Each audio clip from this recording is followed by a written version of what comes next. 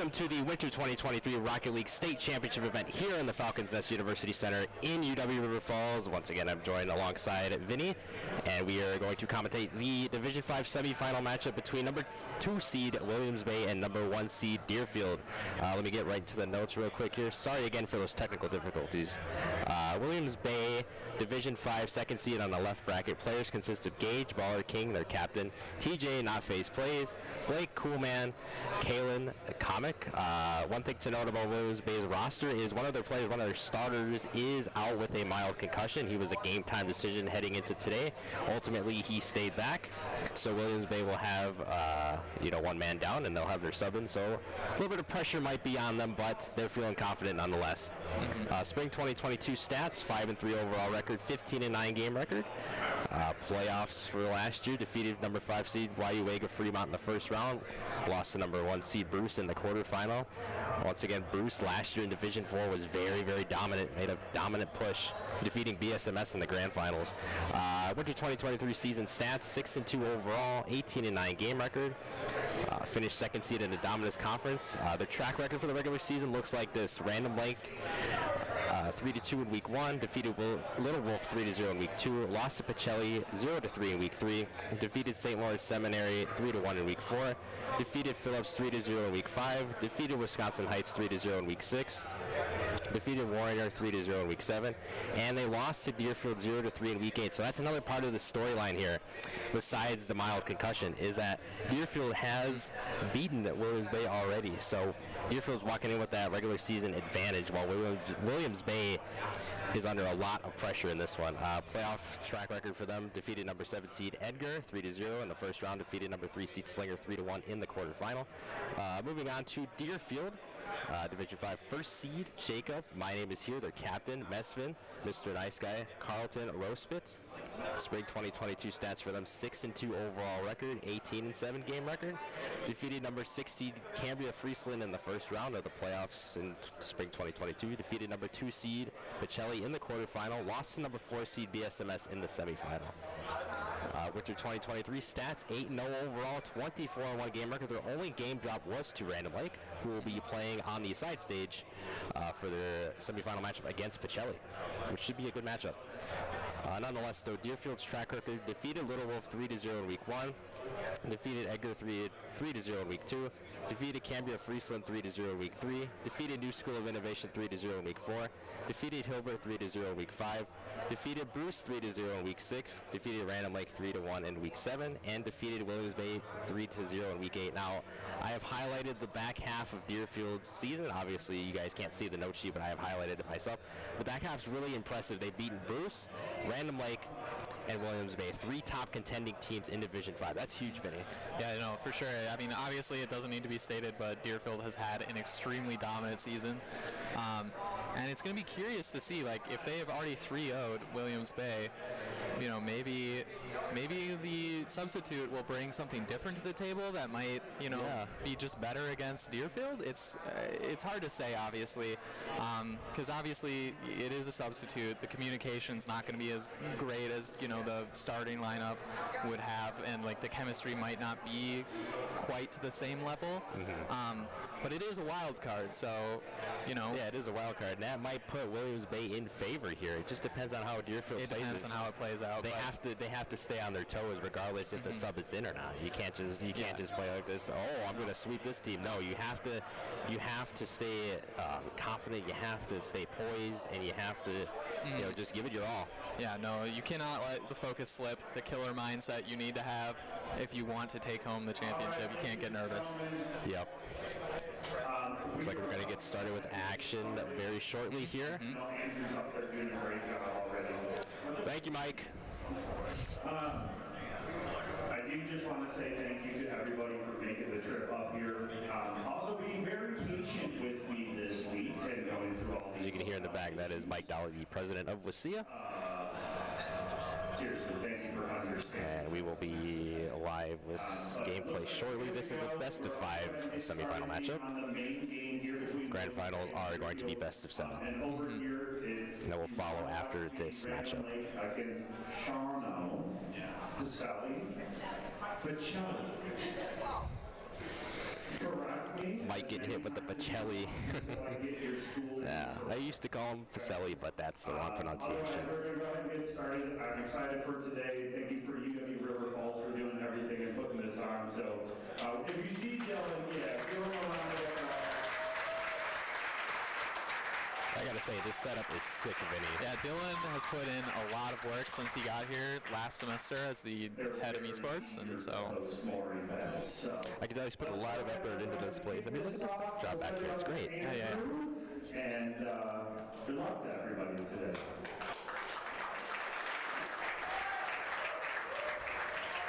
Let's get everything started. Match is going to kick off here rather shortly. Sounds good. And if you're just tuning into the stream, welcome to the Winter 2023 Rocket League State Championship event held at the Falcons University Center in UW River Falls. Once again, I am your fellow Sea commentator, Andrew Jr., joined alongside Vinny. And we are here to break down the number 2 seed Williams Bay versus number 1 Deerfield matchup coming up. This is quite the semifinals. Normally you'd expect to see this more be in a grands. Yeah. Kind of curious that it ended up being in a semifinals match, actually. Yeah, it just goes with the seeding and how each team placed in the rankings. Yep.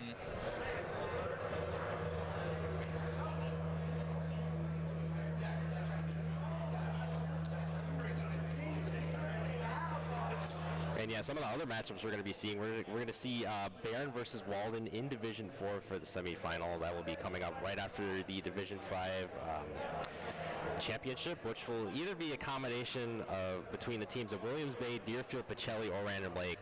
Those 4 teams that you see on top of the screen. 2 of those teams are going to the championship, and honestly, I think all 4 of them have a shot to make it. Obviously, despite Williams Bay's circumstances currently, I think they still have a good chance of pulling this one out. Because everybody loves a good upset. I mean, look at what happened with March Madness yesterday. Look at what happened with Purdue, you know? You saw that? That was... Yeah, look at what happened with number 1 seed Purdue. That was nuts. Losing to FDU. So crazier things have definitely happened. Crazier things have definitely happened for me casting Rocket League as well. So I'm excited to see what the semifinal has in store.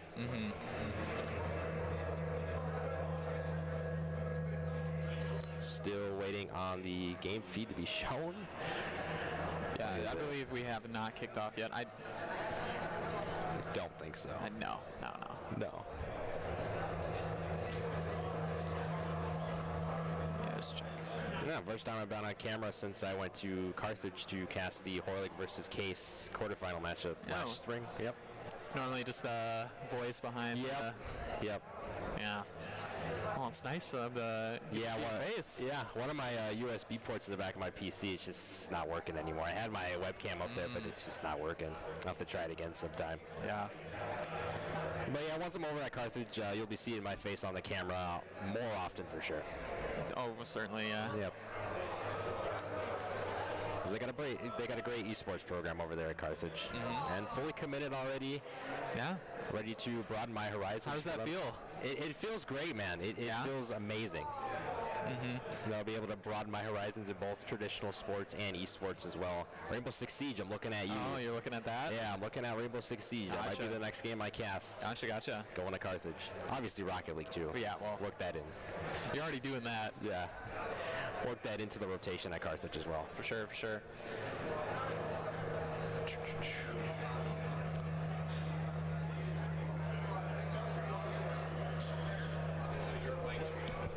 Mike's be back? Okay.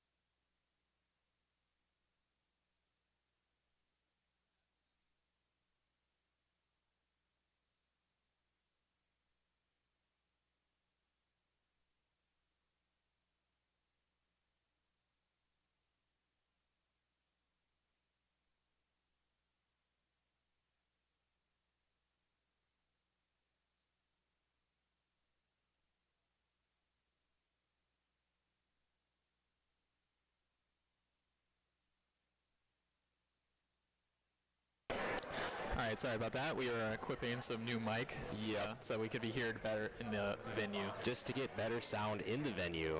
Correct. Still waiting on the matchup to be played. Let me just go over the schedule of games that will be featured on the main Wasilla channel. Let's pull up the... Are we ready to throw it over? They're all ready to go. They're ready? You ready? Yep. Sorry. No, you're fine. I didn't. All right, looks like we're ready for game time. All right, I'm gonna lower our gain just a little bit. Okay. Flipping it on over to the game scene shortly here. Ready to get things rolling. Thank you for your patience to everyone who is watching the stream. Things should be going a little bit smoother later on in the day after we do not need to work out our technical difficulties every game. All right, shout out to all my guys. And we are set with the final match between Deerfield and Williams Bay. Game 1 kicking off right now. Ball going into Williams Bay territory. Here is up. Oh, tries to pass over the Rose, not able to. Nice guy. Keeping the pressure on to Williams Bay. Cooler Man is going to hit that, but Rose right there to follow up. Baller King makes the clear. He's going to pop it up, going off the wall, hitting it again.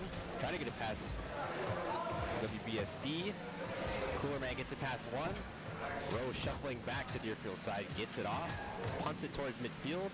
That's another opportunity, maybe carrying. Oh no, runs out of boost. Baller hits that one. Rose trying to put one in, not able to.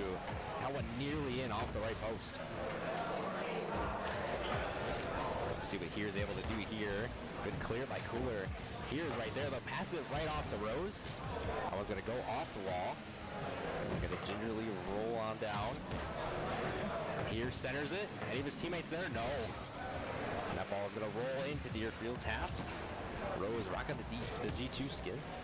Ball's going to be past the Baller King. Oh, he misses it. And that ball deep into Williams Bay territory. Mr. Nice Guy trying to go up. Can he get it in? Yes! My name is here putting it in for Deerfield. So far, been a very dominant performance from Deerfield. Ball control in their hands for most of the match so far. We're going to be looking to Williams Bay to switch things up, maybe change the tempo of the match here. Maybe get a demo or two in there. We'll see. Deerfield up 3 minutes and 43 seconds left in game number 1 of the semifinal. Oh, an accidental bump between teammates there from Cooler Man and Baller King. That ball nearly in Williams Bay's net again. Oh, what a good pinch by Cooler. That one going to get centered. Baller's right there. Can he follow it up? Oh, wins the 50. Oh, and they're not able to put it in. Rose carrying the ball now, trying to pass it over to Here. Does. See if he can. Oh, and an interception by Williams Bay saves that goal. WBSD trying to get one center. Does. Cooler Man rotates back. Oh, and now one's going to be in for Deerfield. What a shot by Rose. And that's 2-0 for Deerfield already in game 1. Just a brilliant punt right there. Looking like Aaron Rodgers out there with that one. 2-0 ball game. Game number 1. This is already in favor of Deerfield. Let's see if Williams Bay is able to swing momentum like you said. They need to do something here. Oh, that was going to be the start of something, but here with the clear. Rose getting the pass one, can't get it over to WBSD. Nice guy. See what he can do here. That ball gets past him. Doesn't get past here though. That ball is going to waterfall down.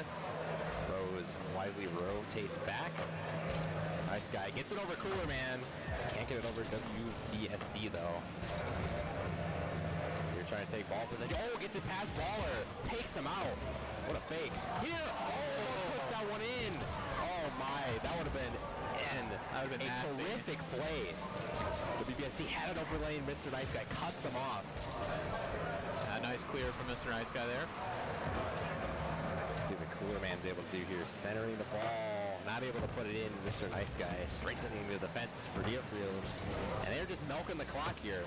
Which is a smart strategy. Might get a third one on the... No, they're not going to get it. Oh, and they are going to get it. Mr. Nice Guy putting it in. Spoke too soon. Mr. Nice Guy with the confirm off the backboard there. It's definitely not a nice guy to Williams Bay. I'll say that for sure. What a beautiful shot there from Mr. Nice Guy. Put Deerfield up 3. Yeah, Yeah, Williams Bay has quite a lot of ground to make up just to tie the game up already. Less than 2 minutes remaining in game number 1 here. Williams Bay has to get something cooking here. Time is a dwindling luxury, though. Here, trying to pass it off to Mr. Nice Guy. Oh, he's gonna put it in!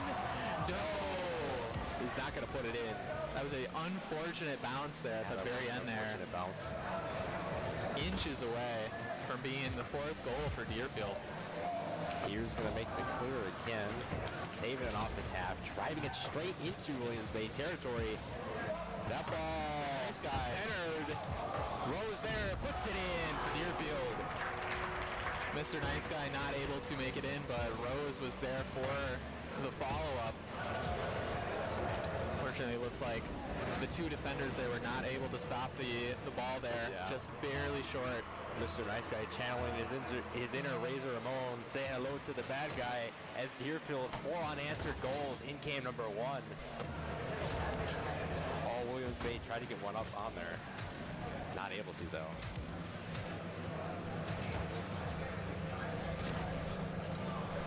Oh, okay. And that ball is going to be centered.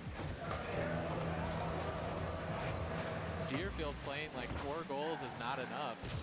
No, they want a 5th one. Not satisfied to just run the clock out here. It seems like they're going to keep their offense up. The ball is going to be popped up.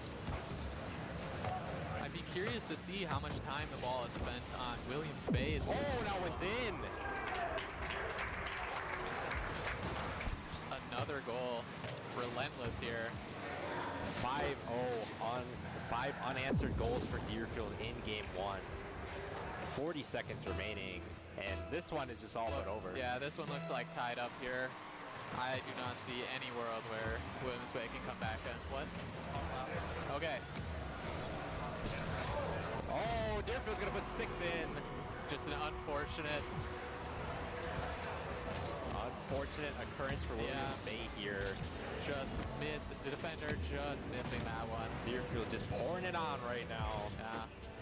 No mercy so far. Yeah, in this no game. mercy, yeah. Well, in pregame, they wanted at least one 10-0 game, and they might have it here, but it's 30 seconds remaining, so I'm not sure if we're going to get that mark. Deerfield showing why they are the #1 seed in this conference. Letting everybody know. Yep, showing why they are the odds-on favorite to potentially win the Division 5 championship later on today. Yeah, they're not going to let themselves beat Purdue today, it looks like. Oh, definitely not. And it is a best of 5, so Williams Bay is not out. Oh, and Emo finally. The first one comes at the late stage of the game 1. It looks like this game will be coming to a wrap here. That one get the touch. Deerfield, game 1 winners, lead the series 1-0. Extremely dominant performance. Absolutely fantastic performance by Deerfield. As you can see, the shot total is 12-4. Deerfield has 3 times the amount of shots that Williams Bay took. That just tells the story. Just complete dominance on both sides of the ball from Deerfield. Strong defense. Yeah, Williams Bay just could not get a foothold in that game. Yeah, they couldn't. It started off rough, and it stayed rough the whole game. Yeah. They just got to find their footing. Yeah. Obviously, they're without their starting player, but they have to cook something up here. Yeah, they're going to have to make some adaptions if they want to have a chance in this game, too, here. Yep. Got to get some of that cohesion working together in order to come back in this one. As we're going to get geared for game number 2 shortly.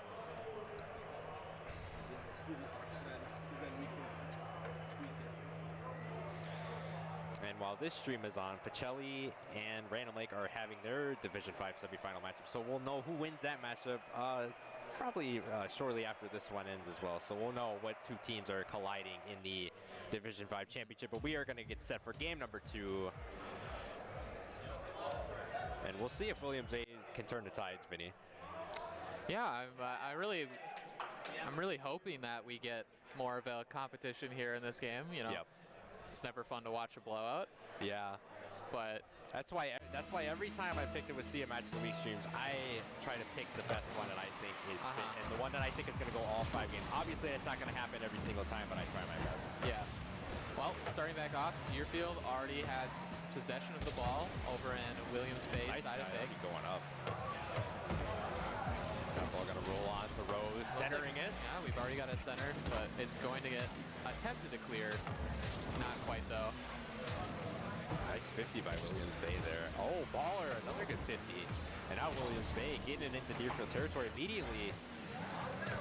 Cool, passing it on off to the right side. No Williams Bay member is in the vicinity. Here is just going to claim that one himself. Baller applying pressure, but Mr. Nice Guy punting it out. Baller trying to rotate back. Nice Guy has an opening and it gets blocked off. Good defensive stand from Williams Bay there. That's what you like to see if you're them. Keep Deerfield on their toes and don't let them score. Yes, sir. Oh, is that one in? No, it's not. Good save by WBSD.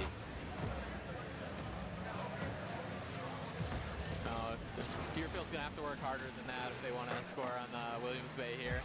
Yeah. You can see Williams Bay tightening the gears on defense here. That's exactly what they need to do. Now they just need to generate offense to get points on the board. Yes. Oh, is that one in? It's not in for My Name's Here. Unfortunate.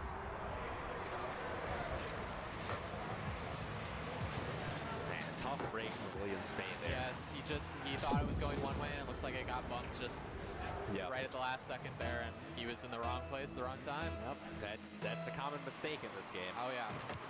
So far, watching Deerfield, it seems like they have had the faster and more dominant rotations up to this point. They always seem like they have the player in the right place at the right time before Williams Bay is able to get there and gain control of this ball. And you can see with Williams Bay, it's the polar opposite. It's Mr. Nice Guy scores as I'm talking about Williams Bay. But yeah, you can see the polar opposite difference with Williams Bay. They don't have enough cohesion as they usually do, as again, their starter is out with a mild concussion, so that tells the whole story. And also coming into this, as I said earlier, Deerfield has the regular season advantage win over Williams Bay. So a lot of, Williams Bay kickoff. Whoa. That's an interesting look. They both tried the fast kickoff and unfortunately both whiffed. Interesting.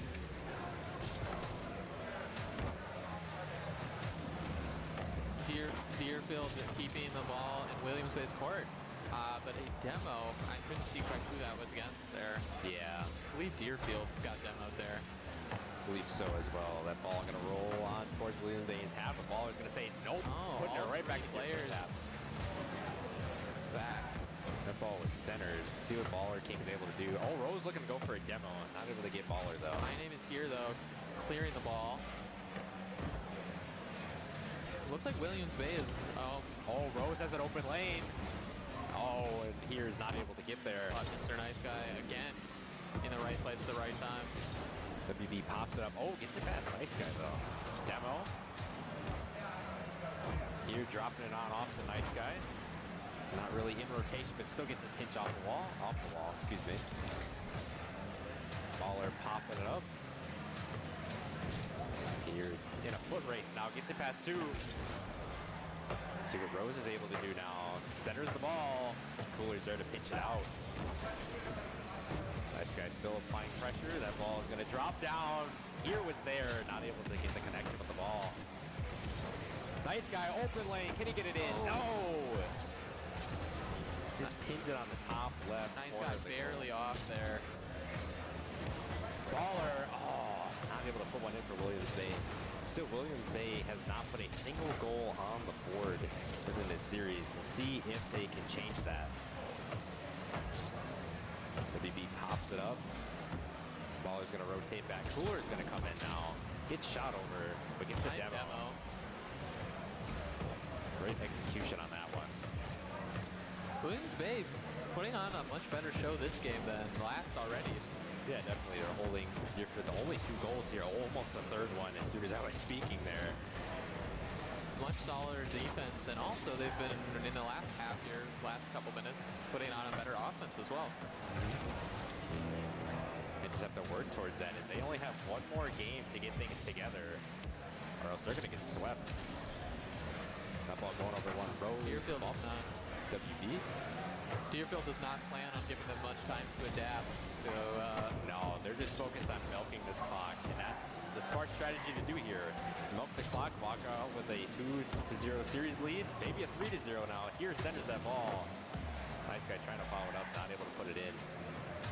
That ball still on Williams Bay's side. Rose popping up. Oh, Here accidentally backflips Cooler Man has an open lane. Whips on the ball a little bit. Baller not able to put it in. Oh, Wow.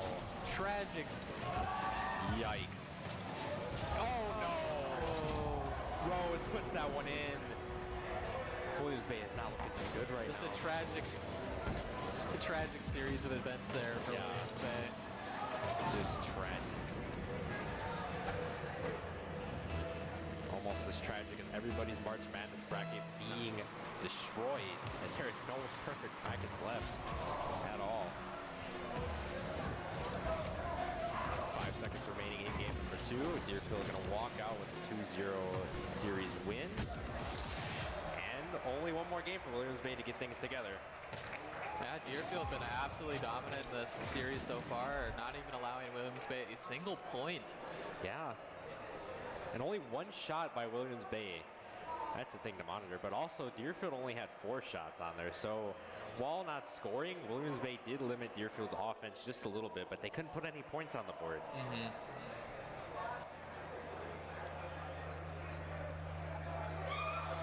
All right, we can read the skill quest so we can read skill quest, learn to code using Rocket League. Skill Quest is offering a course that teaches you how to build a bot in Rocket League, culminating in a tournament with a grand prize of $2,000.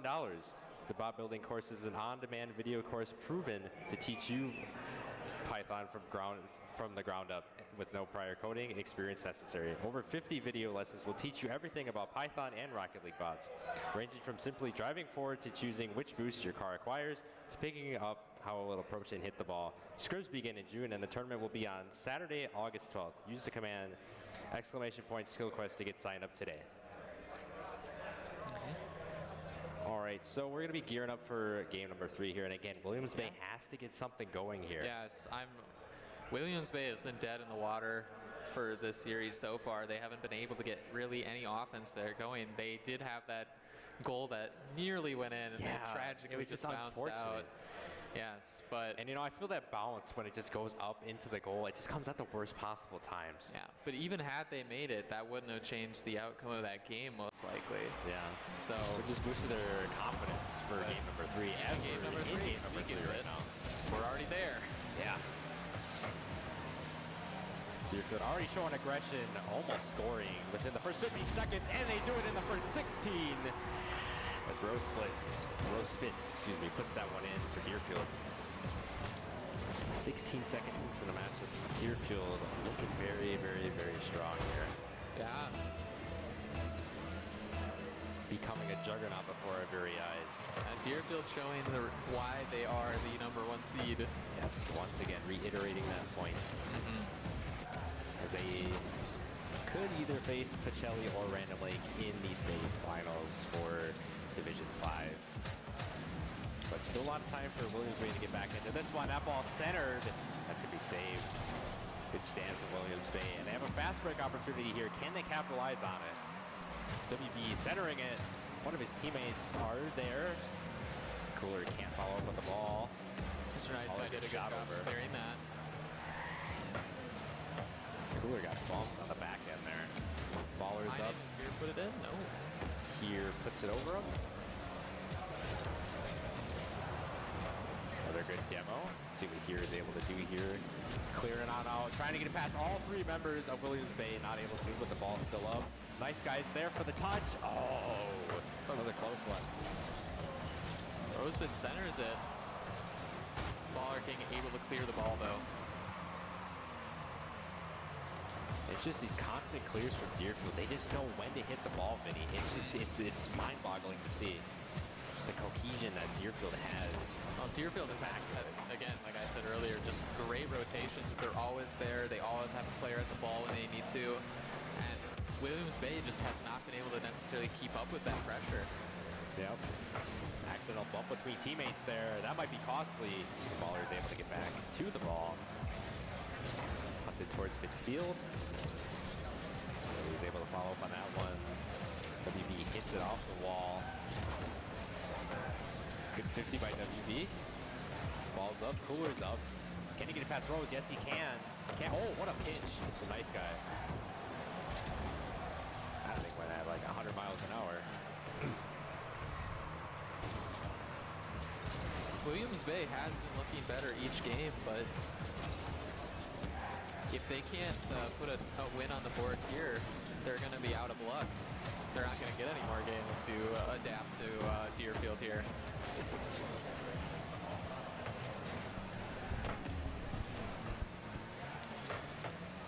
2:20 remaining in game number 3. Another accidental bump by teammates for Williams Bay. That ball going to be dead on center of the field. So he goes up first. Nice Guy is going to be the one that goes up first. Rose trying to center it off. Here is there. Wins to 50. Nice Guy centering it. Rose is there. Can he put it in? Yes, he can. What a play from Deerfield. Spectacular. Rosebud's with another goal in this game already. Deerfield is just lighting up Williams Bay right now like it's the 4th of July. My goodness.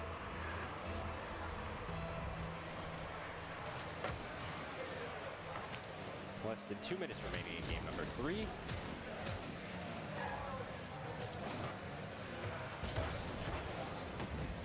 Cooler gets it past here. Nice Guy trying to do something with it. Baller stabilizing it.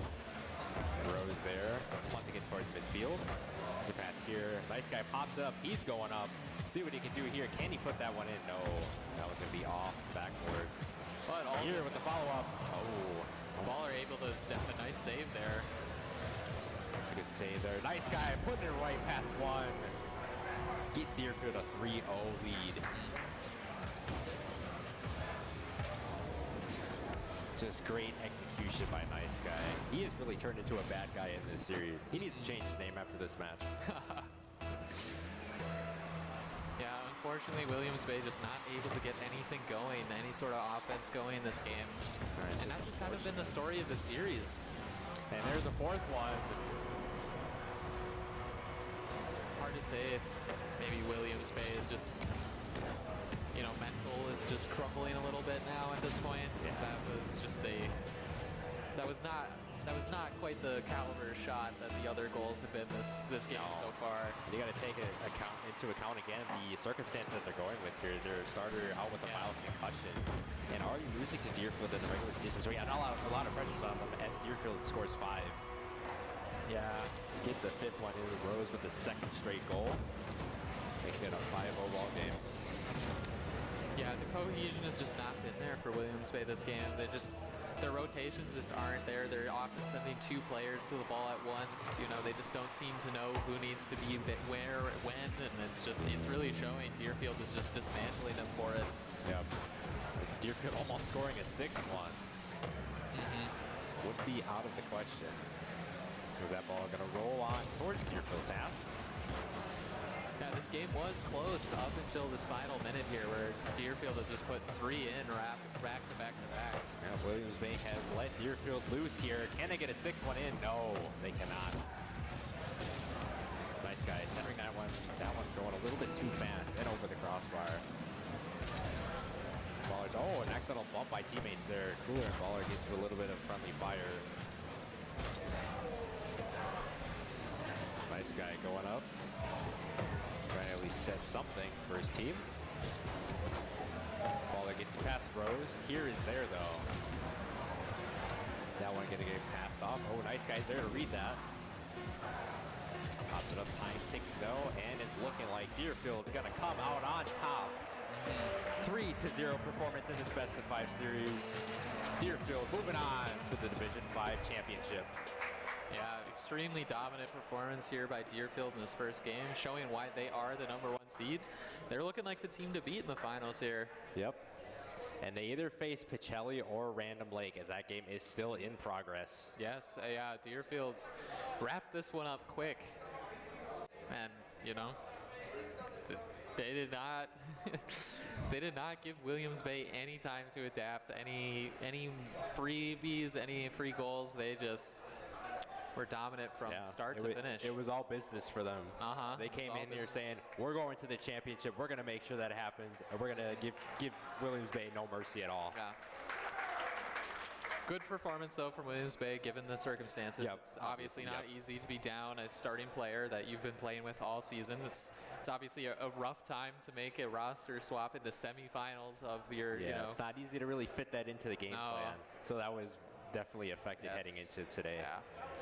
No, it is always rough to have a substitute come in when you've had, your team cohesion, built throughout the season, and then just to have that kind of gone in your most important match, it is rough, but it's just unfortunate. I know how bad concussions can get, and staying home from a mild concussion, that's definitely the smartest decision for Williams Bay starter. Hope he is feeling well soon. Concussions are not fun. Well, it does look like that other game finished up with a dominant 3-0 performance. Pacelli, 3-0 over Random Lake. Yikes, there goes my prediction for Random Lake. All right, so it'll be Deerfield and Pacelli. Unfortunately, we didn't get to see Pacelli's game, but given the score line, it looks like it was also another dominant performance. Obviously, it could have been a closer game. A little bit of a surprising score for me, as I predicted him winning the semifinal matchup and heading into the championship, but not all things come true. Yeah, so hopefully we get a bit of a closer game here in the grand finals, don't you think? Yep. Hopefully it'll go all 7. Maybe. We'll see. But yeah, just from looking at the scoreboards here for Deerfield, Williams Bay, and Pacelli and Random Lake, this one's set to be a real best of 7. It'd be really surprising if one of these teams completely swept the other one, considering how dominant both. Well, Deerfield Pacelli looked absolutely amazing in that last game. Yeah, they were clicking on all cylinders for sure. Pacelli is going to need to bring their A game if they want to even stand a chance here. Yeah. All right, so since we already went over the notes for Deerfield, go over the notes for Pacelli. So Division 5, first seed, right side of the bracket, just beat Random Lake in the semifinals on the right side of the bracket in the side stage. Players consist of Dakota, DeJuan, their captain, Hunter, Crispers, and Keegan. Spring 2022 stats for Pacelli: 6-2 overall, 19-11 game record. Playoffs, defeated number 7 seed Flambeau in the first round, lost to number 3 seed Deerfield in the quarterfinal last year. So there's that storyline. Gonna be looking for revenge. Winter 2023, regular season 7-1 overall, 21-5 game record. Finished first in the Dominus Conference. Regular season lost to Bruce 0-3 in week 1. Defeated Wisconsin Heights 3-0 in week 2. Defeated Williams Bay 3-0 in week 3. Defeated Warrener 3-0 in week 4. Defeated St. Lawrence Seminary 3-0 in week 5. Defeated Random Lake 3-2 in week 6. Defeated Phillips 3-0 in week 7. And defeated New School of Innovation 3-0 in week 8. So far in the playoffs, first round by defeated number 4 seed Cambria Friesland 3-0 in the quarterfinal. And they just defeated Random Lake 3-0 in the semifinals, moving on to the grand finals.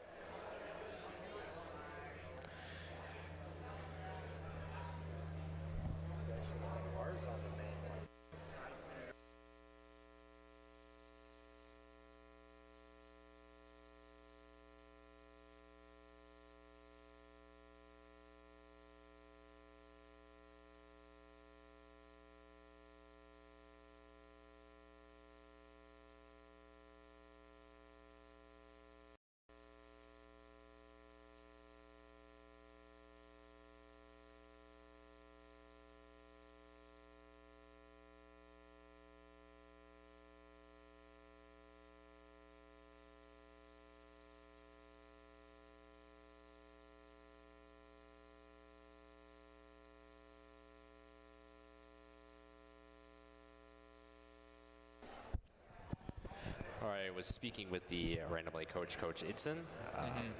All right, we are going to get started with Pacelli and Deerfield here shortly. Yeah, do you want to fill the stream in on how those games went?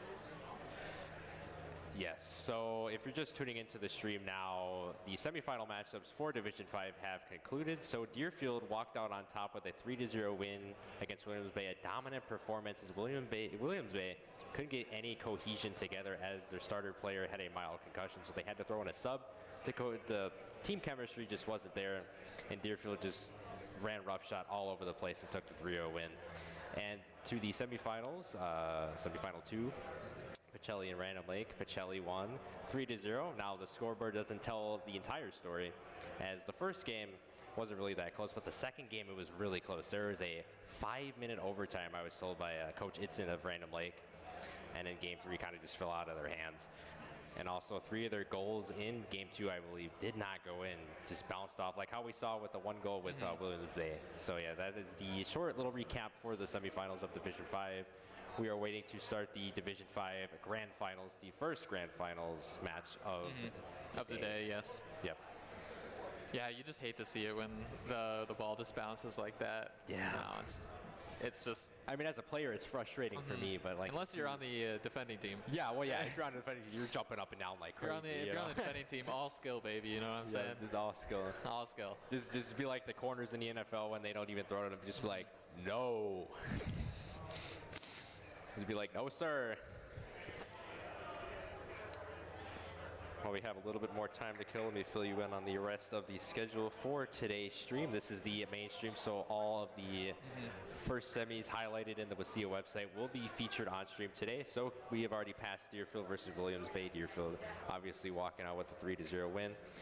Next semifinal matchup up for Division 4 will be Barron and Walden.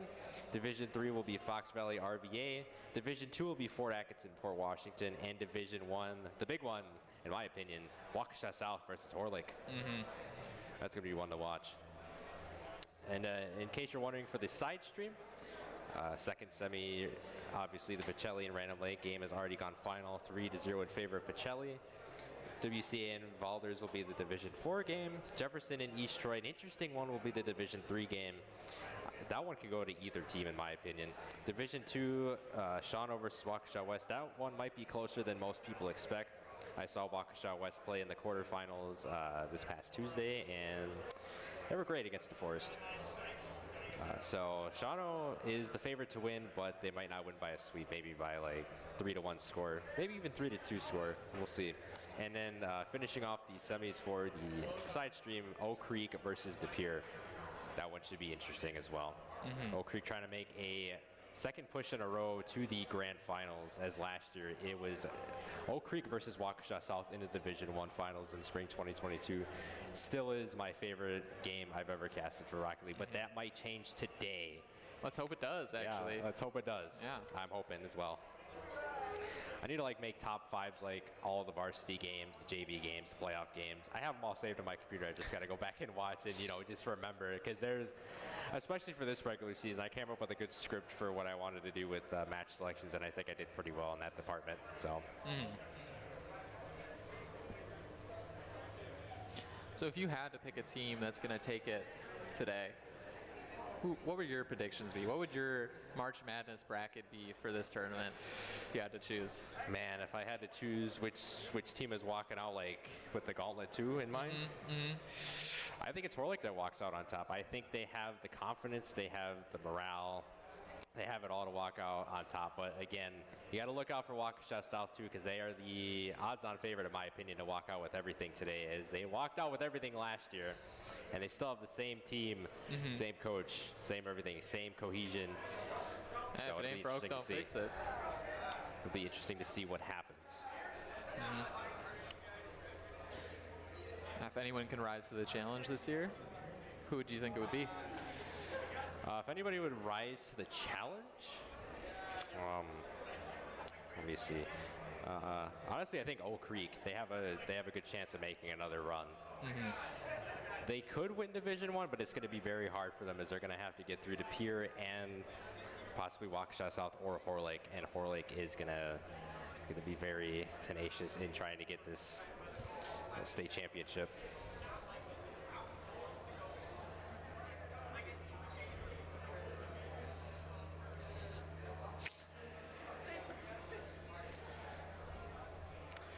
Did a 5-second pose like WWE wrestlers Edge and Christian there. All right, still wait. Oh my goodness, I have a bunch of notifications on my phone. I'll have to go through those later.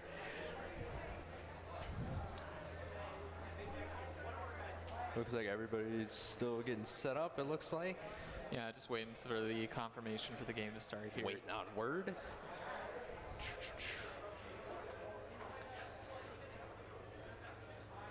But yeah, so far today has been fantastic, Vinny. It's been Yeah, it's no, been, I mean, we it's had- been an amazing experience. Yeah. I was gonna ask you about the venue. What do you think so far? I think it's beautiful. Yeah. Yeah. I mean, NTC was one thing, but UW River Falls, man, this setup is Yeah, fantastic. dude, we put a lot of time.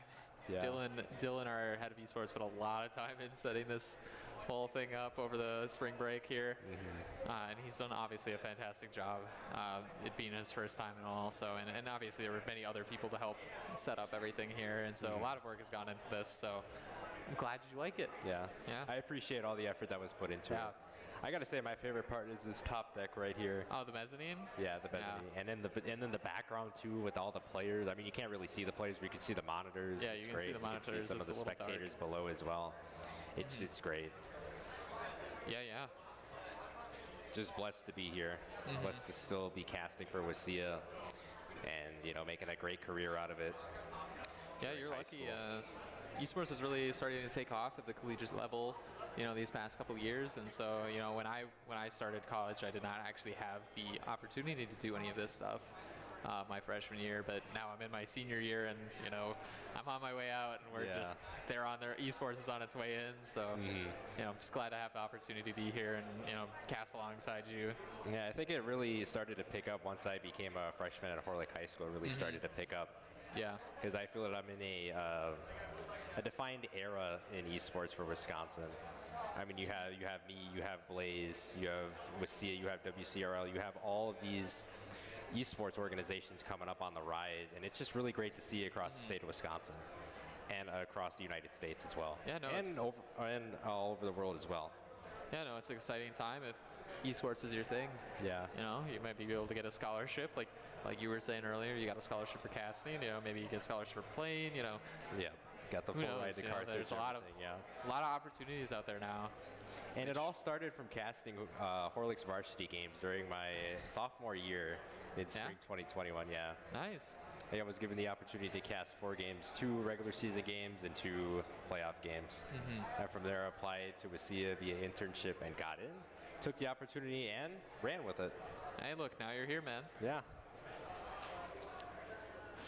Shout out to all my family and friends who are watching right now. Yeah, but like I said before, it's great to be here. Absolutely blessed to be here.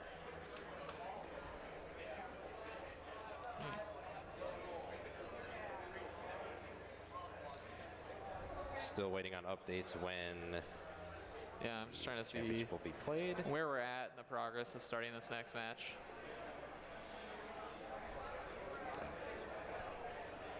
Have not gotten any updates yet. Yeah, we have not gotten confirmation that they are ready to start yet.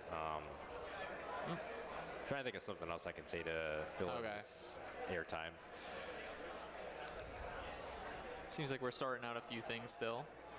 Team colors are similar, so they're trying to work out Okay. something for just visibility's sake, it sounds like. So whenever that gets sorted, it sounds like we will start the match right up. Yep. Thank you to everybody for your patience as we wait to get the Division 5 Grand Final started. Yeah, and I'd like to give just while we're waiting here, I can just give another shout out to our sponsor here, SkillQuest. So SkillQuest is offering a course that teaches you how to build a bot in Rocket League, culminating in a tournament with a grand prize of $2,000. The bot building course is an on-demand video course proven to teach you Python from the ground up with no prior coding experience necessary. Over 50 video lessons will teach you everything about Python and Rocket League bots, ranging from simply driving forward to choosing which boost your car acquires, to picking how it will approach and hit the ball. Scrims begin in June, and the tournament will be Saturday, August 12th. Use the command !SkillQuest to get signed up today. An interesting little sponsor there. Yeah, I mean, if you're interested in coding and you like Rocket League, why not? You know? Why not build your own bots? Have a chance to win some money and, learn coding along the way. It doesn't sound like a bad deal to me. Yep, but if you're interested, keep August 12th on your calendar. Mark it. That is when the tournament is going to be held for the SkillQuest. All right. Do we have any further updates? I'm getting some right now, actually. All right. All right, the lobby is live. We are just waiting for teams to join up. So Okay. it'll be happening. Kickoff should be happening here shortly. A few minutes and we should be into The the wait match. should be over, folks.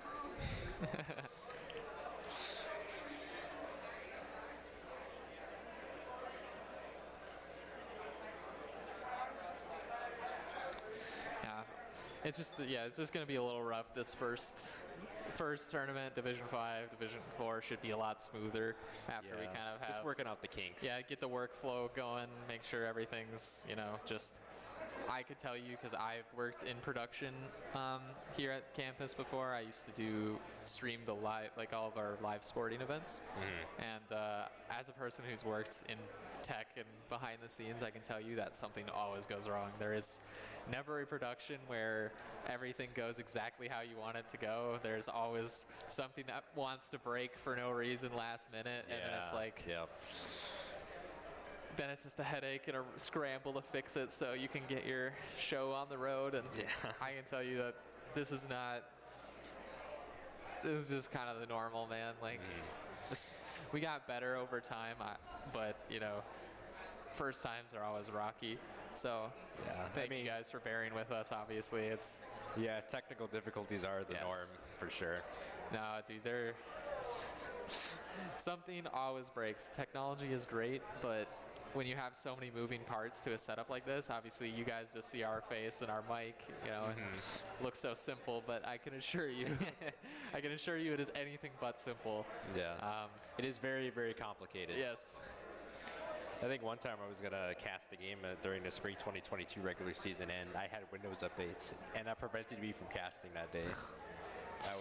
That was not a good day. Technology, man. Yeah, I swear these Windows updates, they just pop up whenever they want. Oh, they do, dude. They will come for you with a vengeance when you least expect it. Yep.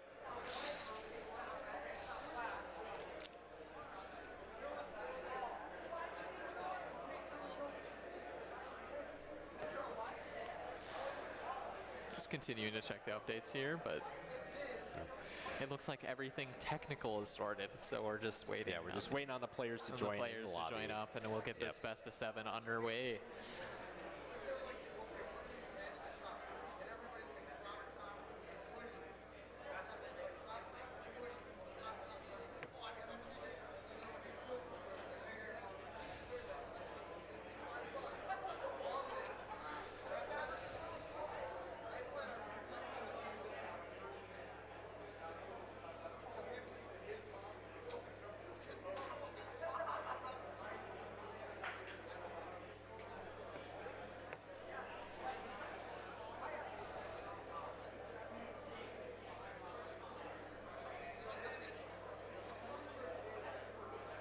Shout out to the 71 people watching the stream. Oh, yeah. Much appreciated. Usually get around 20 for the match of the week.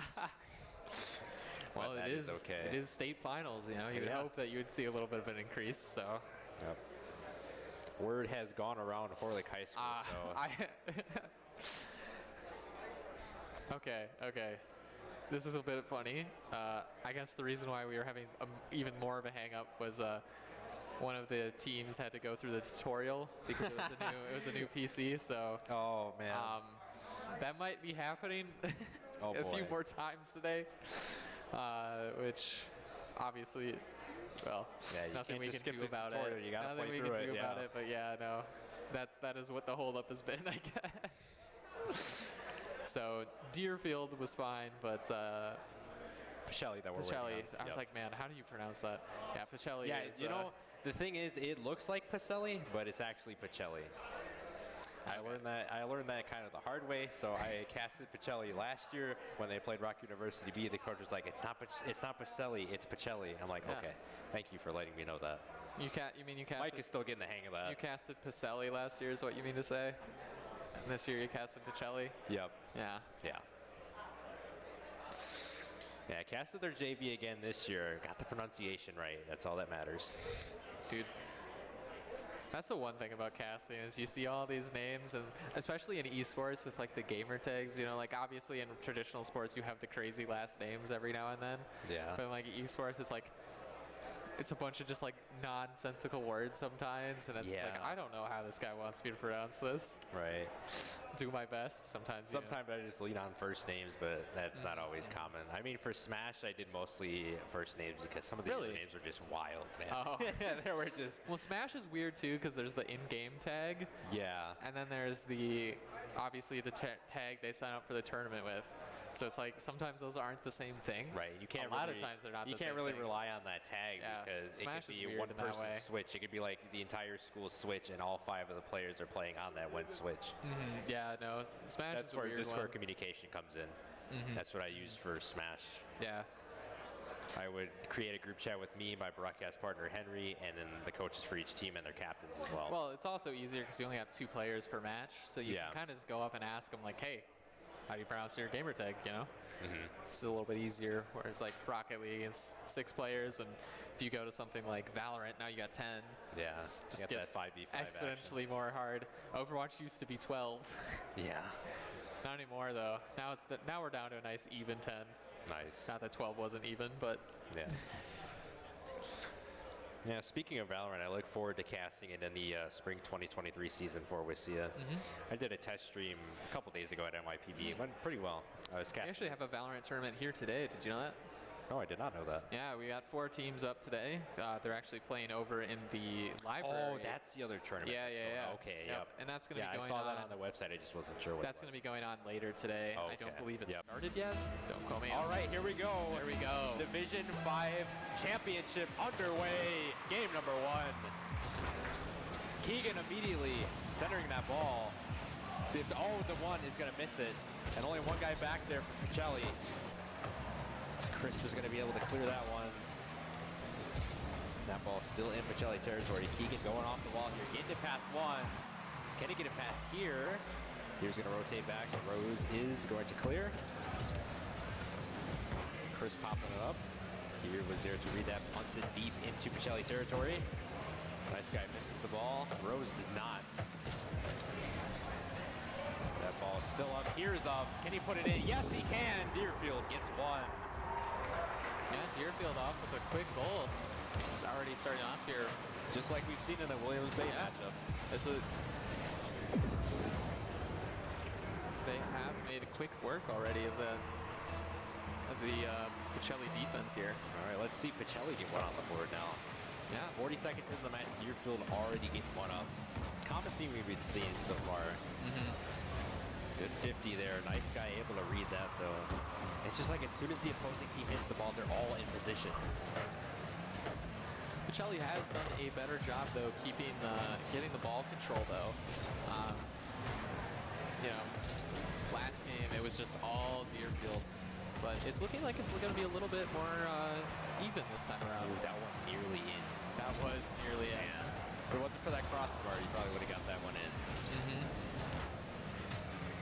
Yeah, my name is here has already been very solid this game. Going up, hitting the ball, making sure it stays on Pacelli's side. The trusty captain for Pacelli trying to get something going here, and that one is going to get obliterated. Nice guy. Trying to get a little bit of a redirect possibly there. Was on a position for that possibility. Keegan going to back it up. Try to get it past one. The one is going to get it popped up near the left side. Chris trying to do something with that can. Nice guy flicks it over one. Can't get it over no one. Ball popped up. Nice guys there. Oh, puts it on. Here's following up. Can he put it in? Yes, he can. Great pass there. Great. And my name is here, just putting it past, tapping it past the defender. Well, if you wanted to see how cohesive Deerfield is, there's your Exhibit A right there. Yeah, just great follow-ups on their other team's passes. You know, that was a consistent theme in the first game, and it looks like it's going to be a consistent theme in this one. Yep. That ball is going to be popped up. Keegan drops it down. Ooh. Good heads-up play by here. Chris put that one center position. but nobody teammates here are to there. follow up. Oh, both of them are back. Keegan's gonna read that. Trying to get a second hit. Yes, he does. Trying to buff Rose. Centering it. But again, nobody there to follow up the center. Yeah. Feels like we're only doing a one-man push here, and 2 are back. Might be a little hesitant to be aggressive here against this Deerfield team. Keegan going up, puts it in for Pacelli. There we go. The first goal scored against Deerfield this tournament. Pacelli getting on the board here, cut their deficit to 1, 2:11 remaining. I think Deerfield thought they were going to shoot that a little higher because you could see it jumped over the ball there. Mistimed the calculation. It's hard to tell, you know, when they're flying in at that angle. Yep. I was trying to back it over, or DeWan trying to back it over Rose, wasn't able to do so. Here, trying to center it to Rose. Rose is there. Again, the post. Just hitting the ball, preventing it from going in. It's got to be a little frustrating. Oh, unfortunately, Keegan kind of whipped there. Wasn't able to center the ball for his teammates. See what Keegan's able to do now. A demo comes out from Pacelli. Good one at that, but nice guy seeping through the cracks into the line of defense for Pacelli. Crisper's there.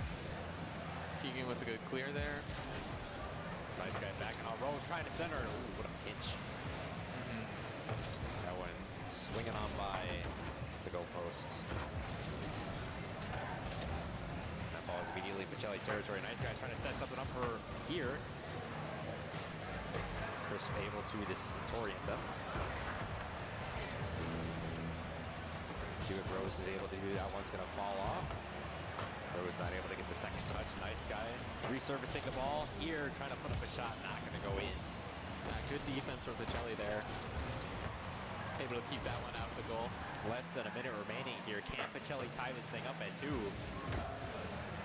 We shall see what transpires. Oh, Crisper misses the ball. Keegan the only one back. Currently, the one is now back.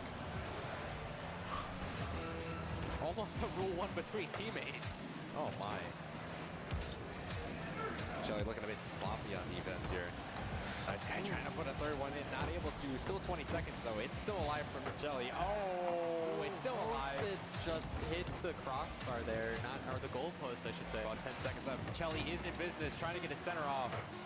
The one is there. Nice guy, got to cut him off. Keegan still Keegan has the an ball. opportunity.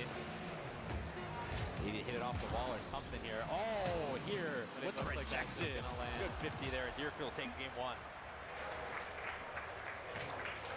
You know, not a blowout for sure. And they've Definitely got plenty way of games. closer. They've got plenty of games to adapt, so this isn't a big deal. But Deerfield is looking like the stronger team in that first game. Yep. Pacelli almost got that second goal if it wasn't for Here's clutch 50 at the end there. Yeah. But yeah, this one has been a lot closer than the entire series between Deerfield and Williams Bay, for sure. And you would expect that with a Division 5 championship match. Of course. And we do know that Deerfield did take this the last time they were playing each other. Yes. But, you know, Pacelli can have done a lot of, could have done a lot of practicing, a lot of growing between then and now. So, yeah. I'm sure they were looking at Deerfield as the likely opponents for them in the grand finals. So, curious to see what kind of preparation and practice they've put into, Yeah, I'm sure they've been watching film about Deerfield and, just trying to figure out what went wrong last year and trying to fix that for this year. Not just with playing Deerfield, obviously, but with the entire season as they've done well this season. They've improved their record from 6-2 to 7-1, so some consistency is still there. They just need to take down the big dog at Deerfield. All right. And we're getting set for game 2 of the Division 5 Grand Finals. Currently, Deerfield leads 1-0 in the series. You're putting that immediately in Pacelli territory. Nice push to get that out. The one going off the wall. Trying to get something set up, but again, the denial from Deerfield. Nice guy has been everywhere for Deerfield. That ball is up, but that one's not going to go in though. Keegan was looking for a center there. I mean, every player from Deerfield has been playing extremely well. Accidental bump by teammates there. Crisper into one. Get into a little exchange. Oh, here coming up. Here has been really good this series. Flying out of nowhere. Is that Yes, he has. Is that his third goal? I think that's his third goal. Yep. Wow. He had 2 last game. So, yes, Yeah. 3 goals so far in the series. And he's responsible for every goal of Deerfield's Yes. this series. But his teammates have been setting him up very nicely. Yeah, nice guy and Rose laying the groundwork, laying the foundation for their teammate. He's able to have him excel. And once again, early in the game, Deerfield with a 1-0 advantage. That seems to be a common theme that Deerfield wants to work towards, as that advantage is a great cushion, Vinny. Yeah, it's a lot less stressful to play from ahead than it is behind. Yeah, You know, you're not forced to make a play. right. You know, and You have a little bit of leeway with that Uh-huh. advantage. yeah, you don't have the pressure on you to make something happen. You can kind of just burn the clock. Yep. Obviously, you can't get too complacent, but you know what I'm saying. Yeah. Chelly holding off Deerfield for the moment. Demo comes out. That ball going to be centered. Ooh, almost able to get a score off that demo actually, but Almost in from Crispers. Deerfield's just defense too good.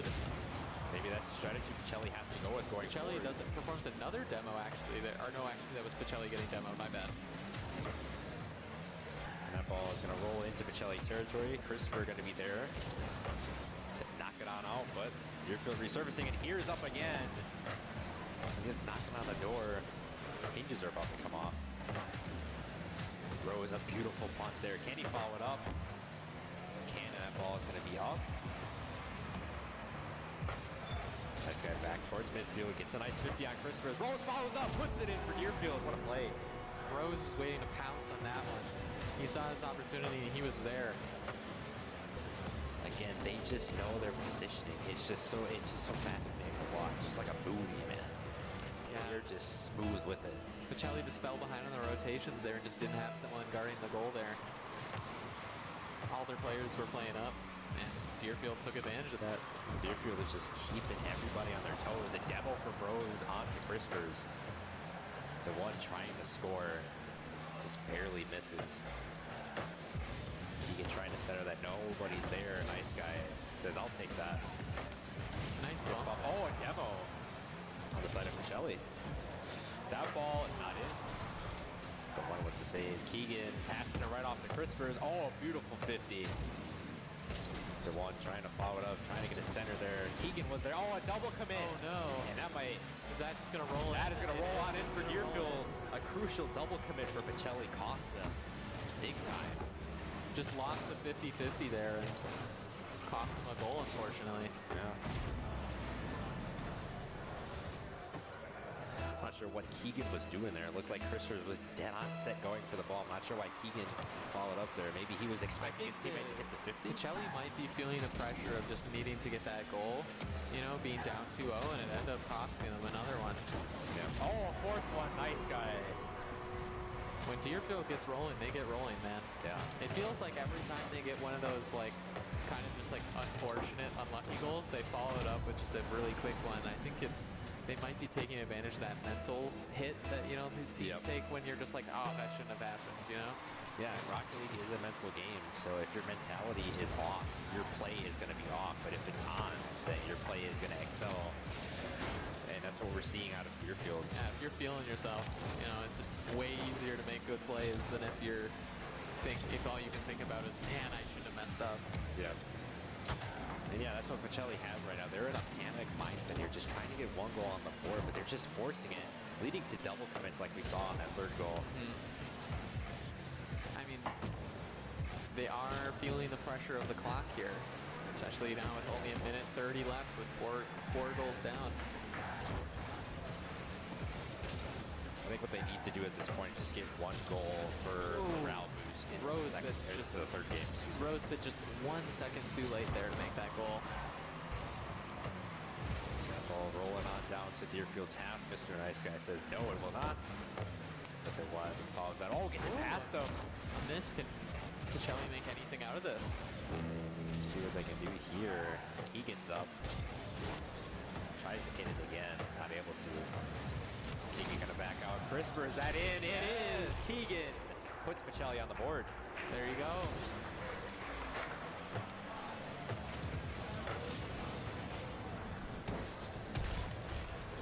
Found a chink in the Deerfield's defense. Found a chink in their armor. Just Cutting their deficit to 3. 51 seconds remaining. This is They looking- just use that goal and momentum in the third game. Deerfield might be going for a 5th here. We shall see.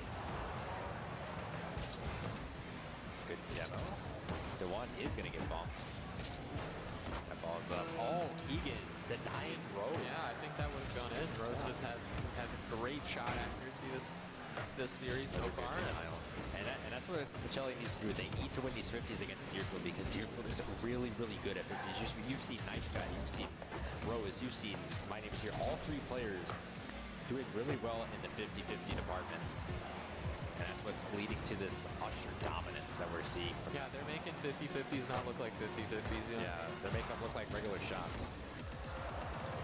And Deerfield takes game number 2, leading the series 2-0 in this best-of-7 series. Yeah, Pacelli's going to need to make some adaptations here if they want to make an attempt to take a game from Deerfield here. Yeah, once again, you can see. I mean, just look at the shot ratio. difference. Yep. Yeah. Deerfield extremely dominant that game, even more so than the first one. Yep. We'll see what Pacelli can be, or we'll see what Pacelli is able to do here as 2 more games and Deerfield's walking out as Division 5 champions. DeJuan putting it over. Can he get over here? No, he cannot. My Name Is Here with a nice clear there. Nice guy, popping it up, being patient. Getting the boost. That ball sails over Rose. Doesn't sail over here. Nice guy there. And again, the 50 being won by Pacelli. That's exactly what they need to do. They need to watch how Deerfield rotates as well. Oh, that could have been a possible shot opportunity. Still in play though. Nice guy reads the bounce, puts it in for Deerfield. Deerfield Great made patience. that goal, but basically all the players on their team having almost no boost. Just great patience by Nice Guy there. Great execution by Deerfield as well. I don't think any team has scored first against Deerfield so far. No, I don't think so. I think Deerfield has always had that 1-goal lead. Yeah, I think Deerfield has scored a goal within the first minute of every game they've played so far. Yeah. And that just lets them set the pace for the whole match, you know? Because all of a sudden it's not, they're not forced to do anything, you know? It's like the other team has got the pressure on them to score just to tie things back up. Oh, here was going for a demo. Oof. Couldn't get it. Couldn't get the goal either. Good stand by Pacelli. Centered it. Where's the Deerfield opening. player? Oh, just Deerfield can't take advantage of that one. But they're not letting off on the pressure. another Rose center going here. up. Rose, backboard. Oh, here is there. Puts it in. Good attempt at a save, but he was just too far back in the goal. Deerfield is like a quarterback going through his progressions as he's trying to pass the ball off to one of his receivers. It's just crazy. Like if the first progression isn't there, they set up the second one immediately. It's just great to Like I've said, all game, their rotations have just been on point. They've always got the next member ready to hit the ball. And it just seems that no other team has been able to keep up with it. Oh, that's a good shot by Crisper. Unfortunately, that's going to get saved by Rose. Is that one in? No. Almost. Nearly in. Chelly's there to save it. Rose surfacing it here. Is there? Oh, line drive shot. That's not. Oh, it is going to go in. Playmaker for Rose. 3 My Name Is assists. Here is just putting up goal after goal this game, this series. That was a line drive beauty right there. Deerfield up 3-0, 3:17 remaining in game 3. See if Pacelli can't do anything at all. Rosevitz almost with another goal there. Deerfield is doing a great job of keeping Pacelli on their toes.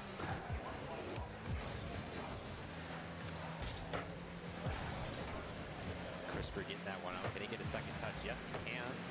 That ball centered. My Name Is Here is going to be there. Oh. read by Rose. In position immediately to hit that one out. Good 50, although Keegan wins that exchange. The ball is still up. My name is here, putting the ball up. Ball in play here, trying to score again. He's not able to.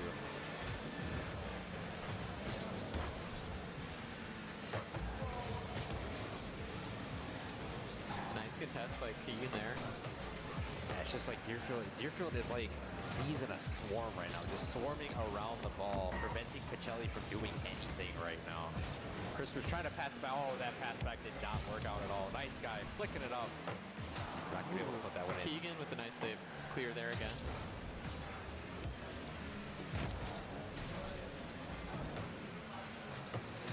But defense isn't going to be enough for Pacelli to win this game here. Oh. They need to get some offense started, but it's just been all Deerfield. Yeah, it's just been the immaculate amount of pressure Deerfield has been putting. What a shot. on him. Is that it? Yeah, it is. Oh, what a shot. What a good save. My name is here, though. Here. Finishes the job. Here, once again, another goal for him. A beautiful save by Keegan there, but here was like, here was there to just put it right back in. He's saying it's too easy, man. Too easy.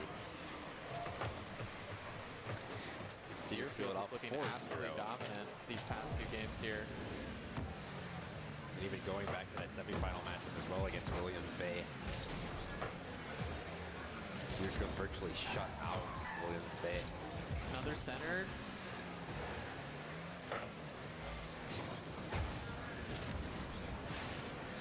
Keegan, I saw him coming in for that one.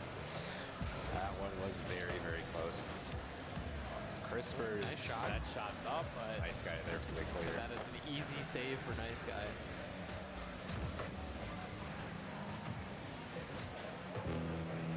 Keegan passing it over to Crispers. That ball's gonna bounce. Nice guy immediately there to read it. It's like he reads every bounce, Vinny. Every bounce in the book, Nice Guy has up his sleeve to read. Nice Guy's up. Watching my name's here. Ours Nice Guy. Oh, just driving it through the teeth of Pacelli's defense there. He's What a showing out play. at this point. What a play from Nice Guy. Great control. Puts it past two defenders all by himself. Man. He's letting them know. Yeah, he's letting them know. He's big letting them time. know. He's looking like Derrick Henry out here, Nick Chubb, or whatever running back you want to throw in there.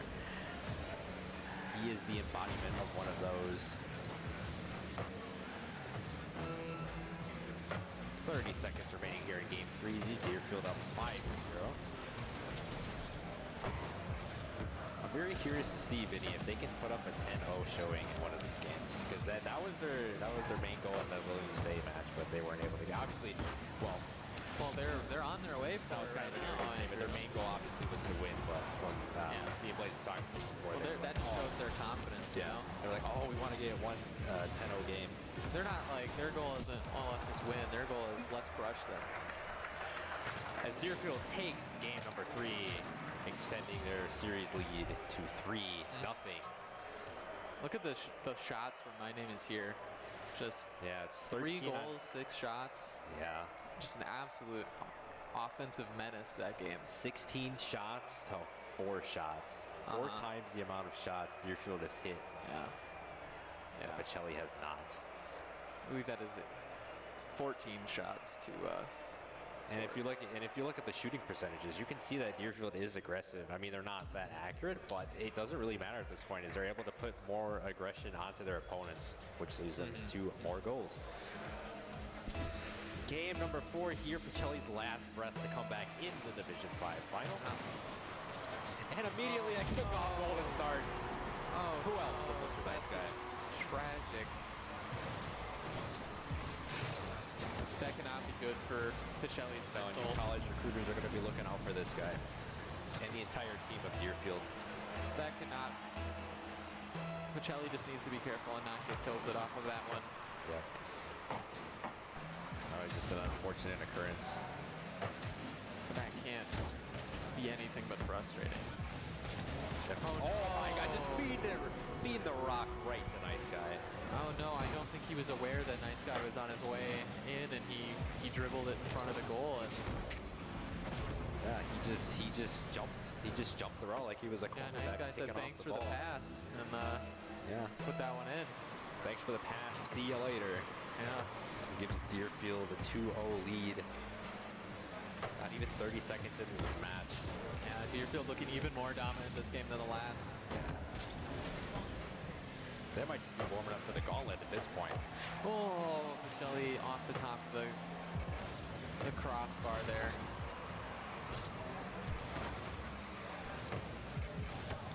Crisper is trying to sneak one in, not able to.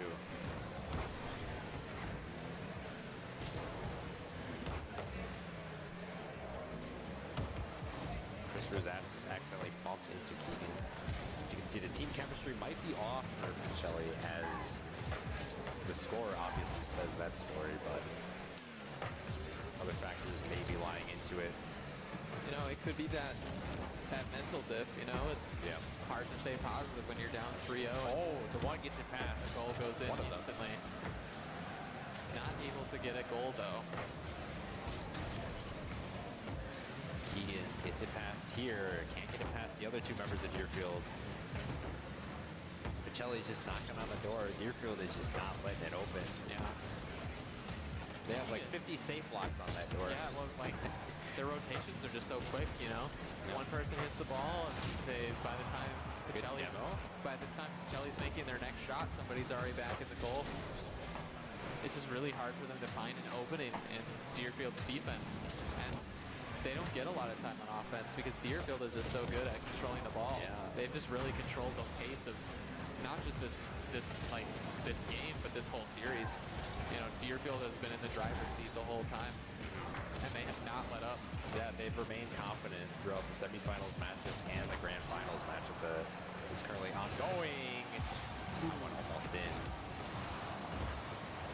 Oh, my name is here. One in there, he's not able Almost to. with a sneaky little bump into the goal This there. one is still in play for Pacelli.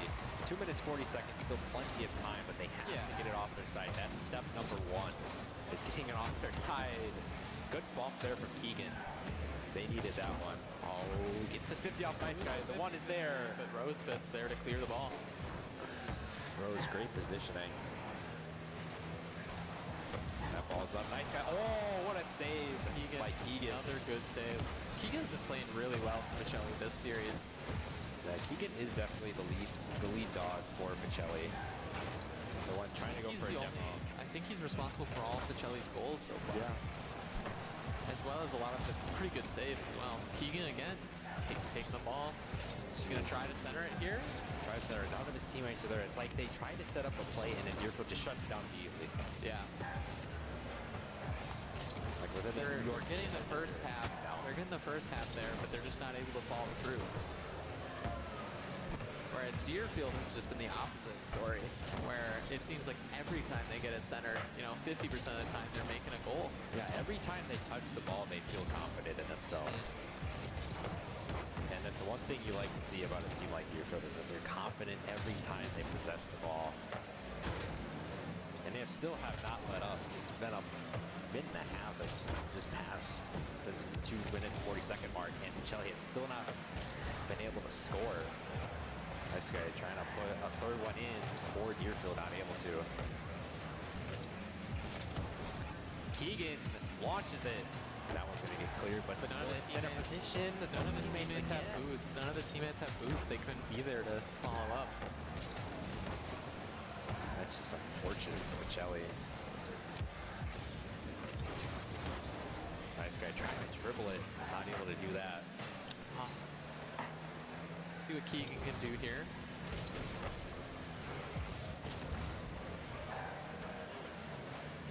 See what Chris Bruce is able to do. Not even going to be close to getting it past Nice Guy. The one flips backwards. That goal was open for the moment, but Keegan able to rush back there. And this one might be over here, all but over. 15 seconds remain, time ticking. Yeah. And it's looking more and more likely like Deerfield is going to be walking out as the Division 5 champions after a absolutely dominant performance today. can't get more dominant than this. Yeah, no one able to take a game. Oh, I think only letting. Oh, that ball's still up. Yes, we spoke. And that one's down. Deerfield. Deerfield are your Division 5 finals winners. Dominant performance all the way through for Deerfield. Just taking it home and honestly making it look pretty easy doing so. Yeah. I mean, they didn't lose a single game. No, not a single game. Went and they 3 only straight in the semis, 4 straight in the grand finals. and only letting two goals in throughout the whole series, and not just both matches that they played, the semis and the grands, only 2. And it looks like it wasn't Pacelli who was able to adapt to Deerfield, but Deerfield who was able to adapt to Pacelli. You know, they started off with their best game 1, and then it was all Deerfield after that. Yeah, I just wanted to get a little bit of a feel for Pacelli, and as the match went on, you could see that they were able to get comfortable and, you know, just run away with the grand finals. 4 straight wins, a clean sweep all the way around for Deerfield. Much deserved Division 5 championship. Congratulations to Deerfield. And next up, we have the Division 4. Yes, we have the Division 4 semifinal between Barron and Walden, and then after that we have the Division 4 championship game. But before that, there will be an awards ceremony. Let me get the schedule up here, see what we are looking at. All right.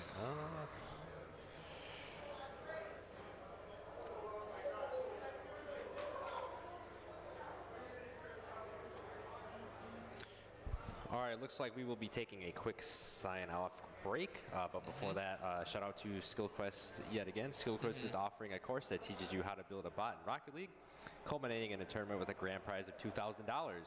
The bot building course is an on-demand video course proven to teach you Python from the ground up with no prior coding experience necessary. Over 50 video lessons will teach you everything about Python and Rocket League bots, ranging from simply driving forward to choosing which boost your car acquires, to picking up how it will approach and hit the ball. Scrims begin in June, and the tournament will be Saturday, August 12th. Use the command !SkillQuest to get signed up today.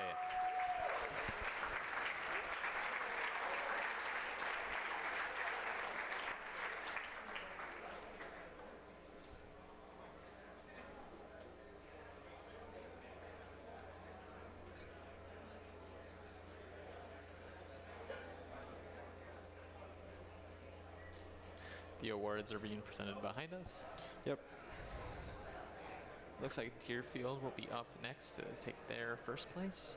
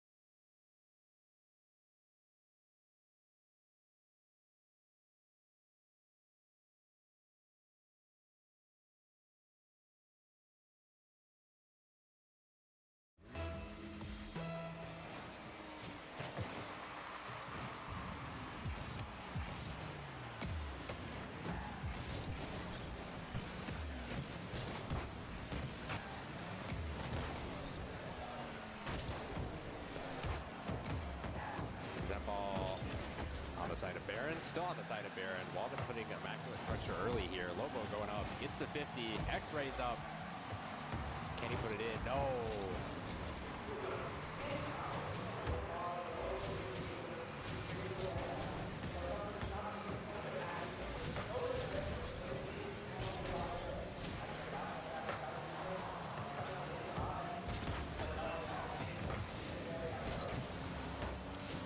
And now Pygo trying to apply more pressure to the side of Walden. Nova flicks it over one. X-Ray there to follow. Beautiful follow. Takes the sacrifice as well with the demo. Put the ball back into Walden territory. Who's there but X-Ray? Oh, and that shot's in from TikTok Perks to GG. Wow.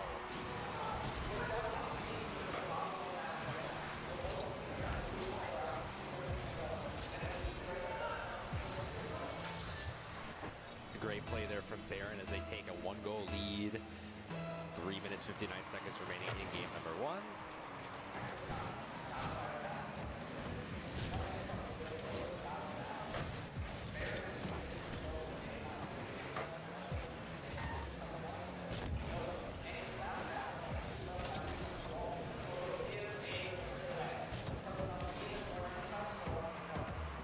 We're seeing that Baron is playing aggressive, and Walden just trying to get a feel for it. Nice save there from Lobo. Oh, Perks going up. Can he get a second one in? No. That one's wide off the mark.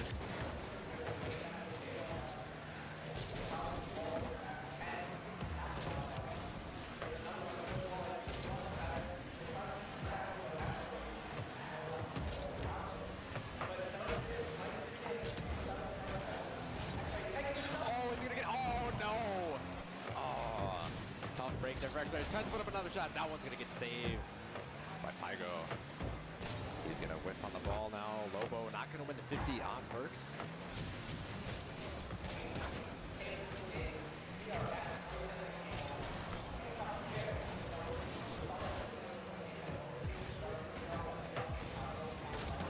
X-Ray shot is not in. Pygo again with a beautiful save there for Baron. Oh, gets it past Lobo. That's a fast break opportunity. Pygo puts up a shot, and that's in. Tough break for Walden. They couldn't get back fast enough.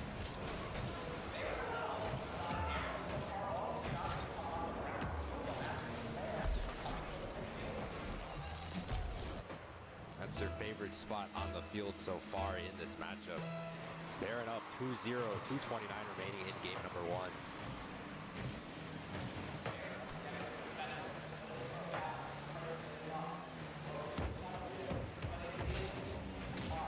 Oh, a demo. One-on-one. Nova wins that exchange.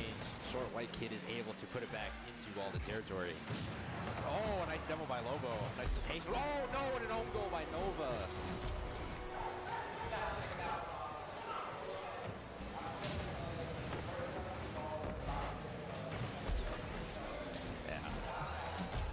Yeah, just got to bounce back from that. Keep your mentality, keep your composure, as you can't let up now with the first game already being down 3. Still a little bit of time for Walden to maybe come back into this one, so they can't give up hope just yet.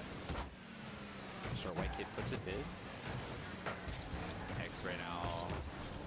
Punt towards Baron's half. Oh, good center opportunity. None of his teammates are there, though. Nova slightly taps it. Perk's going to take it all the way here. No, he's not. Lobo with the 50. Nova following up. I goes there.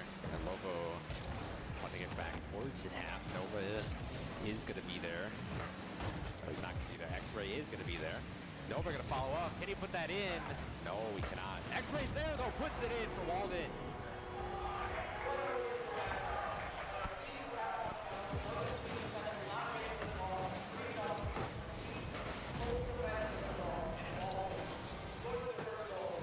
Just a textbook play by Nova and X-Ray. Nova setting up the passing opportunity. X-Ray coming out of the cut, putting that one in for Walden.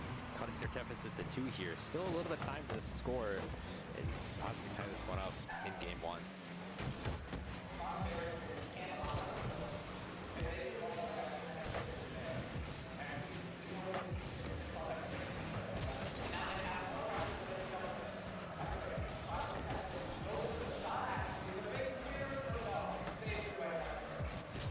TikTok Perks has been a stout player for Baron. Short white kid trying to put one in. X-Rays there for the save.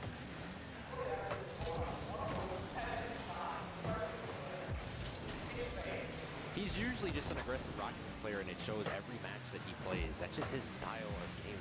Oh, that one looked promising, but Pygo is able to get up fast enough to prevent anything. Oh, gets it past Logo, but that shot's wide left. That ball is up. TikTok Perks hits that one back. Short white kid does as well. Pygo's there though. Good passing play on the back end.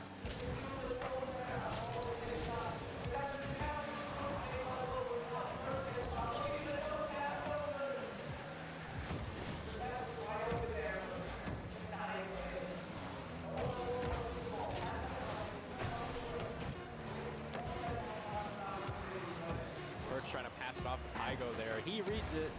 That one's going to go off the backboard, and that ball is still up. Maybe a last second goal from Baron here? No. And Baron takes game one.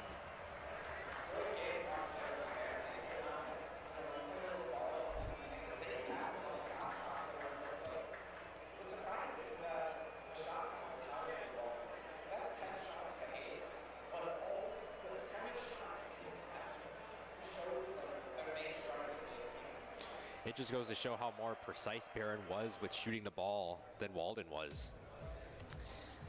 As Baron started out firing on all cylinders.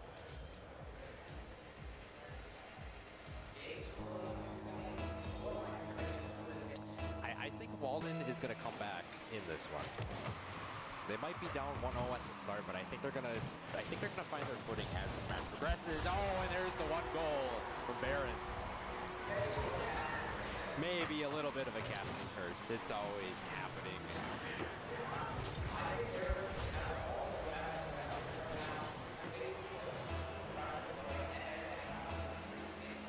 Yeah. It's much like Deerfield with Williams Bay in that semifinal for Division 5 and against Pacelli. They had that one goal advantage and they just stuck with it. And it's a nice cushion to have. And you can run your offense, you can run your defense, you can pretty much take control of the entire game, milk the clock, do whatever you please, but Walden's going to have to break that curse. And also maybe the casting curse as well.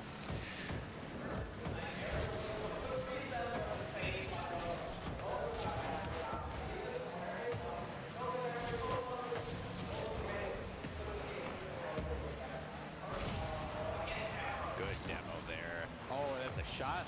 That's off the crossbar. Logo tried to follow that one up. Could not do it. X-Ray rotating back now. Gonna look to do something with that.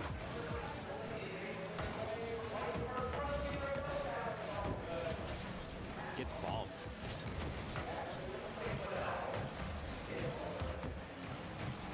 And that ball gonna be centered. Pygo's there. X-Ray there to hit it immediately.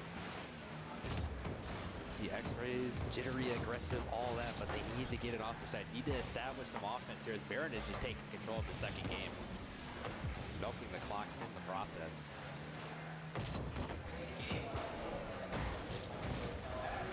Oh!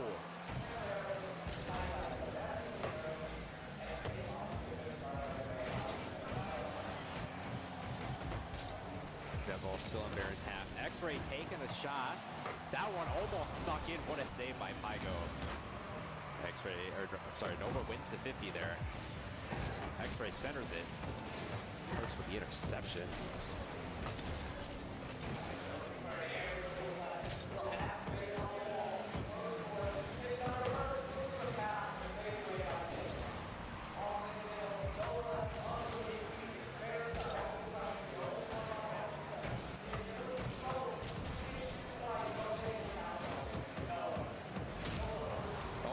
By Perks. I'll tell you, Perks has been everywhere in this series so far.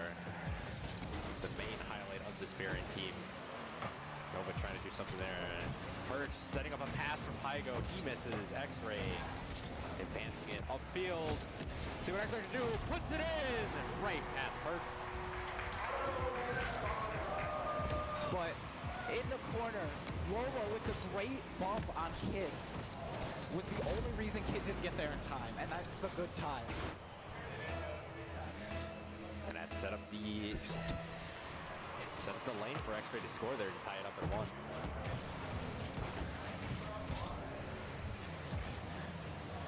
Perks going for the clear, but it's high. X-Ray up. X-Ray on backboard to Lobo, but it's not high enough. Just under that ball. Someone's got to get back there for Walden. Lobo's rotating. X-Ray is back there, luckily for Walden. X-Ray can advance it upfield now.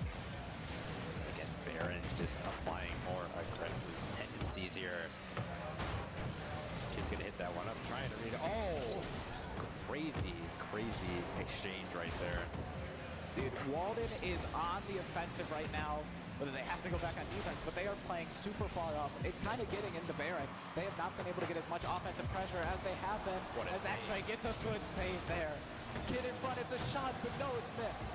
They still have possession, and they'll try to get the pass out, but it's no good.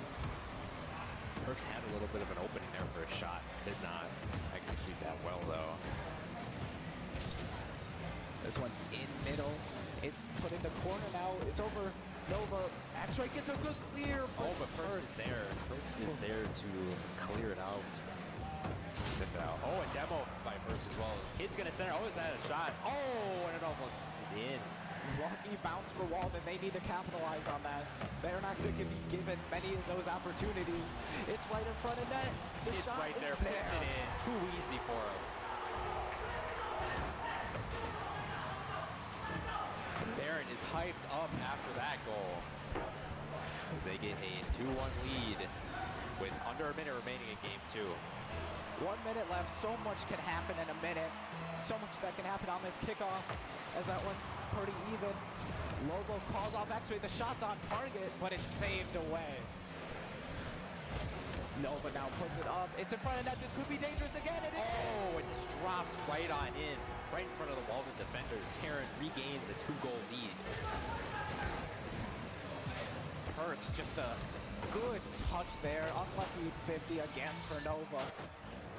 But you gotta respect Baron and their offensive pushes. Yeah, they've been really aggressive, and it's been working for them. Even Rule 1! Rule 1! I think it was broken, though. Rule 1 in midfield. This could be good. Nova gives it to X-Ray. X-Ray looks for a shot. It looks like it was broken up. Yep. How unfortunate. 30 seconds left here. Nova's got possession of ball in corner. Gets it in front of the net. It's almost over, but Kid just barely touching. X-Ray going for the shot, but misses. Now Perks passes it up. It's in corner, but it's cleared away by Nova. And they're once again just throwing it back and forth. Walden needs something quick. This is the same situation we saw in game 1, and they weren't able to claw back. And it's not looking too good for them right now. Oh, it's definitely not looking too good as Baron is milking this clock, putting another one in. Oh, no, not going to put another one in. Smoke you through there, but nonetheless, though, Baron comes out on top once again. 2-0 series lead. Going to match point here. This is just worrying for Walden. You know, Baron has just came out firing, doing whatever they can, and they've been working. Walden has gotten stuck on defense for a lot of this game. They had more shots in game 1, but nothing came of it. They need to just get something in the net right away and get some momentum building first. They need to be the team that they were during the regular season, because they are not the team that they were during the regular season. They are just getting taken advantage of by Baron. But then again, they did lose to a team like Wisconsin Connections Academy. That was a very close matchup. It came down to the wire. So hopefully Walden can establish something to aim the series back up as we're on to game number 3. You know, one thing I gotta say before we really get into game 3, you gotta give a commendable effort to Short White Kid. He has been carrying in the moments they need to. He scored a lot of goals. He's made some really impeccable saves, and he is the reason why this team has been able to play so well over this course of the series. Indeed. You also can't forget about TikTok Perks as well. He's been the main aggressor of this team as well, much like Kid. Pyko, all 3 of them contributing well to this team. And that's what you want in a Rocket team. You want all 3 of the players to have their design role, because if they play their role the right way, you can have a lot of success down the road. Ooh, that one's right in front. That could be dangerous. X-Ray gets a good clear. It's a 2-on-1 opportunity. They need to get something fast. It's in front. Lobo's up, but no good. It's cleared away now. Now they have to play defense. Perks is up for it. It's in front. But X-Ray once again with the clear.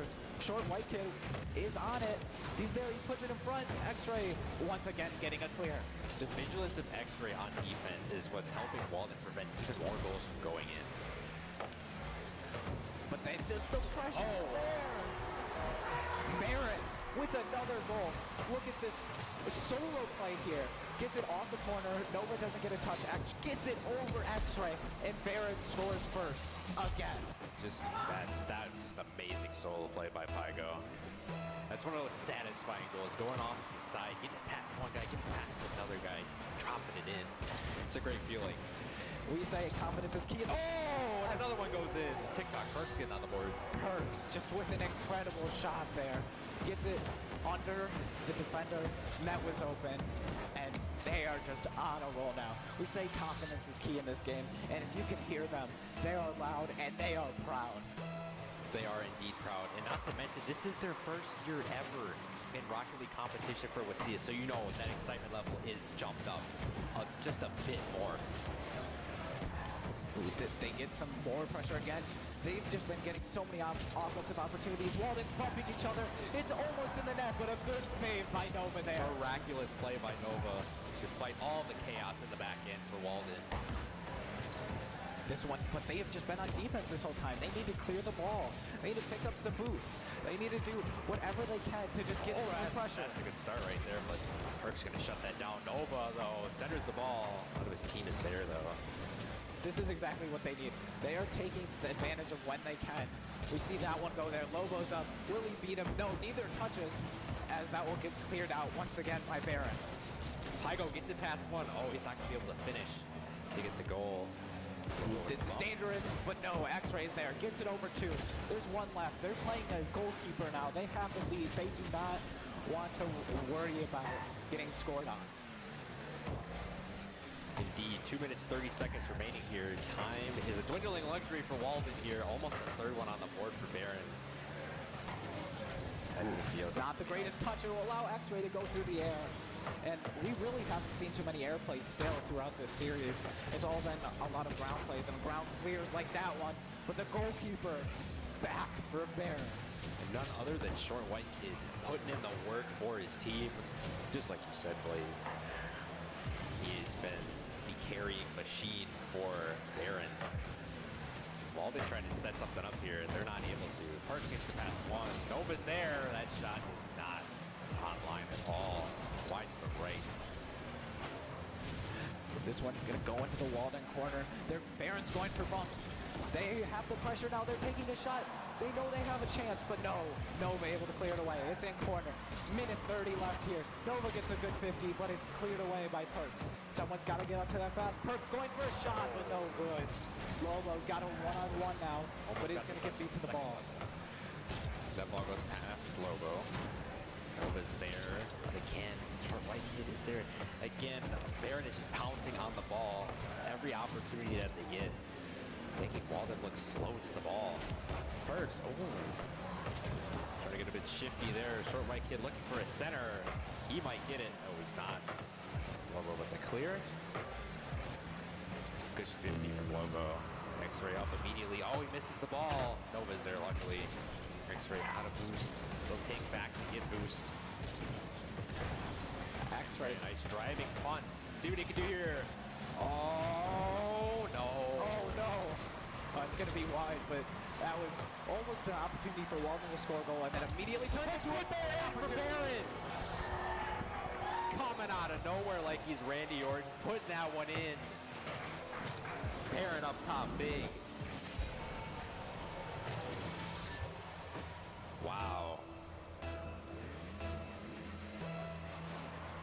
I gotta say, for a first year for this Baron team, it has been exceptionally well. As they put a fourth one on the board. And they could be a team like Waukesha South Blaze that could, in their first year, win a state championship. I mean, you know, Rocket League is the game to do it, especially for these smaller schools. You only need 3 players, and if you have 3 players that have played together, they can play well, like we're seeing right now with Baron. Just utter dominance that we're seeing. Lobo pops that one up. no one's going for the ball fast enough. I think everybody is understanding this is the end of this game. Gotta give congrats to Baron coming in, doing a defending state champion, might I add, and just absolutely destroying them. Yeah, this is just surreal to see an up-and-coming team knocking off one of the top dogs from last year, last spring season. And Baron is one step closer to getting a division championship within their first year. Congratulations to Baron for advancing to the grand finals. Huge congrats to Baron. I mean, they played exceptionally well as a team, and they got what they deserved. It was a great win for them. Great showing as well. We are still looking for the update on WCA Valdiers, but, you know, we got to see that Baron game, and I think Baron's starting to look like a favorite. Yeah, I think they are starting to look like a favorite, but if Wisconsin Connections is able to knock off Valders, you got to watch out for them because Zevi Hex, he's hungry. He's hungry for that state championship. Yeah, we've seen this WCA team play amazing, and I mean, just if you take a look on your notes, just tell us some of the things you know about Baron and WCA and Valdiers. So Valders is in Division 4, obviously a third seed. So they've beaten teams such as Baron in Week 1, 3-0. They've they beat teams such as Lancaster, Watoma, Tomahawk, and Bonduel. And then moving over to Wisconsin Connections Academy, they have defeated Baron as well. They've defeated Valders already in the regular season. So going into that semifinal matchup, Blaze, Wisconsin Connections may be looking like the heavy favorite. And then Wisconsin Connections Academy obviously has already defeated Walden too, so that just strengthens their resume and strengthens their case to possibly be the favorite in Division 4. Yeah, I mean, any of the teams we're seeing in D4, D4 is one of the more, I would say, hyped up divisions. You know, there's a lot of fan favorites in here. You know, we got WCA with Zevi Hex and Ori. Hex, yeah. We had Walden with X-Ray, and now I think we're starting to see some new favorites in Baron with Perks and Short White Kid. They were both doing great. Yeah, they were doing great. They were the foundation to that Baron team, and that was our first time actually seeing them play, and they look very, very, very, very, very good. I mean, this was a team that took out Real School during the regular season, and they, you know, they're proving why they are a top team. They've also taken out teams like Columbus as well, and Bonduel within the playoffs. All right, we will be cutting to a short break. Going to read the SkillQuest sponsor once again. SkillQuest is offering a course that teaches you how to build a bot in Rocket League, culminating in a tournament with a grand prize of $2,000. The bot building course is an on-demand video course proven to teach you Python from the ground up with no prior coding experience necessary. Over 50 video lessons will teach you everything about Python and Rocket League bots, ranging from simply driving forward to choosing which boost your car acquires, to picking how it will approach and hit the ball. Scrims begin in June, and the tournament will be Saturday, August 12th. Use the command !SkillQuest to get signed up today.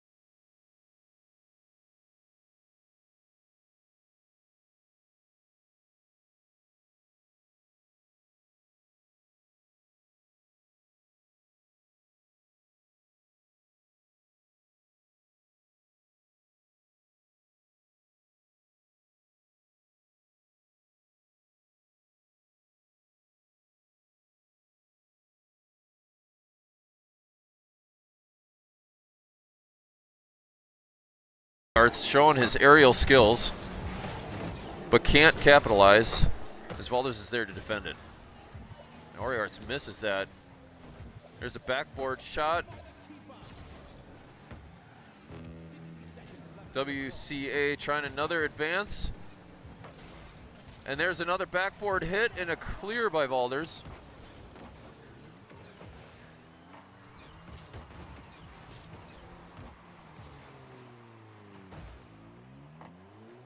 Ball just sitting down in the corner. Balders is not getting that ball out of there, leaving plenty of time for WCA to make another move. And they're keeping it along that back line for WCA. Zevhex does a dribble right across the goal and a shot from Oriarts for the goal. A great pass across the center, making it hard for Valdez to defend that, and he gets the bump on the way down. What a play. Oriarts sees that and gets the score.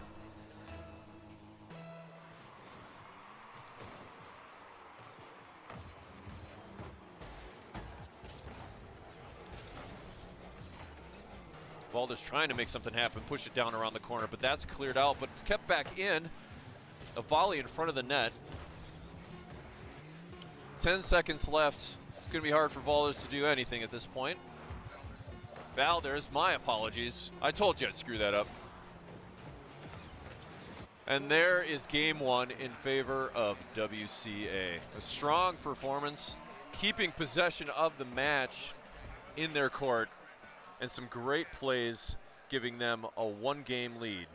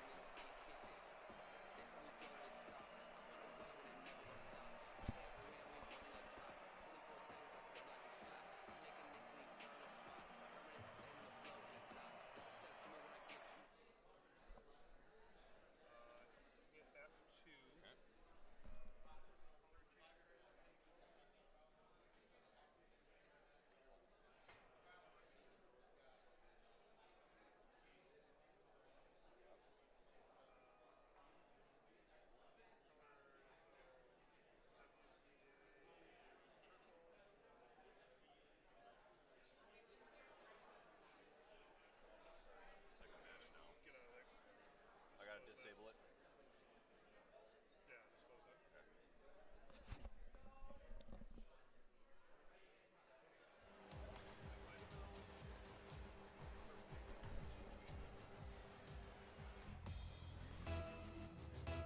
All right, we are here for game two. WCA winning this round 1-0 so far. Valdez trying to keep themselves in this match. WCA has pressure right off the bat. Can't capitalize on it. Valdez taking another attack. It's saved, but the ball is loose in front of the net. Popped up off the backboard. Can they get the second touch? And what a save off the corner. Still sitting there again up top and missed the second shot. Valdez gets the clear and gets it out of there.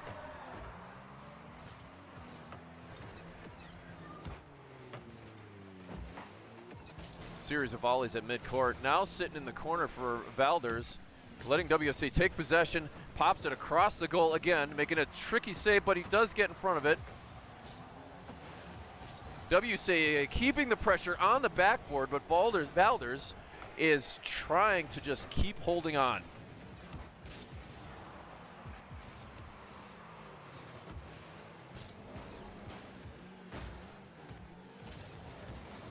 And WCA takes a shot, but it is blocked by Tough Cookie. Another backboard hit. WCA not there for the second shot. Bumping each other in the corner, giving Valdez a little bit of an opportunity.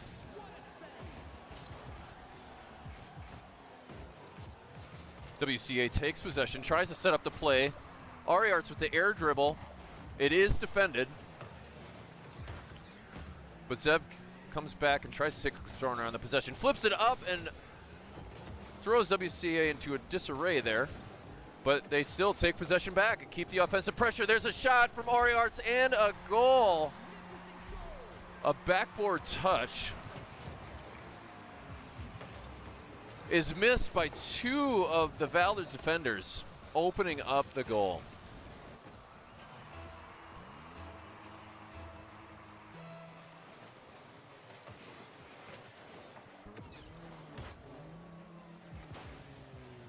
Valdez trying to make something happen, but WCA is there to block and defend.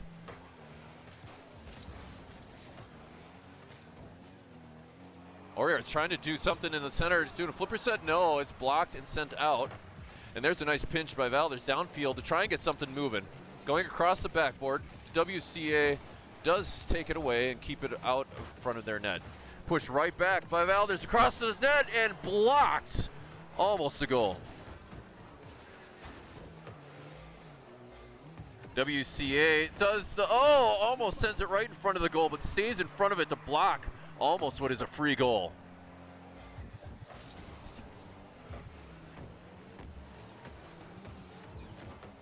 Valdez trying to get the ball downfield, but WCA is just too fast to the ball, keeping it on their half of the court. There's a backboard shot. Is it too high? No, Ariarts takes it up again, runs out of boost, but Zev comes in and finishes the job, making it 2-0.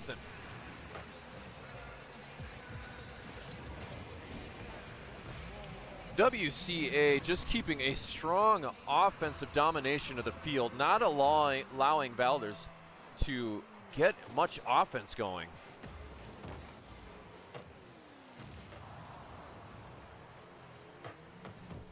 Ori takes it across the center. Oh, and it's blocked right in front of the goal.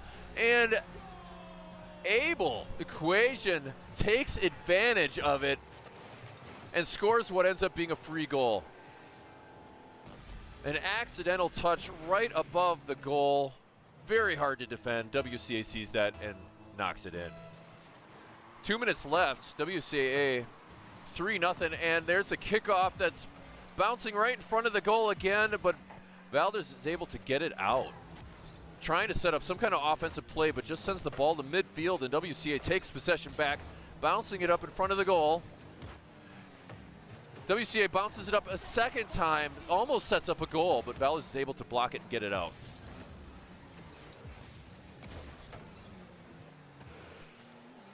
Valdez trying to set up an offensive play. WCA reads it and takes possession yet again, leaving an open backfield for maybe a potential touch save. No, it got it out. Valdez saves another one, another opportunity there. Abel Equation with the pass over to Abel, and in the upper left corner, Ariart scores the goal. What a pass play and goal. A beautiful pass across field. Ari sees it and is ready and just sets the perfect upper left corner shot.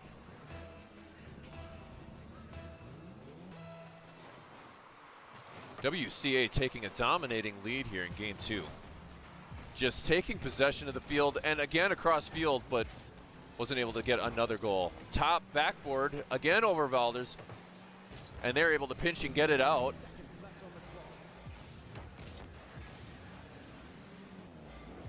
Bounces across midfield. Valdez not able to stop it. Tough Cookie gets in front of it to almost save yet another goal.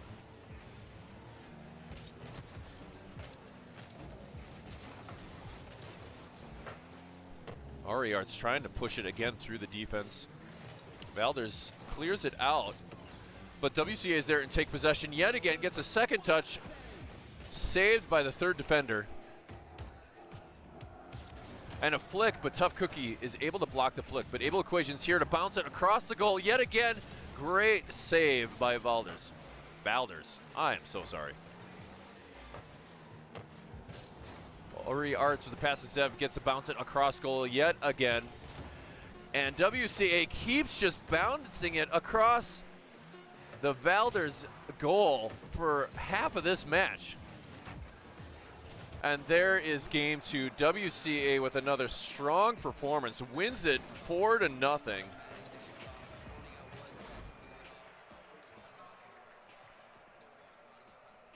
Valdez was just on the defense for that entire match. CJ with 6 saves, Tough Cookie with 2 saves. But look at how many shots WCA had. 7, 4, and 5. 16 total shots in that match.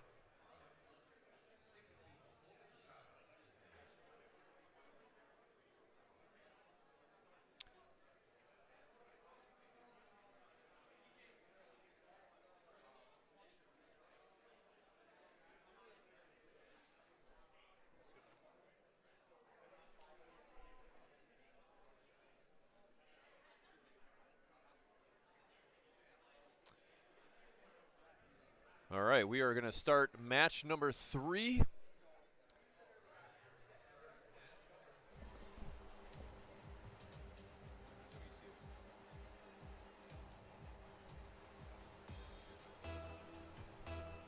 WCA is up 2-0.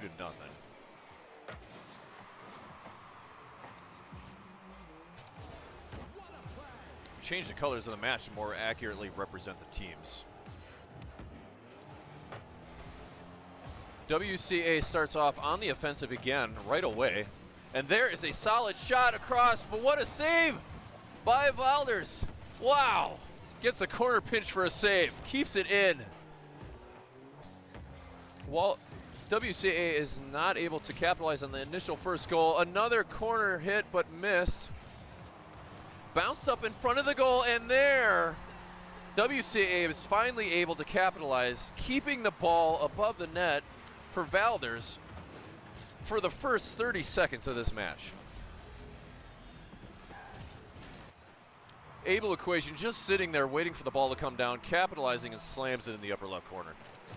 WCA up 1-0 at the start of this match. WCA again keeping the ball right above the net. Valders finally able to clear it out and get it on the other side of the field. WCA again punches it right back downfield and gets it right above the net again. Bounces it off the backboard, leaving an open net, but the save. Valders able to keep it in that match, and there's a shot right across the corner. WCA just right there at every touch, keeping it above the net, keeping the offensive strong. Valders not able to push the ball out of their side of the field. And a couple of missed opportunities, leaving Oriartsi a wide open shot, and he capitalizes it, making it 2-0.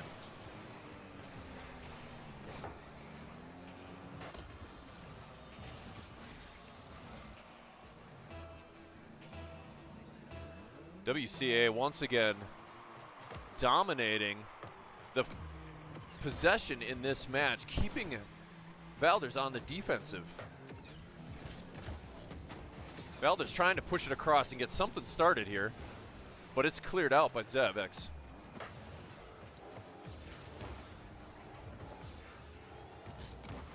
And there's a shot by Oriarts on the top crossbar. Valders able to clear it out, and Ari's back to already defend it. CJ kind of gets it across the top, but it's cleared out right away. But Valders now trying to keep some possession going. CJ with a touch across center. Bounces across center again for another touch. No, WCA is there to clear it out. And now once again, WCA trying to push another offensive move.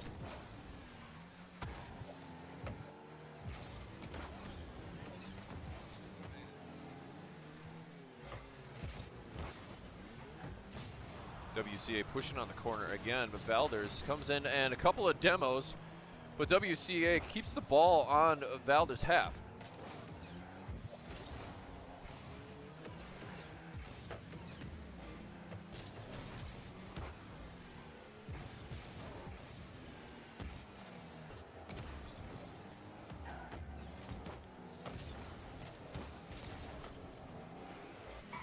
Ball's floating again above Valders' net. Got a little bit of a midfield toss back and forth. No team really starting to take possession here. Valders gets it above the net, but Zev is able to keep it out and clear it out. And a pinch all the way across the field. An Able Equation gets a goal. What a pinch across the top of the field. There is not much you can do about that. It bounces off of Tough Cookie's roof, off the corner of the ceiling, and straight in.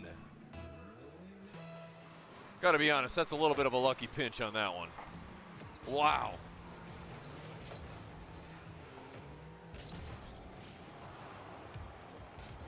WCA Ari just showing off his control, keeping on his hood. Again, they're punching it across the center, but that time Valdez is able to get it out, get it back to midfield.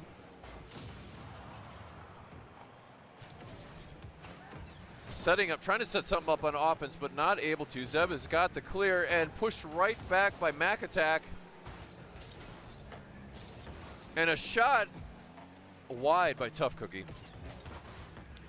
Valdez finally pushing the ball in front of WCA's net consistently, getting a little bit of offensive going. They keep floating it above the net, forcing WCA to continue to stay on the defensive.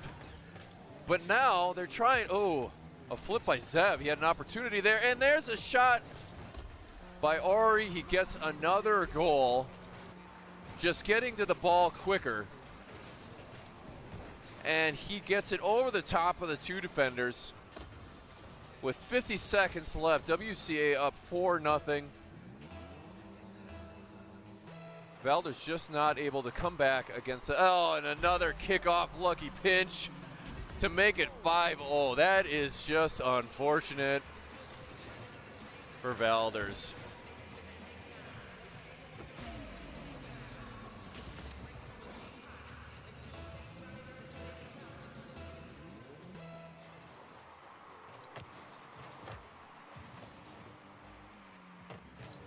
.45 seconds left. WCA up 5-0. They win this. They move on to the Division 4 championship round. Valdez getting it above the net of WCA, but Zev is there to block it and save it. Take possession, keep control, showing some great ball control, flipping it over the top. Ari's there. Can he get the double touch? Yes, Ari Arts with some great pass play, a double touch, makes it 6-0 with 30 seconds, and this game is pretty much over. WCA just showing more ball possession, more control, more team play and passing, making it impossible for Valdez to really come back against that.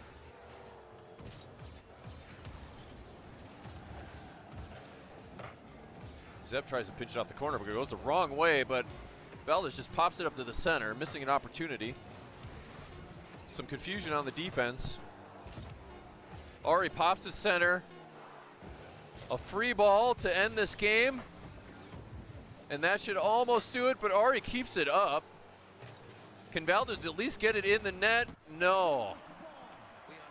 And there, WCA is your winner of the Division 4 semifinals. They will move on to Division 4 championship round.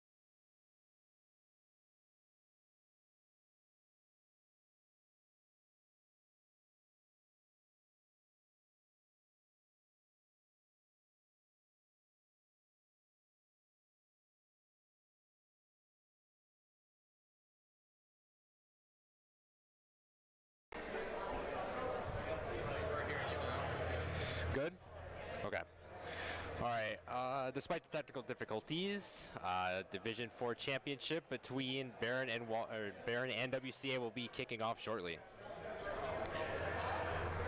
All right, and I'm joined by one of Horlick's varsity players, Sean. Sean, take me through the strategy for today's matchup that you're going to play against Waukesha South later on today. What's the strategy going into it?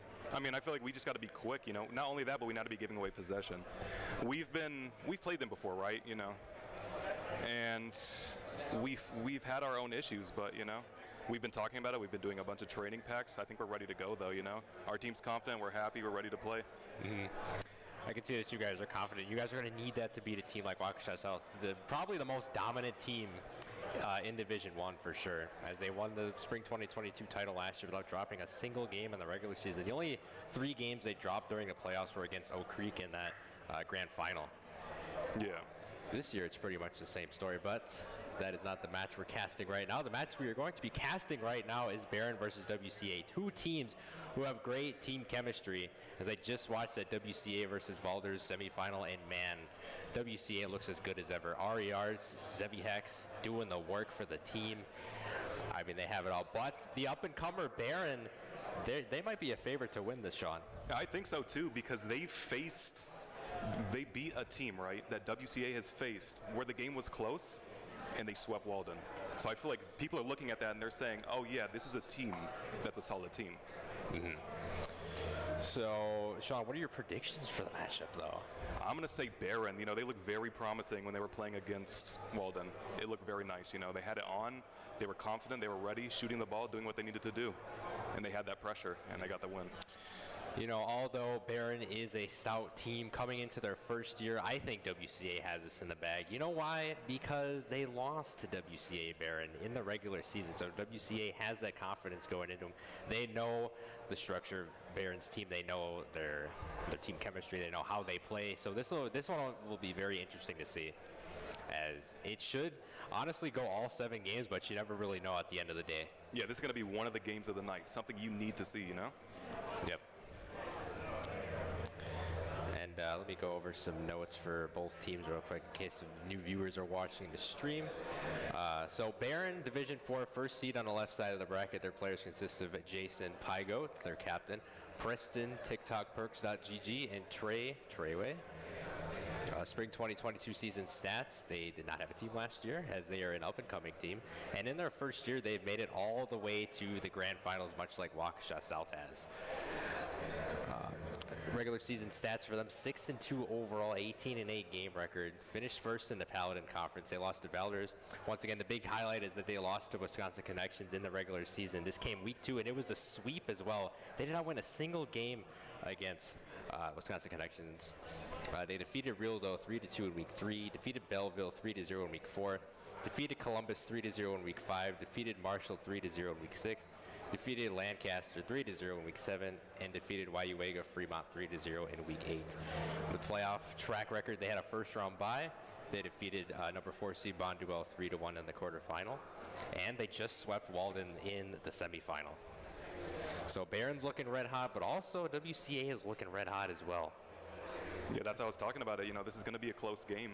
It's going to be something that's nice to see. It's going to be one of the games of the night. It might be the match of the day on paper, realistically, but there's still a lot more Rocket League to be played.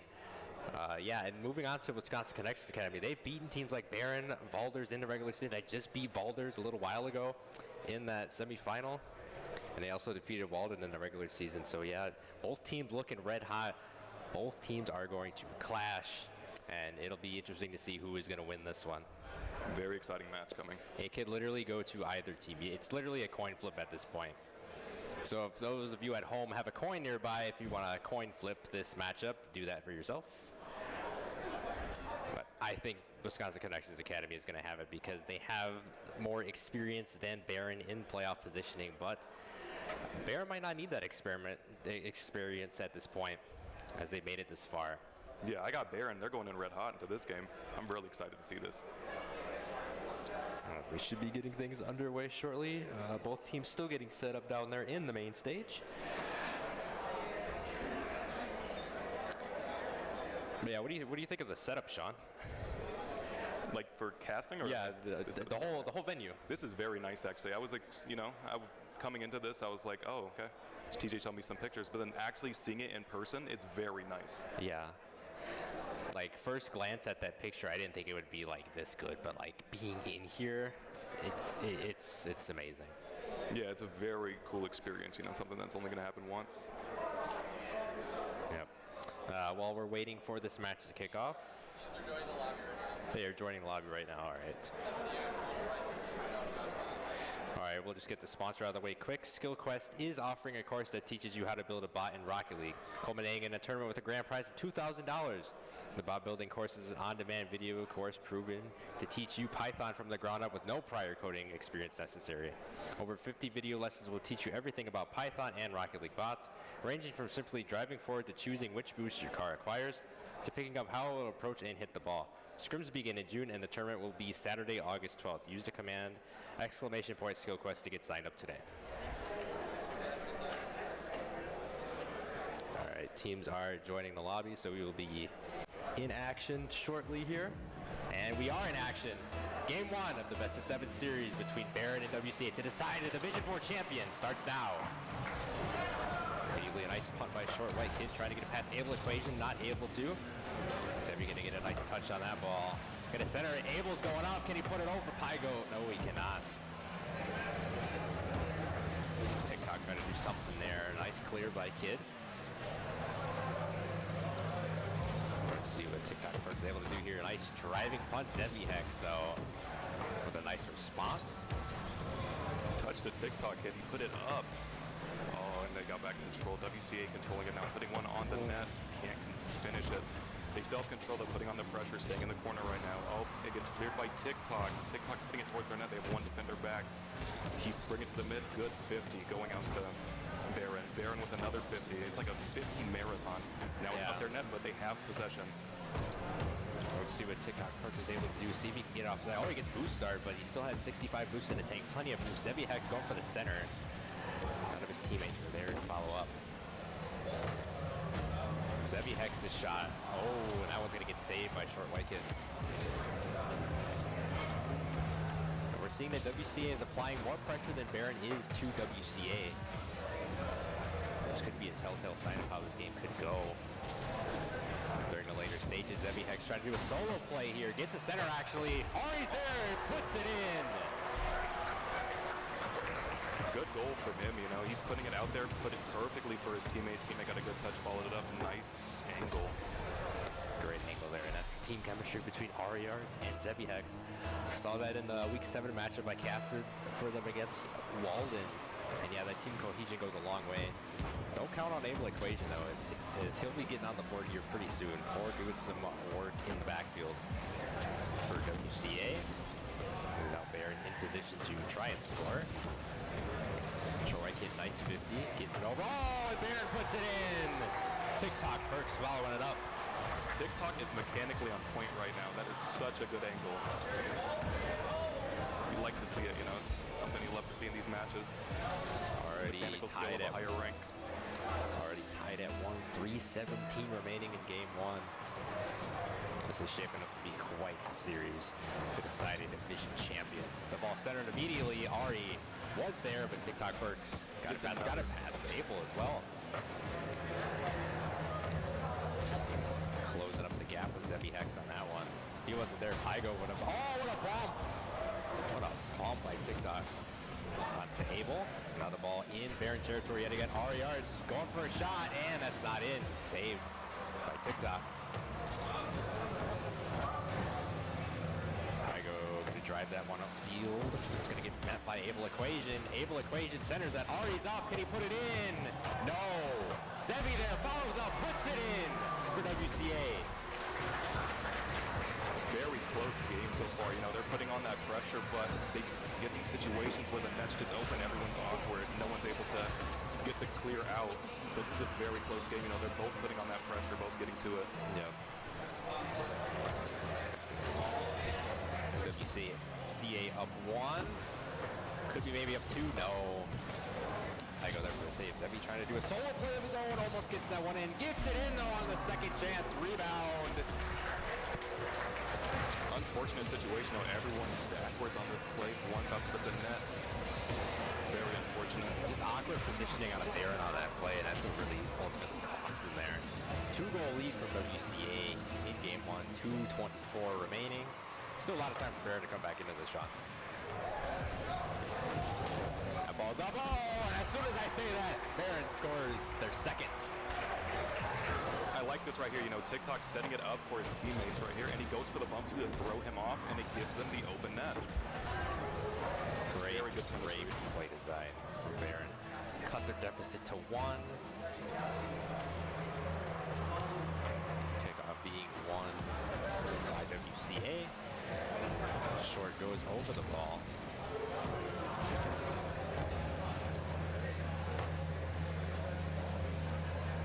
Ball is rolling. Short white kid gonna put it in position.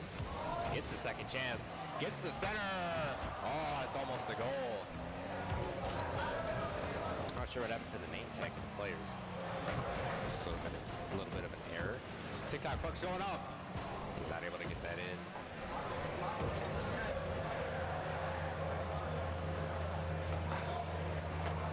Now let's see what TikTok Perks is doing here. Wisely going back. Zevi Hex gets it past one. Can't get it past the other though.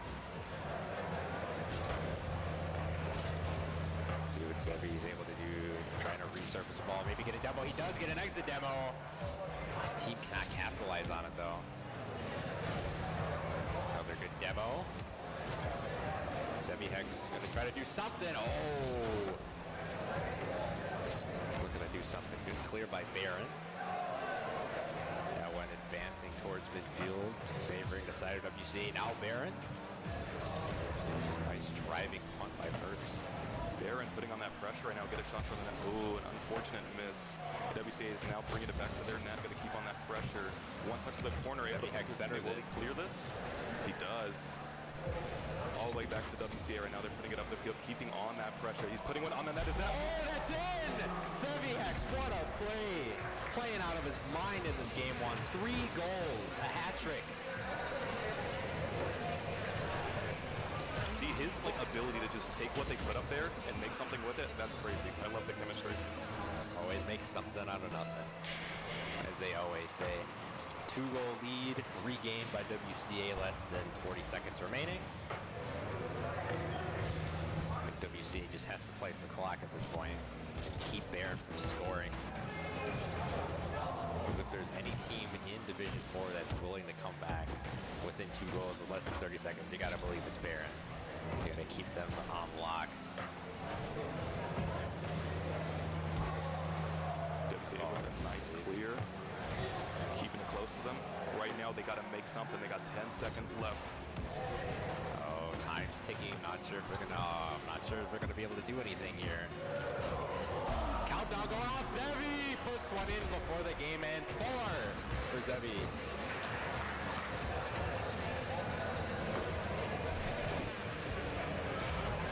Zevi is having a game. He is having a game. He wants his title. You can see how badly he wants his title.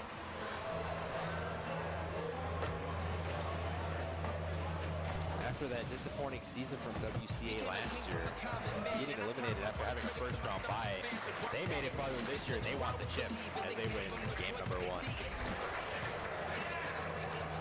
Very close game, though. They were keeping up that pressure in the first half. Baron was doing good, but WCA comes in. Especially Zevi. Zevi was able to make those shots that they needed to do to put their team ahead. Yep.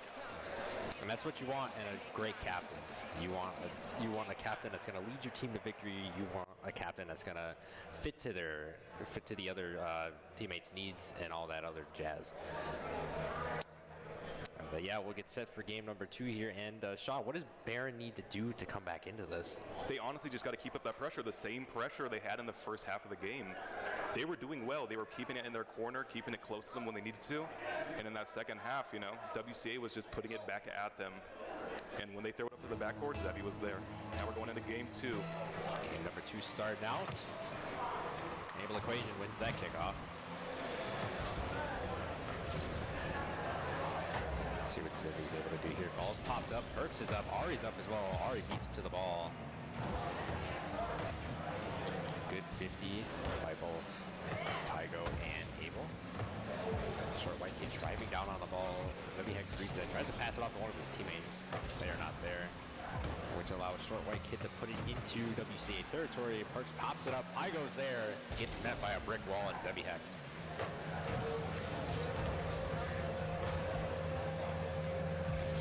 Zebihex going up now. That one's gonna waterfall down for a possible center. Zebihex playing out of his mind, puts one in. Zebihex just going crazy this game. This series so far, it's looking very promising. He is going beast mode right now. Something out of nothing. Put a own pass to himself and scores a goal. Just virtually unstoppable so far in this series. Needs to keep up that pace if he wants to walk out a state champion. As far as side of Baron goes, they need to just establish some offense and shut down WCA, shut down Zebihex in particular. They just need to get out their corner right now. They got to get a good clear. Baron, That's a good able start. to do it right now. Is he gonna? Oh, Zebihex WCA is there. Zebi Still driving the ball. Oh, and that one's not going to go in. Close to Driving it 50. through Perks' car. Pygo, a nice straight shot. Trying to pass it to one of his teammates, but not able to. Let's see what happens here. Demo. The ball's popped up. Zebi there. Oh, he's not able to capitalize on the opportunity in front of him. See what Ari's able to do here. Has full ball control now. Has a little bit of time. Gets it past one. Can he get it past Short? No, he cannot. Short wins that exchange. Pygo there. Redirect. Not in. Good clear from Zebi, keeping control, bringing it to the corner. Is he able to make something with it? No. Still with WCA though, they're keeping up that pressure, getting those touches on that side. Now Baron with the clear. Oh, it's up. Zebi's up for that. Is he touching it back? Oh, good 50 in the air. Good 50. Ari rolling back to the ball. Able to get there fast enough. Although TikTok Perks did hit the ball a little bit behind him. Abel gets it past one. Zebi there to follow immediately. Gets it past Pygo. Ari takes a shot. It gets it in for WCA. Good job on Zebi right here, able to fake the bump so it gets him a good goal. Leaves the net open for his teammate, and he's able to Yeah, capitalize. to get a that was goal right there. actually a really smart play. Zebihex drawing one of the players of Baron out, so Ari could just stop in place and hit the ball with patience. WC another 2-goal lead. This time in game 2. Oh, an accidental own goal there. Yikes. You know, even at high levels, you still see people own goal. Yeah. It's just a common unforeseen circumstance that happens. Rarely, not all the time, but rarely. Especially in competitive play. As with that, Baron cuts their deficit to 1. 2:25 remaining in game 2.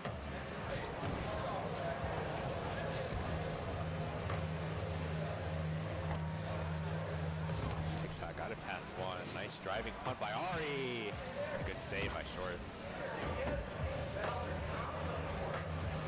WCA right now just keeping it on their side. Are they able to get a clear out? Yes, they are. TikTok's taking it up. Oh, he has control. One flip reset. He has another flip still. Oh my! Good shot. A shot in the dark there from Pygo. Great pass from TikTok as well. You know, he kept that flip reset, able to fake him out with that. He gets the pass to his teammate, and he's able to make it. Now the score is all tied up right now. 2 minutes remaining. Masterpiece. 2-2, 2 minutes remaining in game 2. A lot of twos.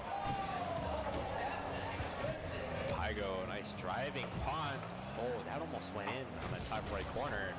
That one almost went in as well. A short white kid tried to follow that up. Zebihex shut that down quickly. I think what you're going to see here is WCA being more aggressive as they almost scored there. They're going to try to regain that lead, do everything they can. Because they know if they fall short to a team like Baron early on, it could catch up to them. Abel having full ball control here. Flicks it up. Short white kid is there for the clear.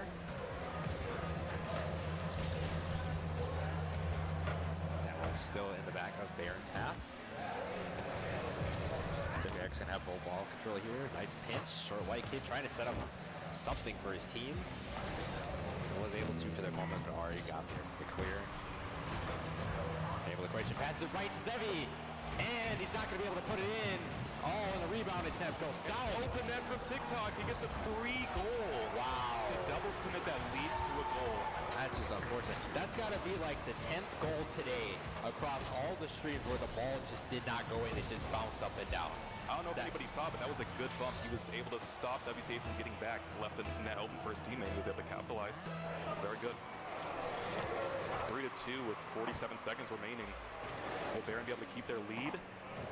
Good clear. Tides are turning, momentum is shifting. Let's see if the WCA can put one more on the board. Try and tie this up, send it to overtime. Zevi flicks it past one. TikTok Parks is there to read it immediately. Ooh, I think short white kid was either going for a demo or just trying to receive the pass. One of the two. All Barron does is have to keep on this pressure game. If they can get it out of their side and just keep it on the other side, this could be a win for them. But WCA is keeping it close. Shot is not going to go in. Able rebound attempt not going in. Good defense from Barron, getting it out of their side. Demo from Zevi. And that's going to be game 2. Going to Barron. 1-1. Good series score.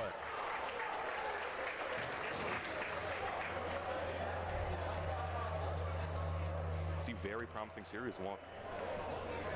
Yeah, as you can see, WCA's late game mistake really costed them big time. They costed them a game in the series.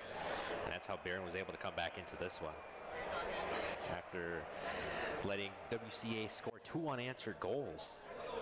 So that tells the story of game number 2. Heading into game number 3, I think Barron just needs to keep on the momentum that they just gained from WCA's mistake in order to win the rest of the games. But I think WCA is going to come alive once again. They're going to gel, and they're going to prevent mistakes like that from happening again. Yeah, this is a very good game so far, you know. I love to see it. You know, it's competitive. They're both keeping pressure, equal pressure. There's no one team that's like way above another team. They're keeping it close, making it a good series. Yeah, they're pretty much on the same level too, which is nice. It makes for great competitive Rocket League. As we're into game 3 now. That ball is up. Still in position. Nice clear there from Ari. Short white kid driving this one. Gets it past Abel. Zevi's the only one back. Double commit for Barron. That ball going to be in position for Zevi to take a shot, and he's not going to get it in. Just barely saved by short white kid.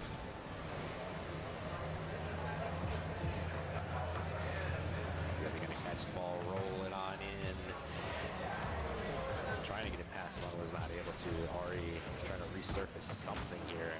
Barron is being aggressive here. Trying to put up a shot, not able to do that. Short white kid going off the wall. Oh, he misses the ball. Perks on the other end, hits it, centers it.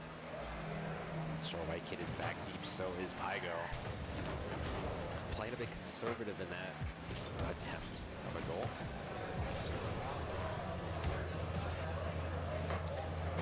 See what Zevi's able to do now. Getting full ball control, maybe looking for an exit demo. Couldn't get any of the members of Barron as they all jumped.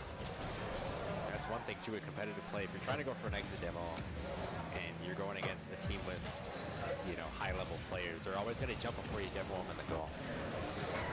But there is that one instance where you just catch them off guard, but that's a rare occasion in games like this. Ball's up. Pygo trying to do something. He's not able to get anything going here. It's looking like both defenses are gelling well in this game 3. Nobody has been able to score within the first 2 minutes. So it just show how competitive this is. Zevi's there, puts up a shot, not in. Saved by Pygo. Demo from Able Equation. TikTok Perks carrying that one, gets it past Ari. Zevi Hex off the wall. Clear. Still in position though. Still up. Can't be safe popping it up like that near your goal with a team like Barron. So just scratch and claw right through that opportunity. Pygo, a nice driving punch, bouncing off the ceiling. Good touch up the field, going to TikTok. No, TikTok controls it. He's taking it up, staying close. Is he going to make it? Teammates there. WCA clearing it out now. It's a 1v1. He goes for the demo. Oh, Ari's shot is in! WCA on the board for the first time in game 3. Very good play from Zebi right there. Leaves it open for his teammate again, gets the bump, goes right in, top right corner. Great stuff there from WCA. 0-1 with 2:13 remaining. Baron's gonna have to crack down WCA yet again. Make them make a Close mistake double. possibly.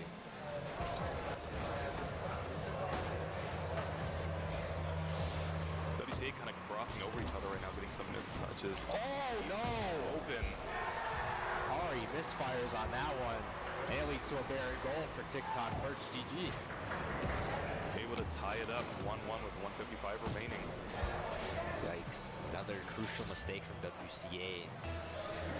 That's not what you like to see. They need to limit those mistakes, as it's going to cost them. It costed them in that game too, Sean, where they were up 2-0 and Baron creeped up on them. Yeah, Baron regains that momentum off of that single goal. They were able to come back and able to take that win. We'll see if it's the same story in this game 3. Right now, WCA keeping on their side. Less than 2 minutes remaining in this match. Puts one up for Zebi. Is he there? Ooh, 50. TikTok staying on it, following, keeping it in the corner right now. Almost gets the bump. WCA has control right now, taking it to their side. 50 in front of the net. Is he able to beat him? Lead again. Abel's not able to get back there. And Baron, 1 goal lead, and Baron is hyped up right now. Baron is bringing it right now. Bringing the gameplay, bringing the energy as well. 1:18 left, and Baron's up 1. See what WCA is able to make of this. Good kickoff. Oh, Perks misses that one. I think I heard him say my bad. Abel puts in. Oh, that one's almost the in. shot. Puts it back to his teammate. Oh my god, this defense. Zebi's back now. WCA controlling it on their side right now. Is he able to make something of this? Close. I go with the clear. Ari putting it back on their side. TikTok getting it close, trying to get the 50. Putting it in the middle of their net. Good touch from short white kid. Zebi Hex with another touch, putting it to the middle for his teammate. Is that shot? Oh, what a good play. Ari Arts getting his name back on the board. Great setup from Zebi Hex. Good shot from Ari Arts. Putting it right in that top corner. Brings the game. It's tied up now with 43 seconds left. This is a really close game. Less than a minute remaining in game number 3. Series is tied. This game is tied. This goes to show how close the series is going to be. And it's for a division championship, so you know it's going to be this close. It's do or die for both of these teams. Zebi keeping it close right now. He grabs the flipper set. Oh, flipper set. Flipper set. Didn't result in a goal, though, but still. Ari Arts a good clear, keeping it at the wall right now. They're going to meet at the corner. 10 seconds left. This might go into OT. Oh, Zebi tried to get a pass off, wasn't able to, missed the ball. Oh, that ball's in WCA's half. TikTok first shot. Oh, we tried to put it in, wasn't able to. In overtime for game 3. Series staying really close right now. Zebi trying to get a pass for White, it's not able to. Oh, Ari reads that perfectly. He's not able to get it in. Zebi's there, puts it up for his teammate. Abel's there, puts it up. No one to follow. What a Joe tough gets the break. clear. Back in the WCA's half, WCA possession right now. Zebi staying close to it, getting challenged by Short White Kid. Short White Kid misses. Put back down to TikTok. TikTok staying close right now. Gets over 1. Can't get it over Abel, though. Good clear there. Zebi popping it up. Ari's there. Can you read that? Yes, he can, but Pygo is going to beat him to the ball. Oh, is that a wide open shot for Bear? No, it's not. Zebi Hex gets back there in the nick of time. White Kid with the touch. Gets put in front of their net. Bumps 1. No one's there to follow. That goes over TikTok. Abel gets to center. Ari's there, puts it in for WCA. And they take game 3. Ari Arts that game with 500 scored. coming alive for WCA. Was able to get them to win this game.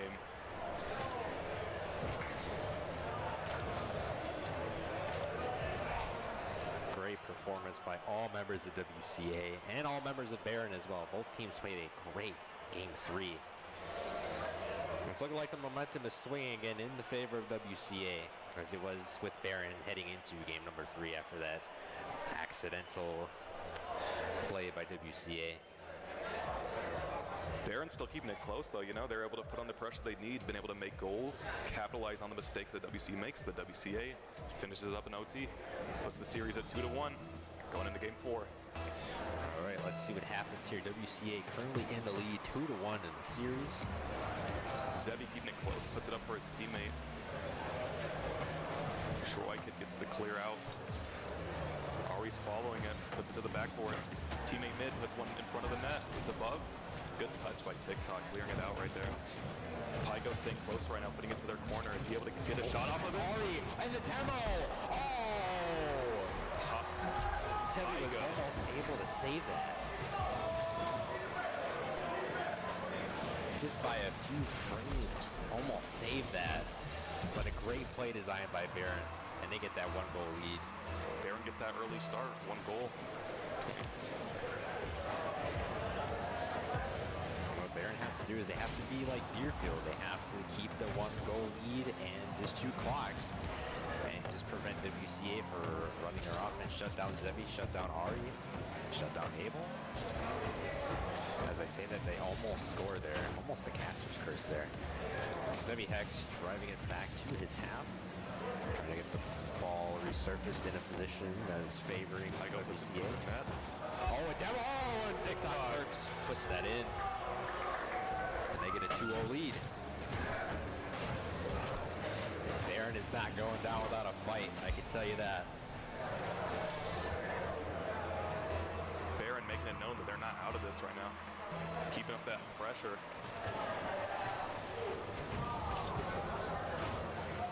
Whitekid goes over the ball. TikTok punches there. Nice bump onto Ari Arts. Zebi gets it past one. Can't get it past Whitekid. A great 50 there. That ball set up for a possible goal. Almost faked out Ari. TikTok Perks making the great clear. Great job of extending his car to make that play. Oh, what a bump! It's not going to lead to anything too major here as Ari taken out. Bump by Whitekid. Pygo got it over Zebi, but not able to equation. Whitekid with control now, dribbling it over 1.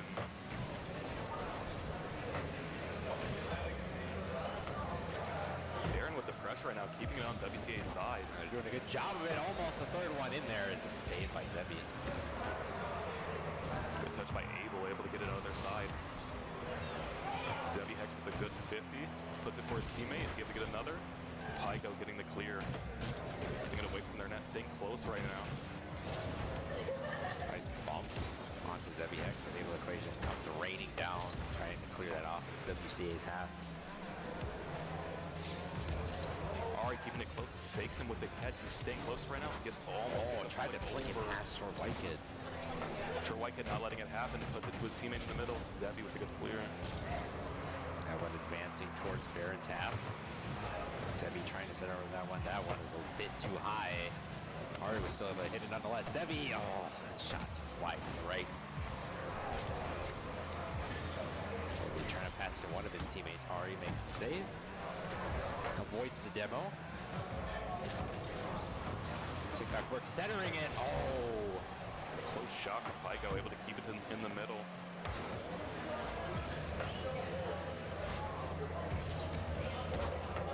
Abel Equation's able to beat him, puts it to the middle for his teammate. Oh, good touch by Whitekid. Zebi Hex taking out the wall, denied by Perks. See what Pygo is able to do here. Oh, got it past 2. Oh, bumps the other one. Oh, no. That could have been a 3rd goal for Barron easily. Ari trying to dribble it past all the members of Barron, not able to. Equation was there. The pass resulted to nothing as it's back in WCA's half yet again. Good demo.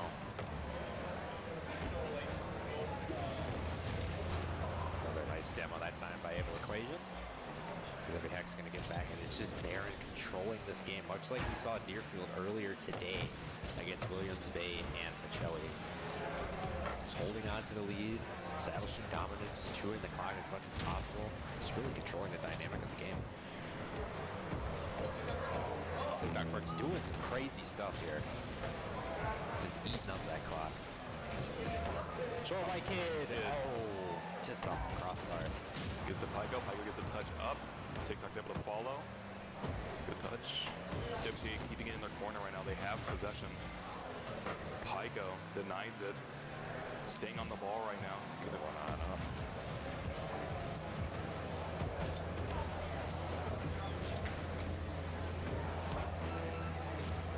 Perks with a good clear forces him to catch it.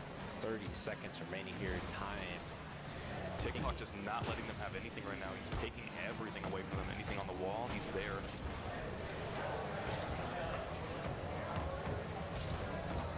Ari puts it over TikTok first. Not going to be enough though. A short white kid makes the adjustment for the save. Staying on it, puts on the net, and it's just in. Third goal for Baron. Pitching a shutout in game 4.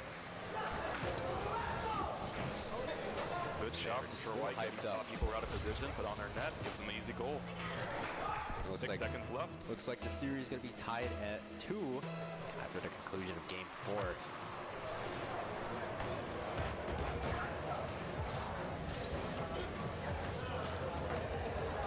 And Baron takes game number 4, evening the series 2-2. Baron was able to keep up that pressure the entire game. That's what they had to do for the win. Yep. They called it, they did it, able to get the win. And notice the score difference. They virtually shut down WCA in this game. Shut down Zevi, Ari, Able Equation, shutting down all those passing plays and whatnot. That's what Baron has to do. They have to keep this going here. Only 2 more wins until they walk out of here state champions potentially, but WCA is not going to go down without a fight. So let's see if WCA can regain this momentum once again. Keeping a close series right now, 2-2, game 5. As this has been the best series so far today at the Winter 2023 State Championship event for Rocket League at the Falcons University Center at UW River Falls. Game 5, kicking off.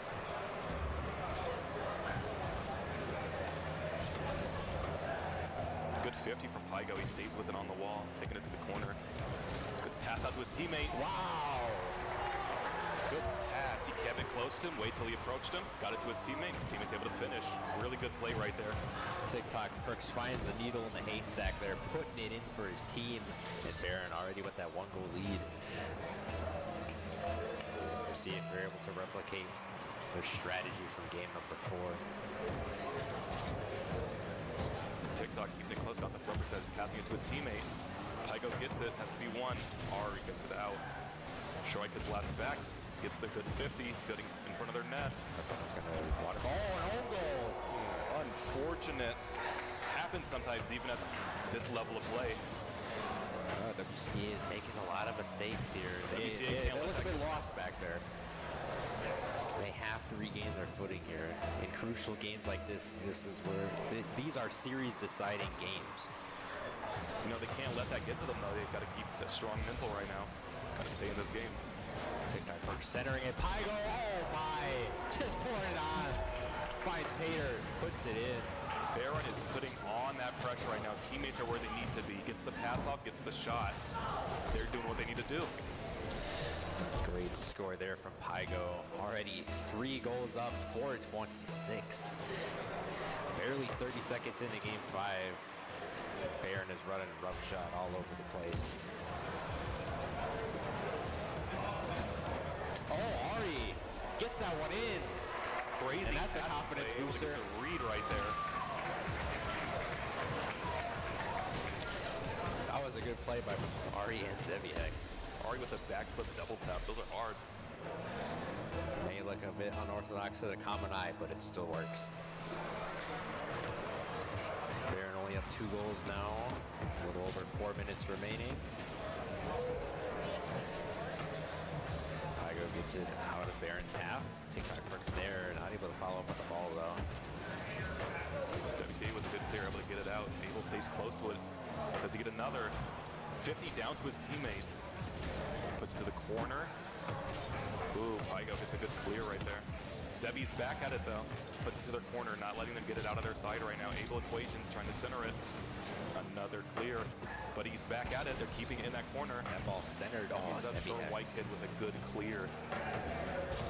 Already putting in front of their net right now. Just back and forth in that corner right now. They got to be able to get it out. Abel Equation finds the open lane, puts it in for WCA. They had to get it out of their corner right there. There's a lot of pressure coming from WCA. They're not letting them go out. Looks like WCA has not given up mentally. They're still in it to win it as they cut their deficit to 1. 3-2 with 28 remaining.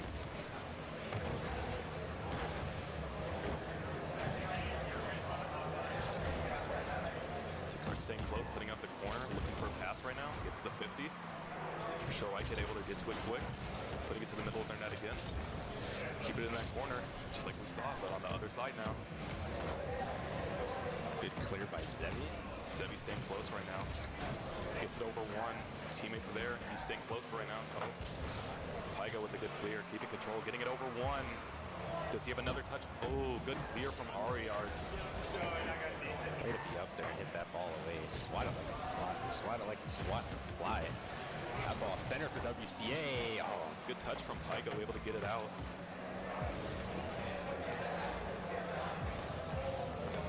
A little bit of a double commit, but he's staying. Oh, Pygo gets past 1. Zebi Hex trying to do something here. That ball goes over 2. Doesn't go over Abel Equation. Ari's back. Looking like Hart was going to go for a demo, but he needed boost. Decided for that option.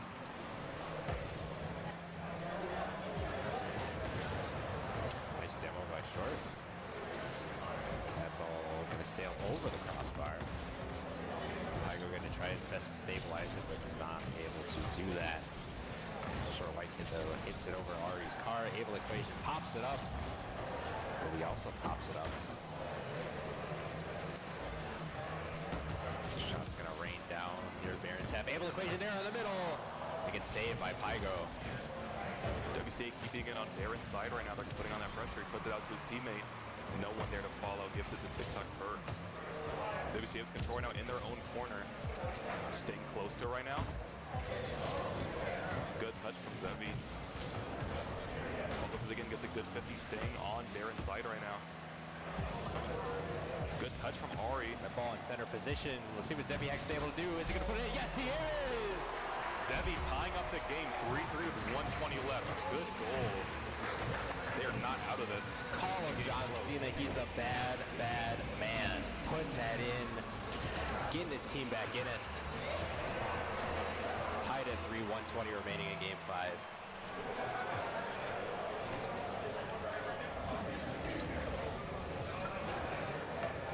Whitehead puts it to the center right now. Good touch from Abel. Abel staying close to her now, not letting them take it. Abel still on the ball. Is he able to beat him? Gets a flick. Gets a clear off the backboard. Right to Zebi. Zebi controls it. Staying close right now in the air. Gets a good 50. Rolls up the backboard. That ball's still up in Baron territory. Already stabilized it at midfield. Zebi's able to take it. Pygo trying to disorient WCA when they're planning. Perks was trying to get past all the members. Was not able to. Abel going up, trying to get one in there for his team. Not able to. 30 seconds remaining here. Game tied at 3.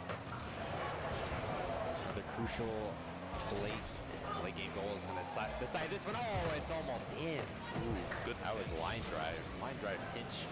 Almost in. Baron keeping in their corner right now, putting on good pressure, trying to get this last goal that they need in the 6 seconds. Zebi gets it past 1. Can't get it past TikTok. That ball's up in the air. TikTok with the demo. 1 second. Oh, it goes down. Overtime. Another overtime. This has been a really close series, close game as well. See what happens. Zebi Hex immediately off the kickoff. Trying to put one in, and he does! WCA back in it after being down 3, scoring 4 straight unanswered goals. What a comeback in this game 5. WCA with the comeback. Love to see it. Keeping this series close as always. They keep trading games back and forth. Brought it to OT. Gets a quick goal though. Keeping their composure the entire match, even when being down 3, not even barely 30 seconds into the matchup, Sean. Just goes to show how tenacious WCA is, and it goes to show how much they want the state championship. Kept their mental up, you know, they were able to play good even when they're down that much, able to come back, get the win in OT, keeping the series close. Yep, and we shall see what happens with the remaining games, as WCA only needs 1 more game to walk out of here with the chip. Barron needs 2. So we shall see what transpires as we wait to get set for Game 6, and we are getting set for Game 6.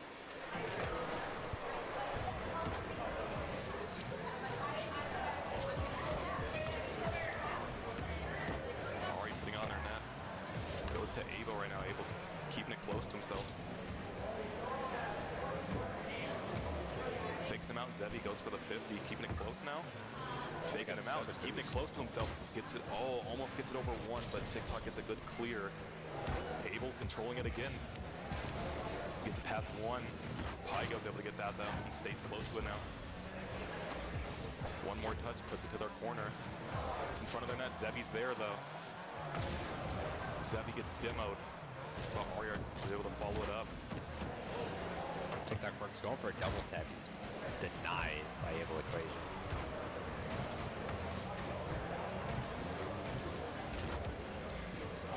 Shortwhite with a good 50.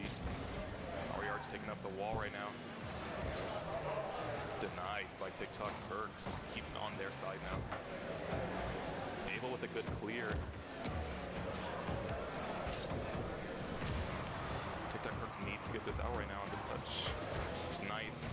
Pygo's able to follow it up. Pygo going for boost. Zevi Hex has control of the ball for the moment. Flip resets. Not able to put it in though. Good clear. Pygo. Pygo keeping it close to himself right now. 1 goes up. Abel's able to get that though. Good clear by Ari. Puts it to the side. Pygo. Shot's a little high.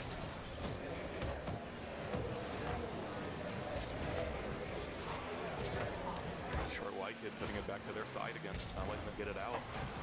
Zevi, dangerous there, but he's able to get it off the net for the moment. Barron not backing down. Short white kid, can he get down fast enough? No, he cannot. Taking up the wall right now. But it Makes them out. Earlier, they got down. Good touch by Ari.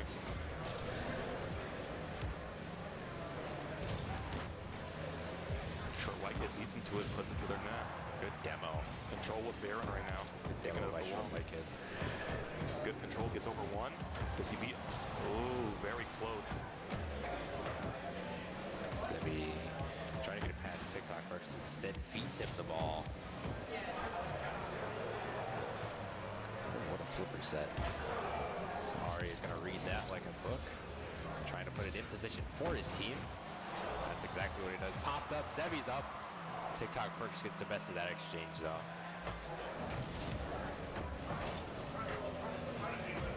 This is a very defensive Game 6. WCA in front of their net. WCA just needs to crack the code here. They're 1 win away. Barron knows this is a crucial game. This could be the decider. Got to put that pressure up right now. Get out of their side.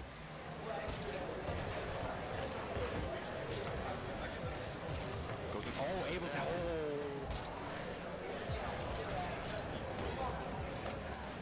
What a pinch from Zevi. Oh, he was going to read that too. Pygo, lucky to be there. Pygo with the bump. Making it harder for him to recover. Short white kid puts one on the net. Abel's able to get that. Perks has another touch in him. Close. So I think I'm just going to try to carry this one out. It's not able to. Pygo wins the 50. Short white kid's up. And he's not going to put it in. Another close one. Popping it right back to TikTok. He might drive this one in. No! He's not able to. Great save by Ari. He's able to get these really close controlled air dribbles, but they're just saving them. Zebby, oh, he almost found it.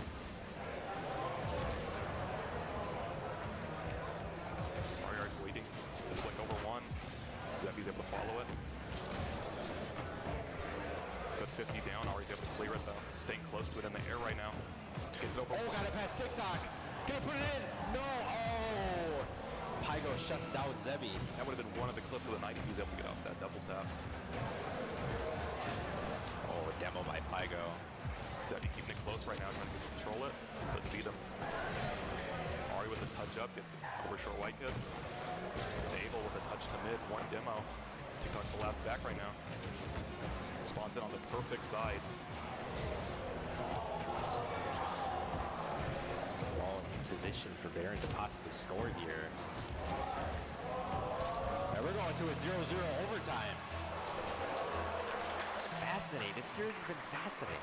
Keeping it super close and It's got no the goals. high-scoring games, low-scoring games, but they're all just close.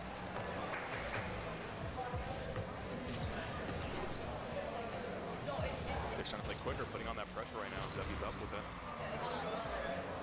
Does not get a touch. Oh, it's 1v1. Ooh, Ari gets the best of that. Ball goes over Zebby. TikTok gets over one. Ari with a clear. TikTok stays on it. Keeps it on their side, not letting them get it out right now. Abel keeping it close, gets another touch. Pygo with the control right now, trying to play for 50. Ari gets the best of it.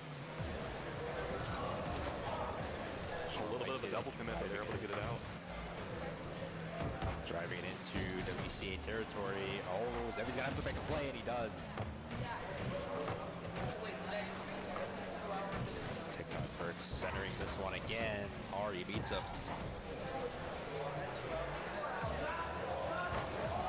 Oh, Baron's shot is close, but not enough. Baron keeping that pressure right now. Lights are on. No one's home. This one is still ongoing.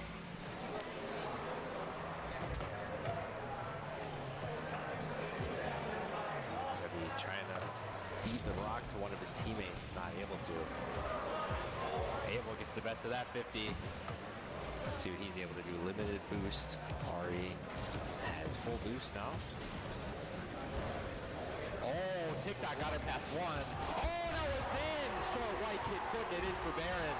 And we are going to a game 7. Sure, White, who would have thought, right? That pass, bring it to the game 7. Very close series right now. We honestly don't know. Like you said in the start, it's a coin flip. 50-50 right now, 50-50 split. Going into game 7 soon. Yep.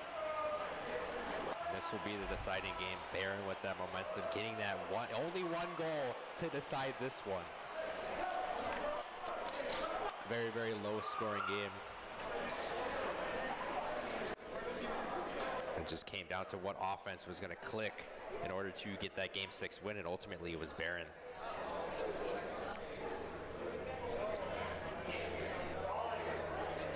So yeah, this going to a game 7, well, this was kind of expected on my part, but I'm glad it's a game 7 nonetheless. More Rocket League, the better. Yeah, I knew it was going to be a close game. You know, I was expecting it. They're both very good teams, both very solid, you know. All right. Playing their hearts out right now. Game number 7, this one to decide the Division 4 champion, starts now. Zebby controlling on the wall right now. It's a good 50.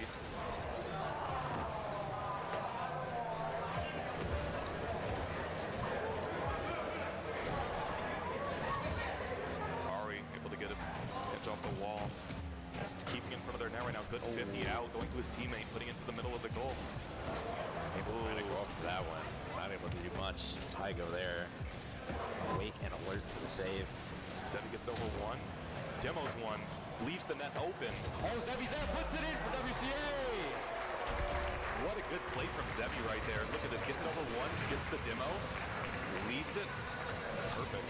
Just gets it open net right there. Played very well from Zebby. Very well organized play, well executed as well from Zebby. It's not WCA by one. 4:16 and counting remaining in this one.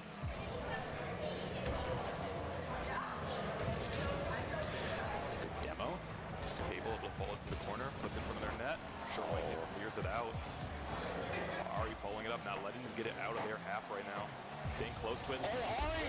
Wow! Creating a seam yet again is WCA. This time it's Ari Arts. Brings the game 0 I'm to telling you, this chemistry between Ari and Zevi Hex is something else, something special. It's nice to watch. Nice Yeah. to be able to see it, you know? Something special.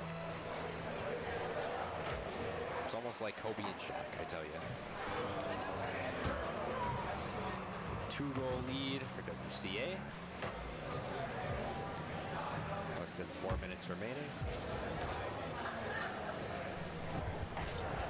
oh, and Pygo scores for Barron. Pygo saw the opening, goes up, gets the goal. Wow, off the Zevi Hex pitch from the Places wall. it perfectly too. Pygo lets him know Barron's not out of this. Cutting their deficit to 1, 3:42 on the clock.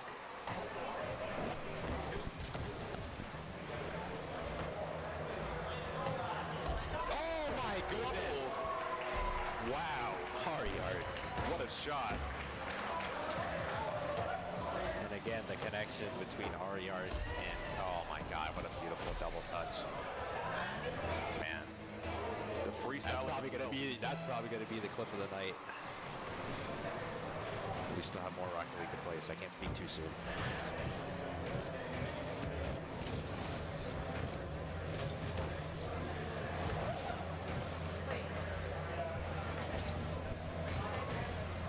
Abel puts it to their wall.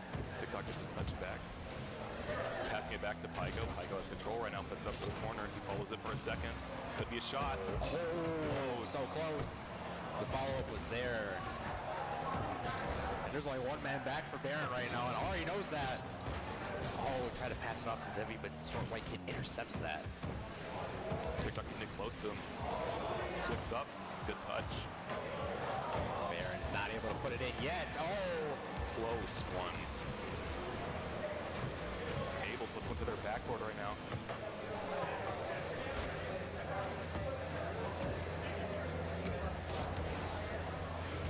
Perk's able to get it over one. In the corner of WCA right now, they're controlling it. Gets it over Short White Kid, still has control. Pygo's able to beat them to it. If you're WCA here, you just need to play for the clock. You have to stop Barron here. You have to make them beat themselves here in the late stages of this game, especially in a Game 7 of this magnitude. You can't let up. WCA was in the position that Barron is in right now, earlier on in this series, and they came back from a 0-3 deficit. The WC keeping that pressure up right now, trying to keep it on their side. Not letting them have anything right now. Ball is in WCA has control. Good demo by Short White Kid. TikTok trying to. Oh! Catches Abel Equation sleeping. Good placement. CC jumps, so he decides to put the shot back left. Very good placement. Perks is not out of it. Barron's not out of it.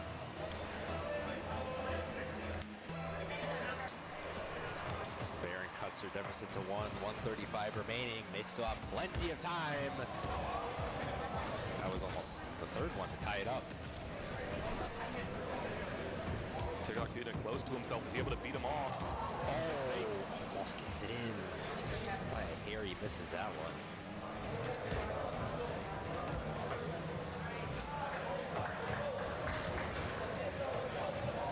Oh, Pygo shot wide to the right. Zeviak's gonna go off the wall. Try to read this one. Not able to get there fast enough.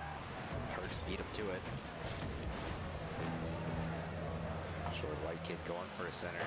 Ari's unable to hit it. Zevi Hex hitting it off the wall. Gets it past one. Can't get it past Perks. Perks, oh, he jukes him out. Oh, Barron had it open and they couldn't capitalize. And Zevi gets that free-foot clear. They needed that. Oh, another opportunity going to waste.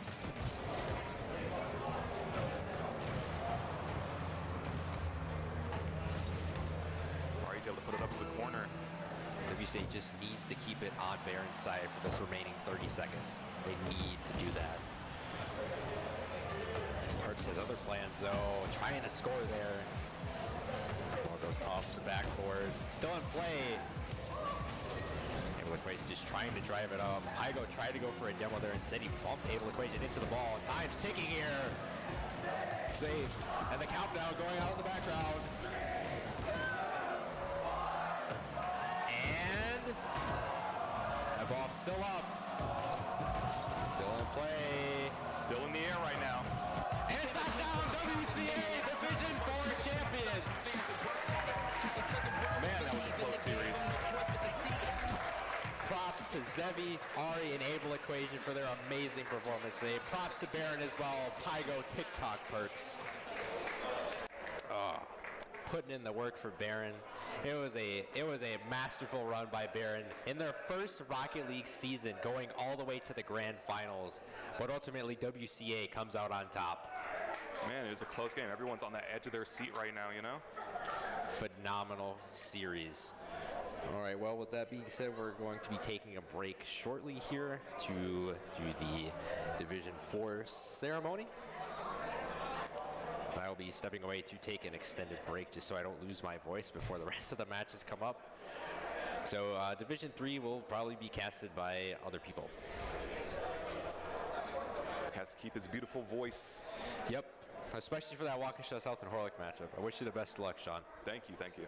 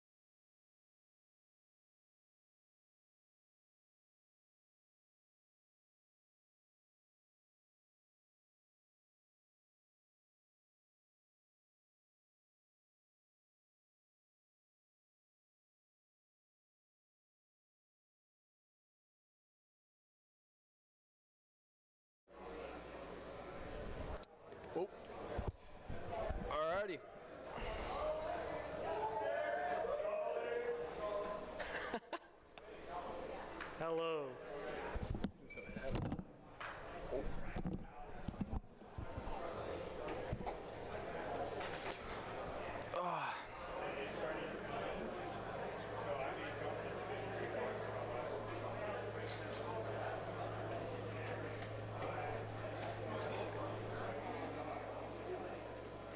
We're muted now.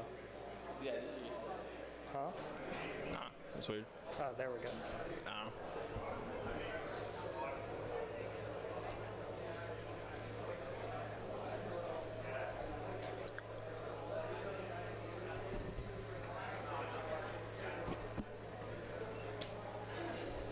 All right. We're All right. gonna- So, do you want to do sponsor? Sure, I'll do right. the sponsor. Okay. Oh yeah, that's probably a good idea. You want to start first? I am Jollification. I am a player from Random Lake High School. I'm Vetters. I am part of the Oak Creek team, and I'll be your caster today.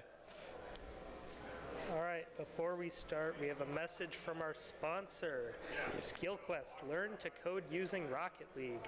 SkillQuest is offering a course that teaches you how to build a bot in Rocket League, culminating in a tournament with a grand prize of $2,000. The bot building course is an on-demand video course proven to teach you Python from the ground up with no prior coding experience necessary. Over 50 video lessons will teach you everything about Python and Rocket League bots, ranging from simply driving forward to choosing which boost your car acquires to picking how it will approach and hit the ball. Scrims begin in June and the tournament will be Saturday, August 12th. Use the command !SkillQuest to get signed up today. Oh. Alright, so we're starting this game out with Fox Valley and Rural Virtual. As kickoff goes off.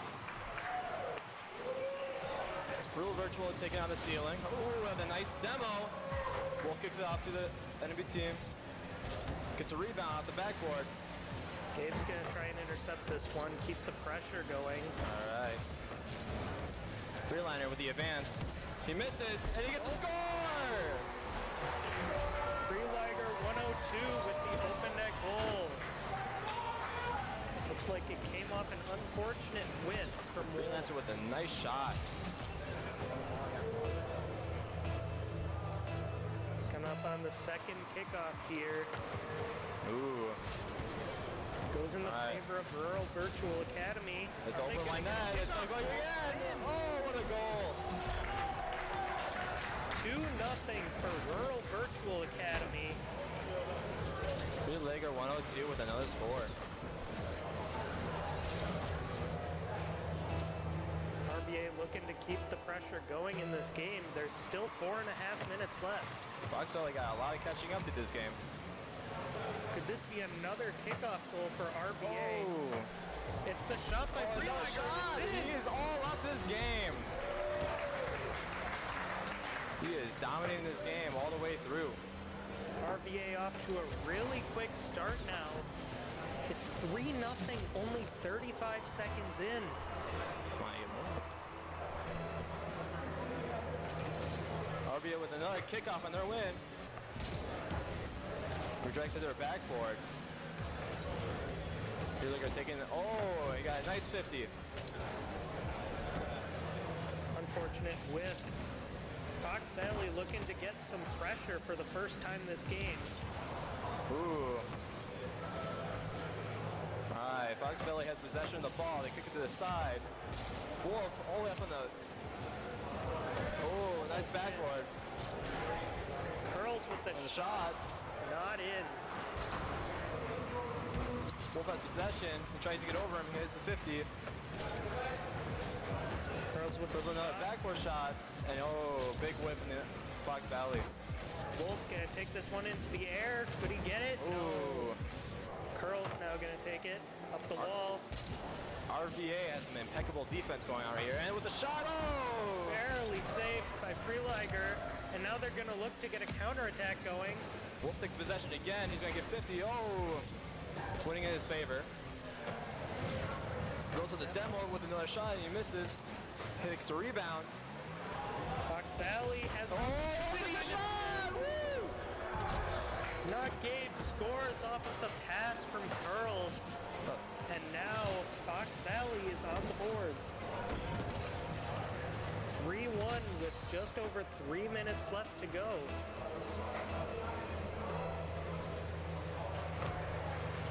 Fox over the backboard. Just over. RBA trying to clear it. Ooh, Curls with a nice challenge. Let's see what the Shot. Ooh. Nice play on the side from Fox. Curls trying to take a shot, he misses. Not Gabe, he takes a shot, he misses. Oh! Wolf sitting back on defense will get the save. Ooh, with a nice 50 on hand. Possession to his teammates. What do we do? Curls with a nice wave dash. RBA looking for the double. Oh my God, he got it! Woo! Freeliger with the double tap off the top of the backboard. What a shot. Oh Not my much you can Lord. do there if you're Fox Valley. 4-1 now. Oh.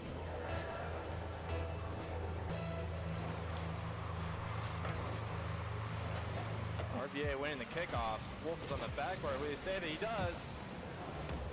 Wolf punches over on the side.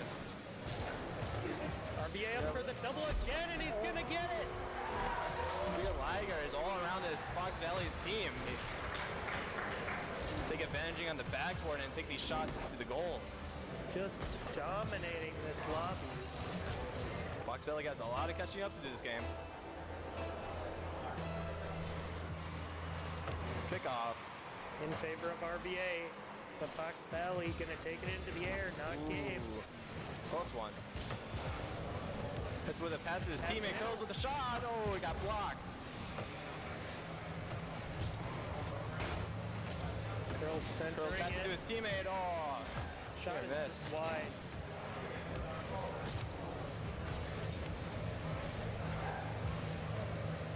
RBA taking it down the field. Nice flick from Free. Near miss from Curls, not Gabe. Ooh, the setup for RBA. Gotta Put take another that shot. On the backboard. Will they put it in? Oh. Block. Ooh, Wolf with a nice dribble. RBA looking to make something happen here. Not quite able to do it. Fox Valley needs to push it up here now. Ooh, with a nice backboard shot. RBA in possession again.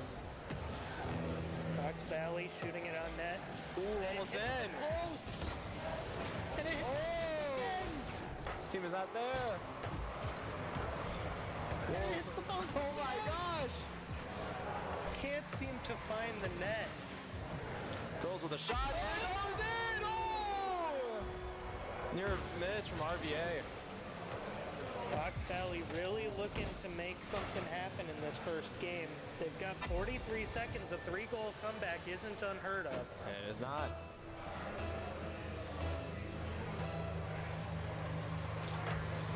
Kickoff goes in Fox Valley's favor. Nice pinch from Free. Pinch, it should be an open net for RBA here. RBA puts it in. Oh, what a save! Gabe trying to take off a wall. RBA stuffing it back into their goal. Gabe's gonna try to shoot and he misses. Pass. Oh, it's right on there. Oh my lord. Freeliger with the 6th goal of the game and their 2nd hat trick. Just carrying the team on their back here. Oh my lord.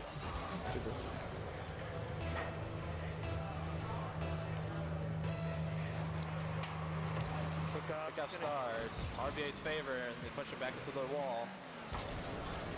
Gabe hitting it out. Wolf getting a bump.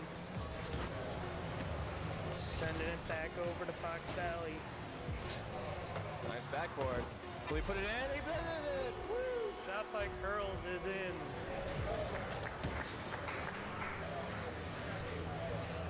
Now I think it's an impossible comeback. I don't think I've ever seen someone score 3 goals in 4 seconds. Well, they can definitely give it a shot.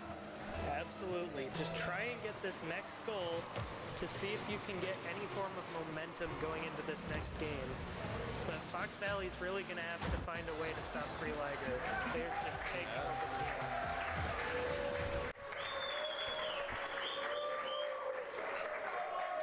All right, so looks like RVA is actually going to have a sub here after game one. And how do you think that Fox Valley can try and stop Freelager? You know, I think they put on a good match. I think it just needs more consistency. Definitely has to hit the ball a little harder on their side. And they have to go for those shots. They missed a couple of them in that game. And I think that if they focus on that, they'll have a great game coming up. Yeah, the post did seem to be FVL's enemy during that match. Definitely. They had a couple of those close ones, that's for sure. Absolutely. But we got to talk about Free, though. He was taking that game all the way through for them. Yeah, 6 goals on 7 shots. It's very impressive. Domination. Yes. Like a little bit closer to your mic. I can barely hear you. Turn it up. I can hear you. You're good. All right. What do you look forward for this next match? I'm looking forward to seeing how Fox Valley really tries to stop Freelager. I mean, 6 goals, that is nothing to scoff at. Yeah, they got to boost up their defense on him for sure. Maybe get a couple of bumps or even demos. Yeah, maybe have a player full-time demoing him. Yeah, that guy is definitely the striker of their team. You know, I think they're going to base his offense around him. Yeah.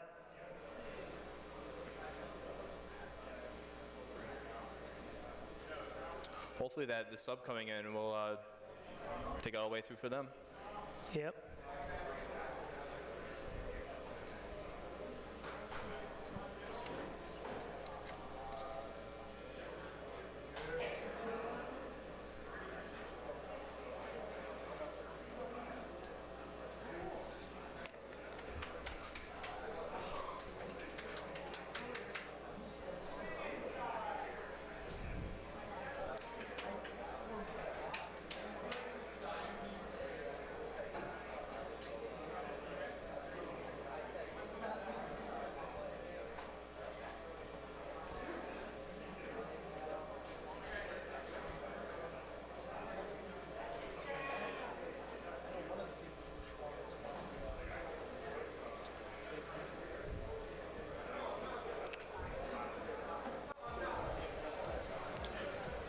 Starting up to the next match.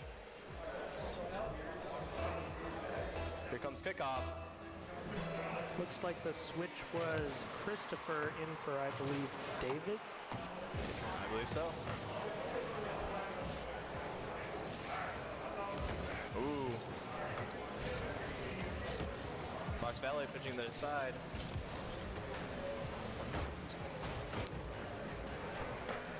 Freelager's taking it to the air. Oh, it's right over in. Free again. He is striking this whole team down. What a shot. With all that boost he has, he's just put it right to the net. Oh my lord.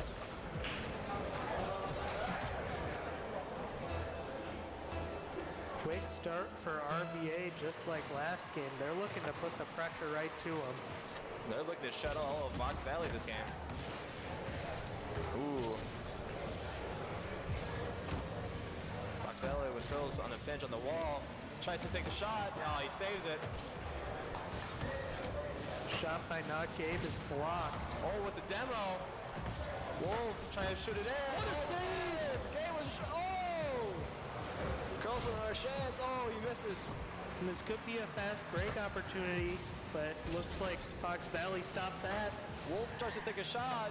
He gets saved. RVA takes a big shot across the... Curl's gonna try and clear it. Gets past one, but it's back on their side. Ooh. Christopher with the shot. Freelager taking it to the ceiling. Looking for the goal, and it's in. Wait. Free just scored in his own goal. That was the wrong net. It was a a great ceiling shot, but not Not on quite. the right side. Wrong team. 1-1 now. Gabe off the wall. He gets a flip. Ooh, close. Free taking it back to his corner. Playing with time here. Wolf tries to take a shot. He gets stuffed by Free. Free taking it across the map, dribbling it out. Oh, he gets a free set. Oh, he doesn't finish it through. Ooh. Past both Fox Valley defenders. But now Wolf's going to get the clear. Free taking another clear on their side. Ooh, misses their shots. Right Shot is off. Not Gabe looking to make something happen here. Goes They get the on clear. their side.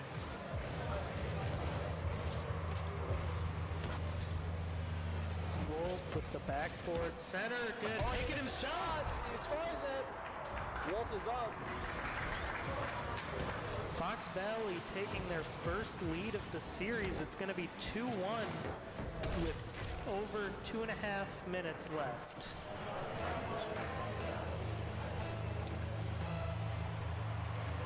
Oh, and we go for a kickoff here. Game over the wall. Trying to pass to his team, but his team is not there. RVA trying to get on their side. Curls tries to take it up, hits on their backboard. No one's there to take the shot. Wolf going to try and keep it in RVA territory, and they're going to be successful in doing that. He's going to go for the shot. Ooh, near Not miss. quite able to. Ooh. Wolf has possession. He shoots it back over to RVA's side. Free shutting it down. Curls going off the wall. Will we do this? Ooh, he's trying to go for the backboard. Good block from Free.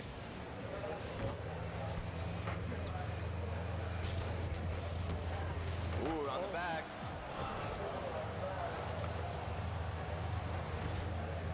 RVA keeping it on their side this whole time. Heavy offensive. Ooh, Wolf with the shot, and it's in! Oh! Open net for Fox Valley. My oh my. And that's going to extend their lead to 3-1. Looking a lot more aggressive this game, and definitely taking advantage of RVA's defense.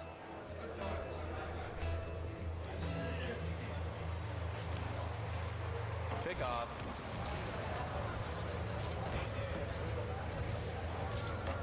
RVA taking the shot. Will be saved by not Gabe. Ooh. RVA trying to get possession here, but Gabe is just stuffing them all the way through on the wall. Christopher.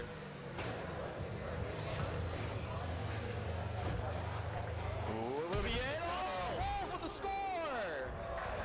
Shutting RVA down.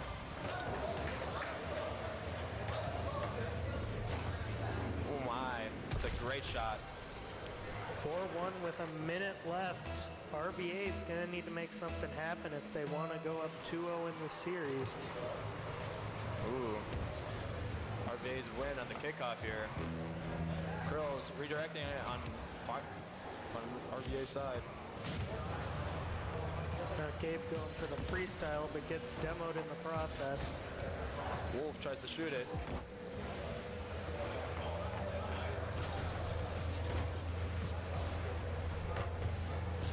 RVA looking going to make for it. something happen.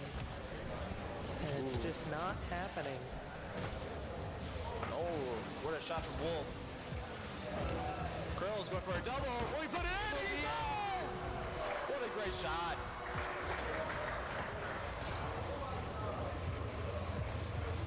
Five-1. Curl is definitely putting the nail in the coffin for RVA this time. If you told me that the score was going to be 5-1 last game, I would have assumed you meant RVA was winning. That's what I would think so too. FBL has completely flipped the script in this second game. Yeah, Fox Valley has definitely changed their momentum, trying to put on a bunch of pressure this game. And that definitely showed. Is this going to be in? Oh! Christopher with the goal for RVA. Oh, mechanical error. I don't think that would mean anything.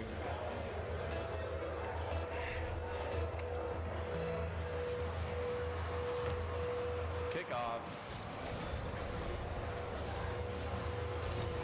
And with RVA trying to just get one more score in at least for this game. Will they have it? Oh, close enough.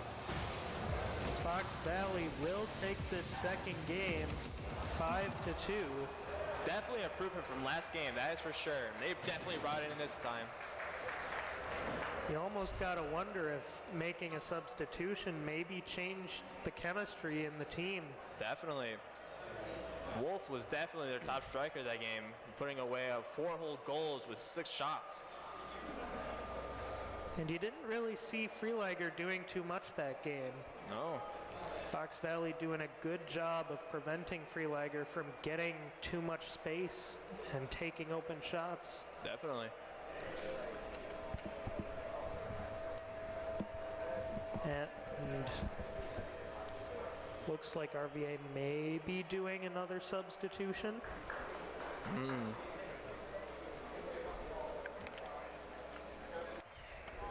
Not sure.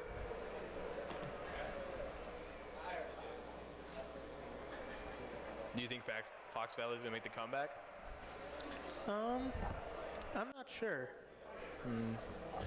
I think with the momentum from game 2, they might get off to a fast start this next game, but I feel like RVA is just going to power through. I think so. I think RVA has a lot more mechanical skills and just all around great, and Free is definitely a great player. Yes, just absolutely dominated game 1. Did a lot of stuff game 2, didn't quite have the space to make goals, but still dominating the game. For sure.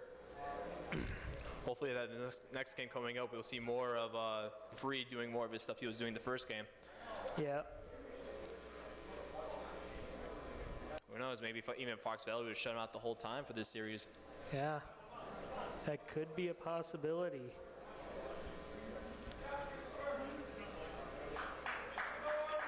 See if they were going to make another substitute. I'm guessing they are by the pause. Right.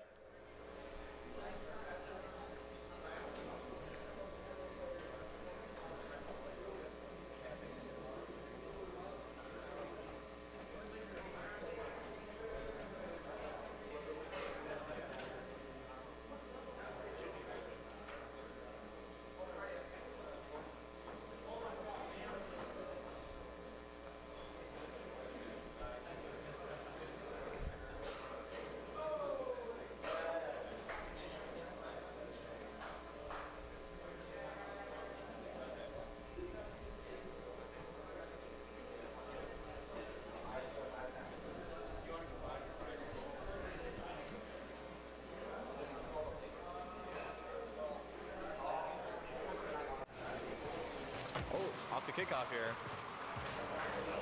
Looks like they did do the substitution of Christopher back out for David.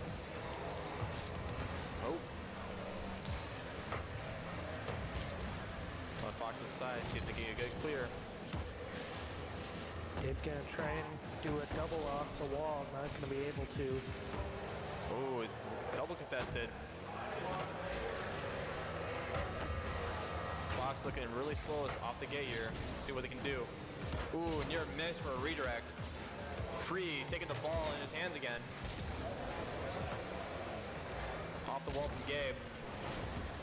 Ooh, it's on the backboard. Where you should take a shot. Oh! What a save there from Freelager. Curls trying to get back on the offensive here. Ball is saved by Showben. In possession of RVA. Oh, a nice flag coming from. Oh, it's just gonna be off.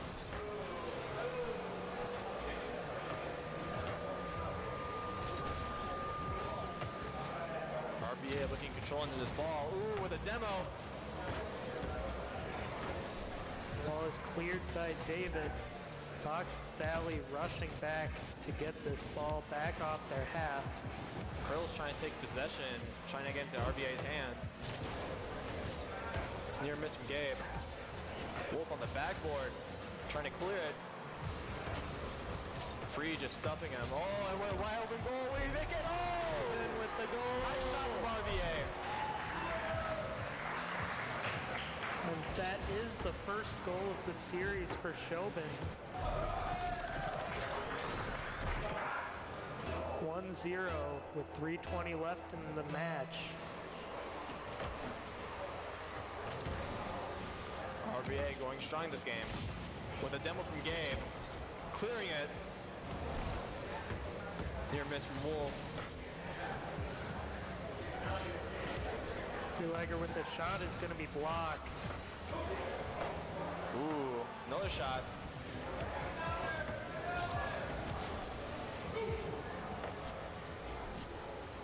Now Gabe gonna try and clear it here, and he will be successful. Ooh, Free taking the ball from him. David trying to take a shot, giving it to Curls. Trying to keep possession, loses it, gives it to Free.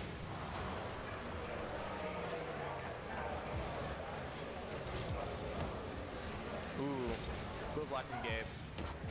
Curls has the ball again. Not too much going on there. RVA really wants to get the ball off their half. Oh, Wolf with a near miss. Curl's gonna try and keep the pressure, not able to.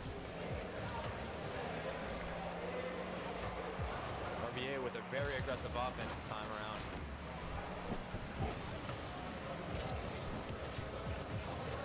Whiff by Wolf will allow RVA to keep some possession here, but it's cleared away by Curls. Just keep it on their side, keep all the possession they can get. Free going all the way across the field. Oh, and getting a nice free with a double, and he nearly misses. RVA gonna keep possession here. Into corner. Going back out. Ooh. Possession given to Fox Valley. Flicks it over. Oh, with a save from Dave.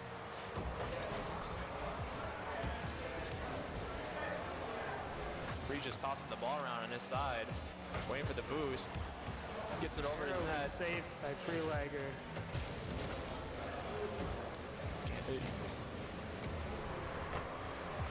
Gabe centers it. Curls not able to get there in time. Wolf's gonna recenter it, almost own goal by David. Fox Valley really trying to put their effort in this game. Doubles off the wall, tries to clear it, not so much. Rural Virtual Academy just needs to hold this score for 35 more seconds, and then they'll be on match point.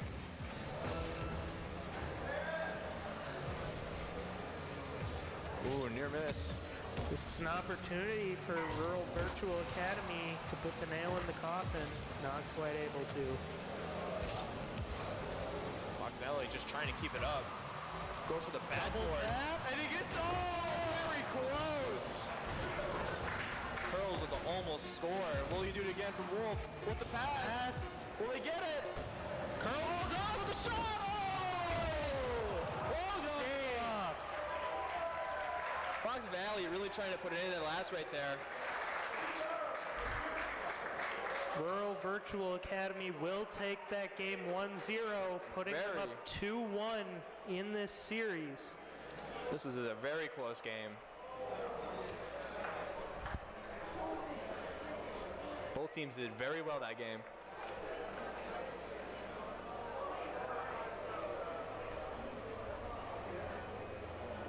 Both teams were taking a lot of shots. That was a very close end right there. I can't believe that. Wow. I thought for sure Fox Valley was going to get a goal there. They were keeping it high and up. They wanted that goal very badly. So many opportunities, but again, just narrowly saved by RVA.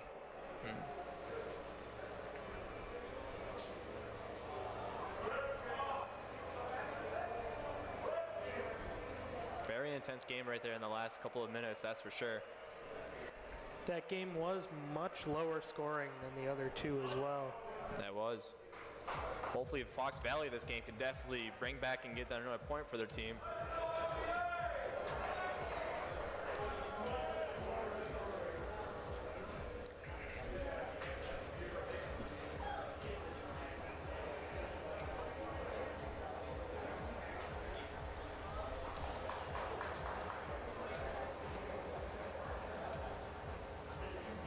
Starting kickoff for the match point.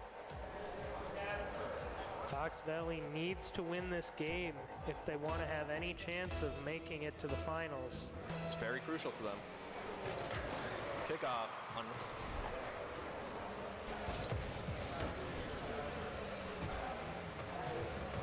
Wolf gonna try and center it. RVA trying to clear. Not so working so well for them. Wolf keeping the pressure up. Ooh. What a 50, and will that be it? Oh, Fox Valley with the score. Not Gabe capitalizing off of a, can't tell if that was hit by RVA. Looked like a 50 to me.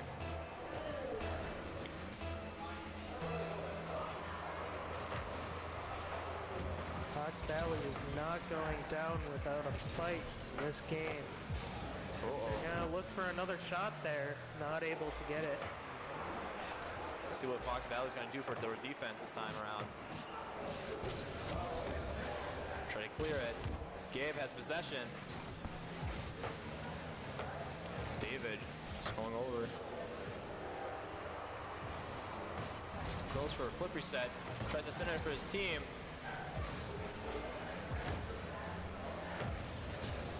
Ooh. Ball's going onto the RVA half, but it's going to be A lot of easily 50s. cleared.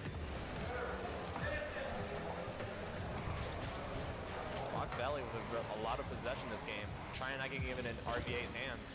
With a big clear from Curls. Almost in.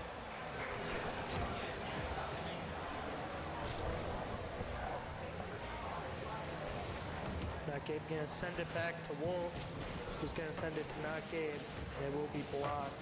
We're just trying to play keep away from RVA.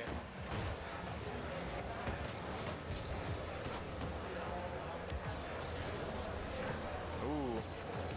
Risky over there. Oh. Shot. There were another one. Oh. Almost Hit in. the crossbar. Oh my lord. Just not going in. Counterattack from RVA is going to be stomped out quickly. Or is it? Uh-oh. Not looking good. Oh, false one for free. Oh. Will that be it? Will that be it? Oh, very close. Curl's trying to pass things to his teammates. With another shot, and that's in! What a goal. Upper right. Off the crossbar as well. Fox Valley taking a 2-0 lead here. They're definitely showing RVA.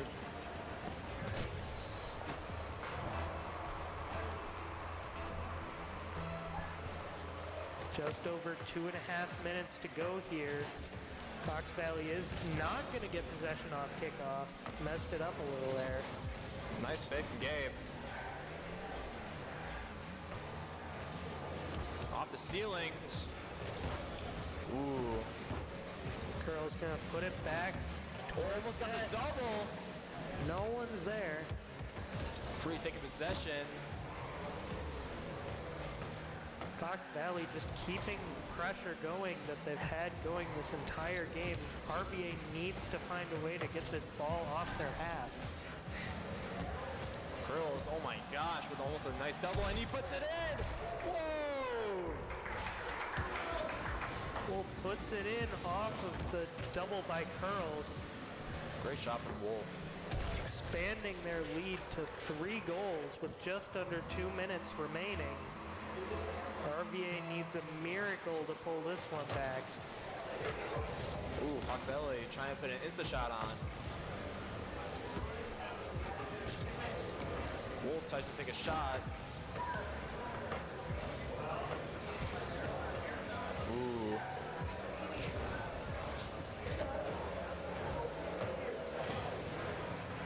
by Curls is going to stop the attack from RVA, although maybe only temporarily. A lot of back and forth movement already in this game. Wolf trying to take another shot, doesn't get too much power on it.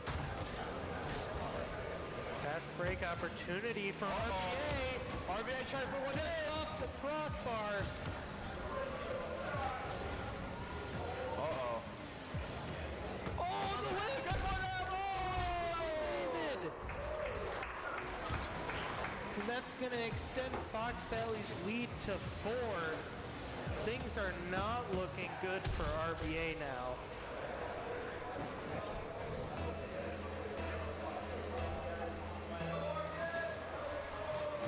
See what RVA will do. Throws it into Fox Valley's corner, trying to take their boost. Gabe tries to clear it, doesn't go so well for him. Wolf going for the shot. Free pays it down. No one's Fox Valley is really trying to just finish this game off, making sure they don't get one in the goal. Man, this game is making me rethink my RVA prediction. Seems very back and forth. Fox Valley has all the momentum here, and it does not look like they have any plans on stopping.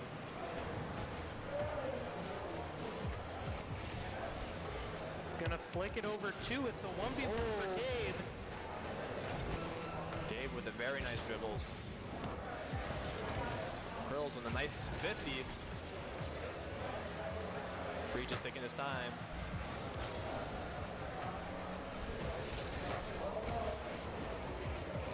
Curls taking possession right in front of his net. No way, what a save!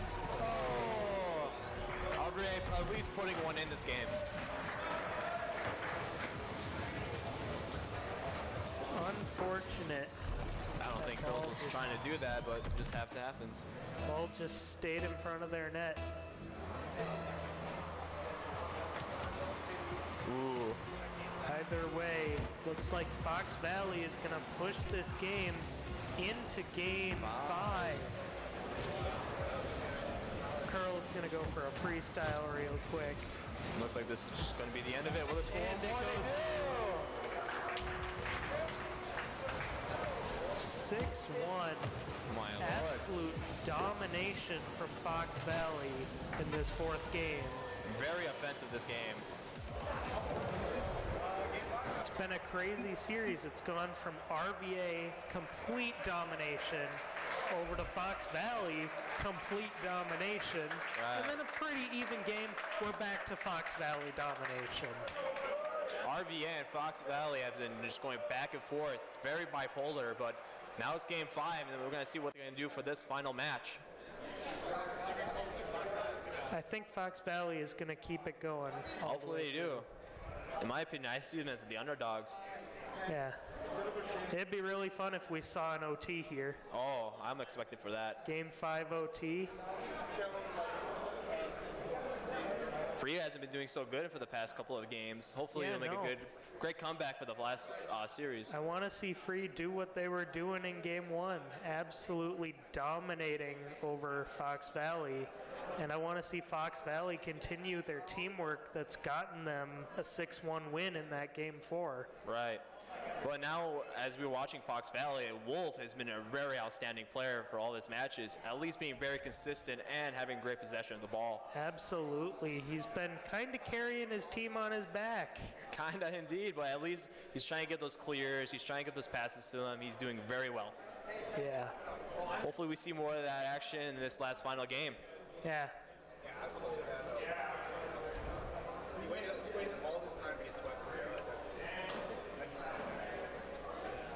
It's been very close. I'm excited to see what's going to happen here.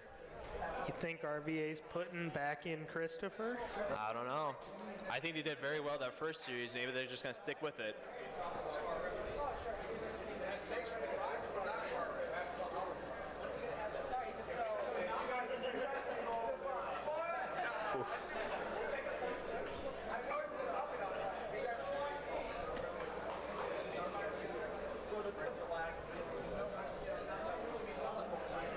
It's a controller issue.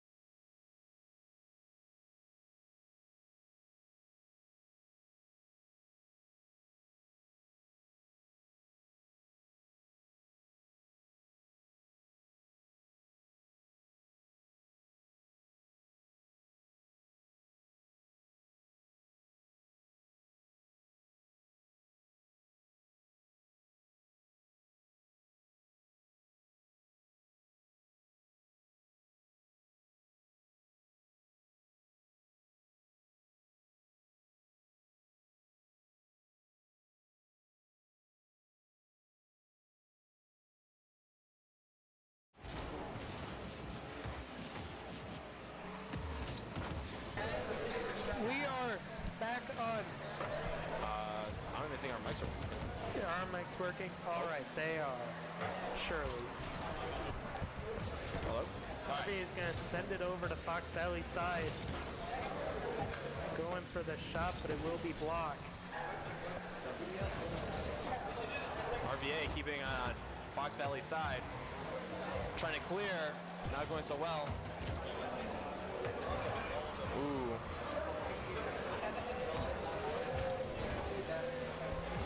Fox Valley trying to be very aggressive here. Trying to put it in. That's not going so well Nice for them. clear by Freeliger is going to relieve a lot of pressure. Fox Valley all kind of sitting in net together. Good clip from Gabe. Oh, with a pass. Opportunity. Ooh.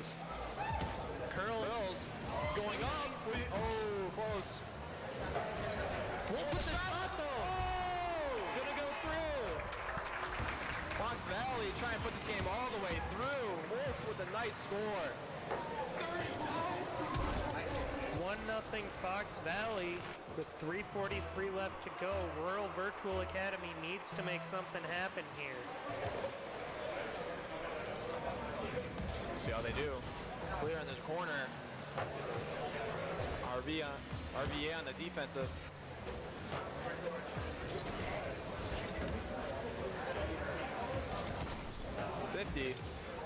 Right to Free, and he tries to put a shot on. Be high. Almost sitting right in front of their net. Oh. RVA just not there with another shot. Wolf waiting for someone to seek it out. Giving possession to Curls. Free on the wall. Wolf passes to his teammates. Right over, and that's just in. Oh, Wolf with another goal. What happened there on the side of RVA? Looked like they had defenders.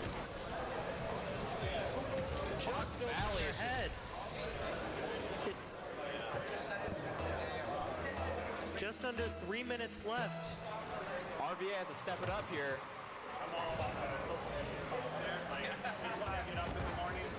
Curls with a nice. Oh, it'll be in. Oh, very close. Saved by Freeliger and actually going to get it past two. Fast break opportunity here. Oh, RVA possession here to Free.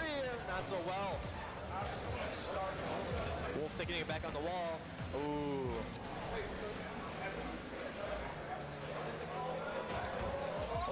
No one there to follow up on the center. Fox Valley going to get pressure back.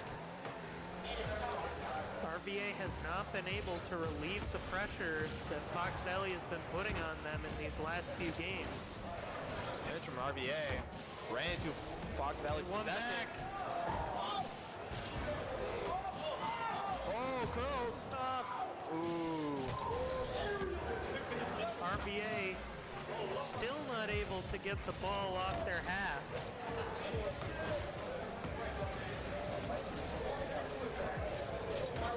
Wolf taking possession. He's going to go off the wall right here. Will he do it? Gets it backboard. And he shot. No. Center for RVA. This could be Shot in. Free! Great shot for Free. RVA is not going down without a fight. They are going to play until the last goal. They need one more. 141 left. It's 2-1 for Fox Valley. Let's see if RVA will put one more in.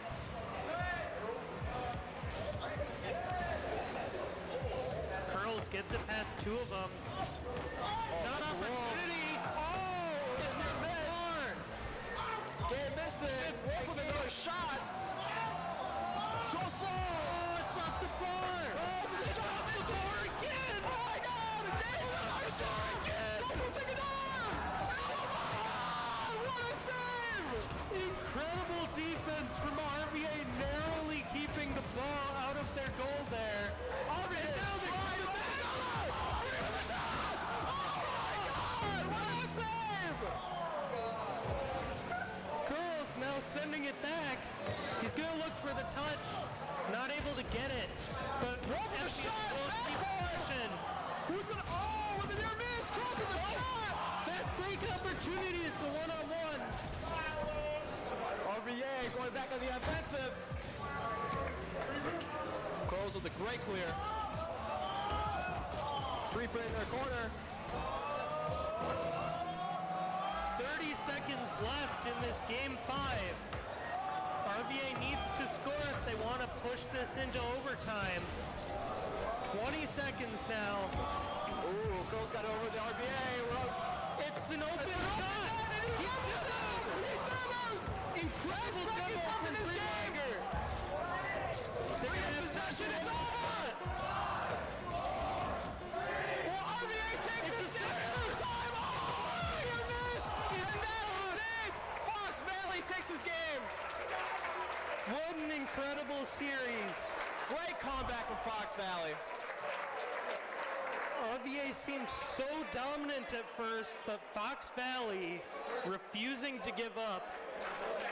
Wow. That was a very impressive game from Fox Valley. I cannot believe that. That was an amazing game from Fox Valley all the way through, especially with RVA with that intense defense on that one whole play. That was so much. If you told me after game 1 FVL is going to win this series, I wouldn't have believed you. No. I had thought at first that RVA was going to take this all the way through and just stomp right over Fox Valley, but now, wow, I cannot believe that. Absolutely. That was an amazing game. And so we should be heading on to the finals soon. I don't know who Fox Valley is playing against.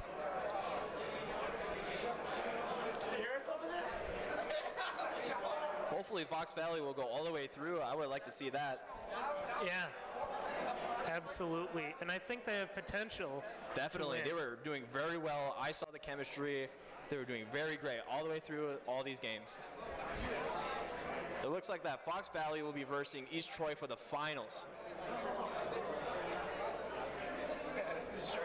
We'll see if East Troy will be a competition with Fox Valley. Absolutely.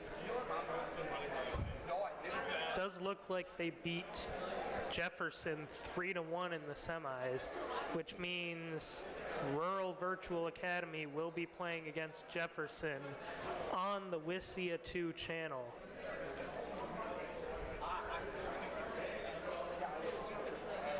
So now I think it's a great time for an ad read from our sponsor, SkillQuest.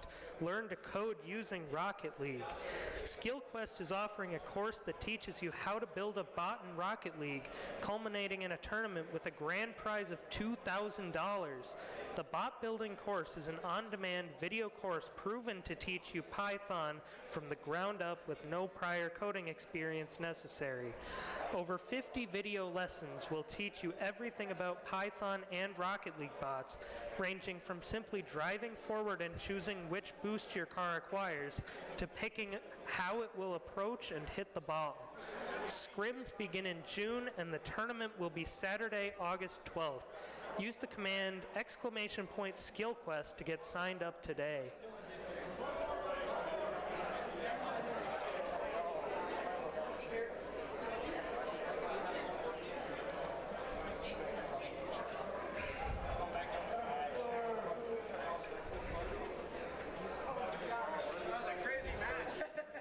Such a crazy match, guys. Very emotional. Very hype.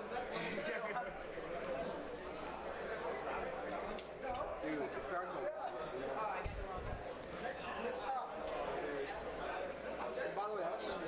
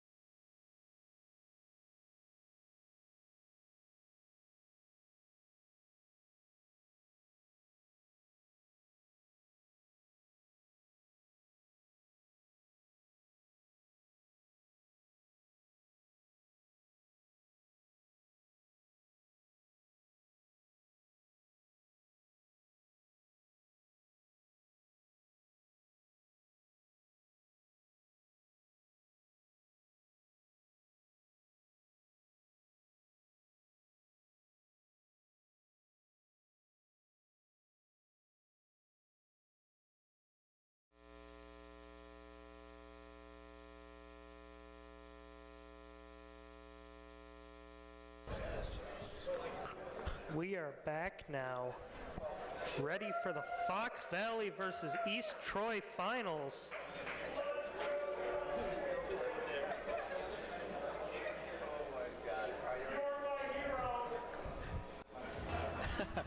All right, so the match is starting. Going off the kickoff here. Kickoff in favor of East Troy.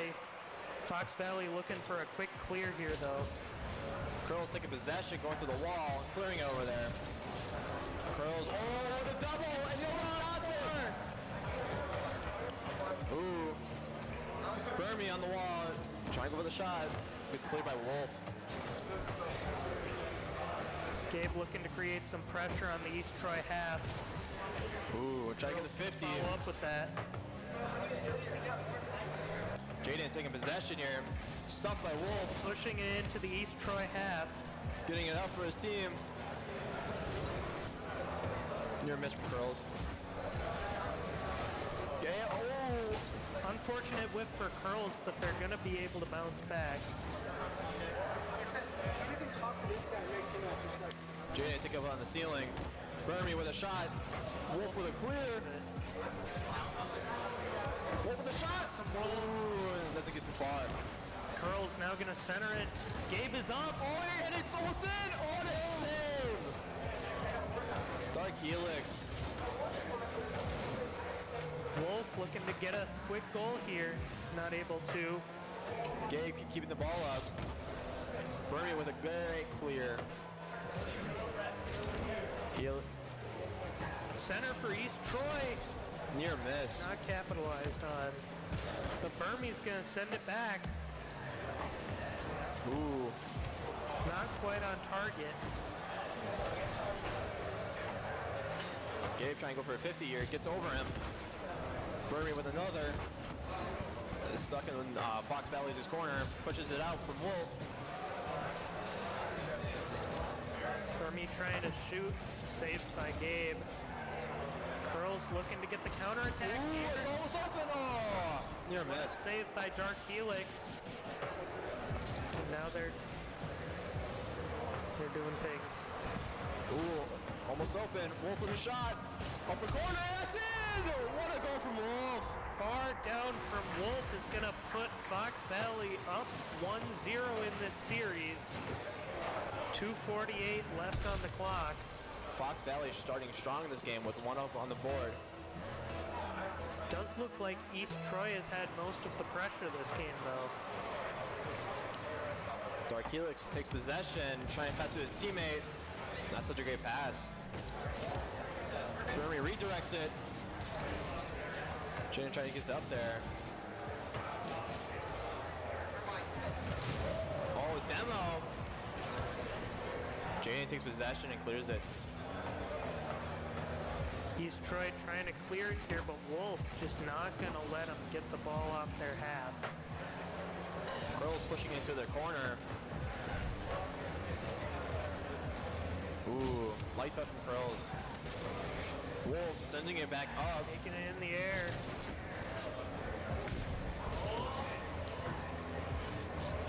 East Troy could get a big clear here. Curls have a miss. Oh! Gabe's going to get a nice clear for FVL here. East Troy with some nice offensive pressure. Oh, will that be it again? Wolf with another score! And that's going to put Fox Valley up by 2 now. 1:46 left on the clock. Fox Valley is very dominating this game.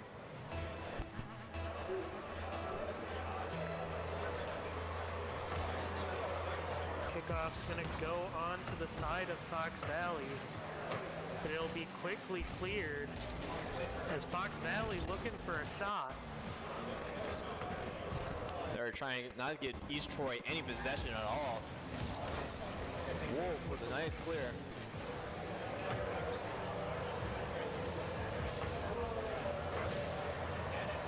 East Troy putting it back into the wall. Burmy trying to get a shot. Not so well. Curls with a great clear. Popped up high in front of the net of Fox Valley. Ooh, Curls beating everybody to the ball. Burmy's left back on defense for a while. will be able to prevent any quick shots. Wolf trying for a demo here. Curls freestyling like he does best. Can't quite get it past the first defender though. Fermi looking for a shot. Pinch out. Helix with possession, and he pinches off his teammate. Doesn't get too far.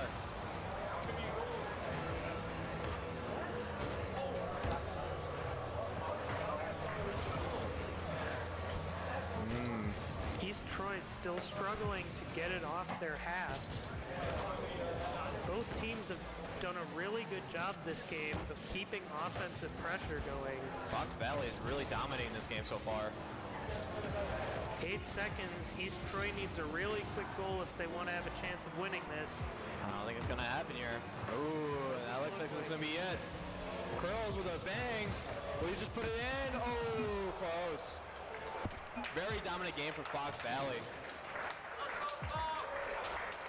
I don't think there was ever a doubt that Fox Valley was winning that game after the first goal. For sure. East Troy never really got anything going. They were very strong at the beginning, definitely getting some plays out there, but after around 2-minute mark, they just were getting pinned down by Fox Valley.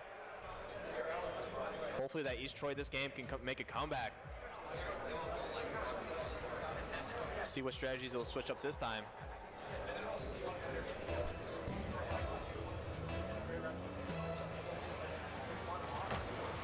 Ooh, uh-oh.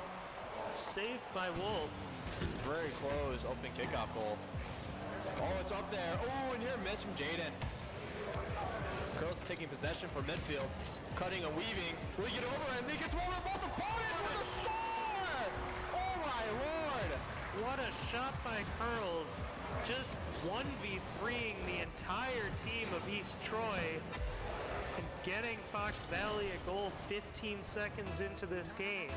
That is a very crazy handles he has.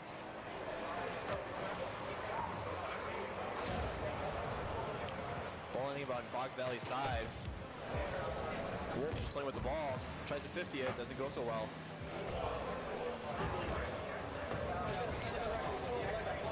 Ooh. Shot opportunity from East Troy, couldn't quite get it in, but now Not Gabe is going to try and make something happen. Straight in. Ooh. Good 50 from Pearls. Uh-oh. Gabe with a shot. Will that be it? Ooh. Great pass, just a nice save as well. Uh-oh. Dark Helix sending the ball away. Fox Valley in an awkward situation. Curls taking possession very cleanly.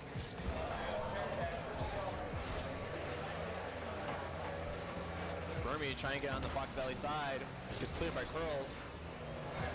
This could be trouble for Troy.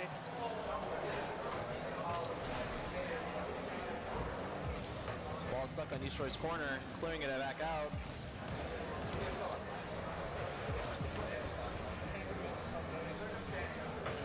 Curls pass. Ooh, on the backboard. Will it be a, oh, no teammate there. Looking for shot from Wolf.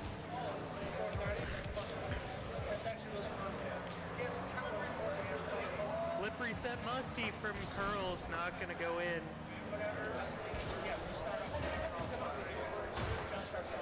Wolf going to pass it to Gabe. But Gabe doesn't have any boost. Curls going to drop it center. Burmy with a nice 50, trying to get on over Fox Valley side. Curls with a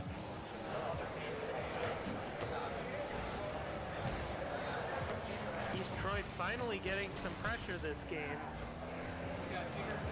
They're going to keep it going. East Troy with another nice possession. Will that be a first goal? It will be!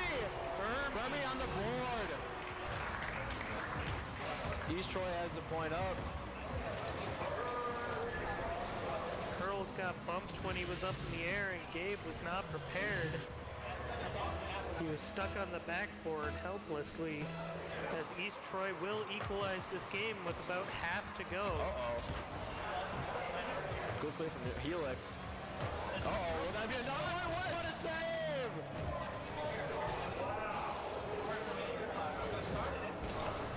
And now East Troy's back on offense. Almost. Looking very aggressive. Curls, oh, not fully there. We're getting put it in. It's in! Fox Valley up one more point. 2-1 now off the beautiful shot from Not Gabe, putting it top left corner, far down. Great shot from Gabe. Just over 2 minutes left. Let's see what East Troy bring to Fox Valley. Curls with a lot of time. Helix puts him down. Burry with a shot. Over corner, will there be someone to finish him off? Oh, it's almost in! Jaden, it's almost in! Blocked by Curls. East Troy now finally getting some good offensive pressure. And they will keep possession here. Jaden going back up with a nice 50, that's in! What a shot. Jaden just able to dunk the defense of Fox Valley, and that'll even up this game at 2-2. 1.5 minutes left to go.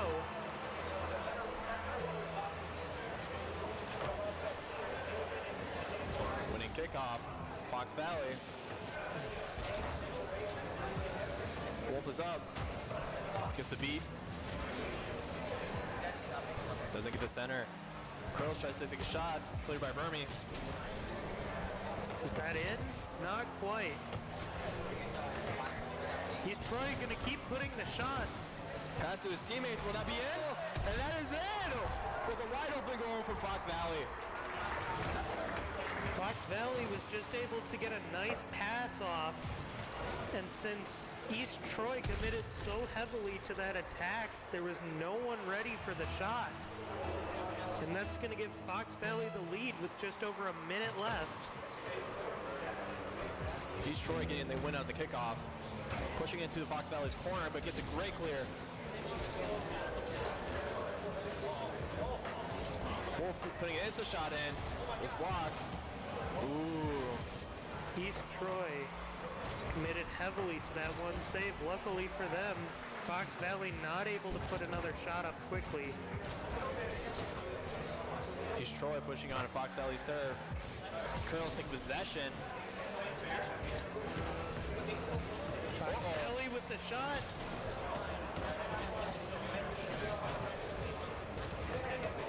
East Troy banging on Fox Valley's side. They got 20 seconds left in this game. And they take a shot and it's in! Tying up the game. Burry with a great shot. Unfortunate whiff from Wolf caused Burmy to be able to slot that one right in and tie this game up. Unless there's a goal in the next 18 seconds, we could be looking at an overtime.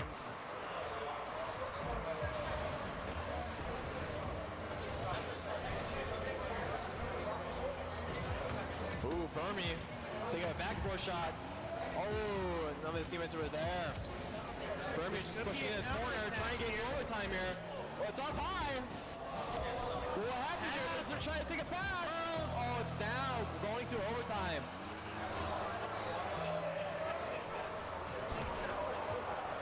$15 to Fox Valley's corner. Curls sending it high up. Good 50 from Curls. High up. Ball is over Wolf. It's just Gabe on defense. Gabe trying to take possession here. 50 to the other side of the field. Wolf gonna take possession of this. Try and center it. Ooh. Gabe last on defense here. Trying to bump the other team. Double clear. Curls trying to take his possession on the wall. Doesn't get it. Wolf trying to take the shot. Opportunity.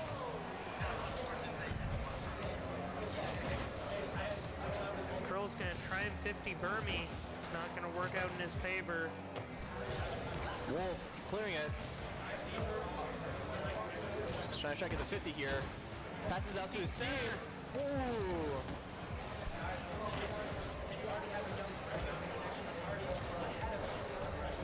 Pearls recontesting. Wolf bouncing off the wall here. Burmy sending it right on back though. And now it's a 1v1 for Curls. Couldn't quite get it past him. Helix sitting on the backboard of Fox Valley is wide open. East Troy taking the second game from Fox Valley. Dark Helix passing it off the backboard. What a great pass. Reach of not Gabe. And that'll let Burmy put it in. Very close game. Game 2 in overtime. East Troy is definitely putting up a fight this game. Burmy having a full-on trick hat here. See if he brings that energy to the next game.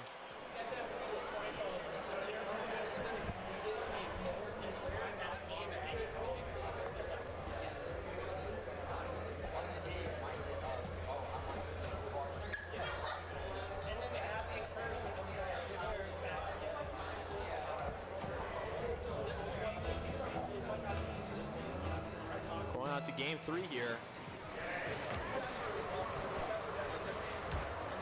Gabe trying to take possession, has 2 of a hit. Curls off his backside wall. Getting over 1 defender. Dark Helix gonna try and send it towards the Fox Valley goal. Bouncing down, clearing it from Curls. Trying to get over the defenders.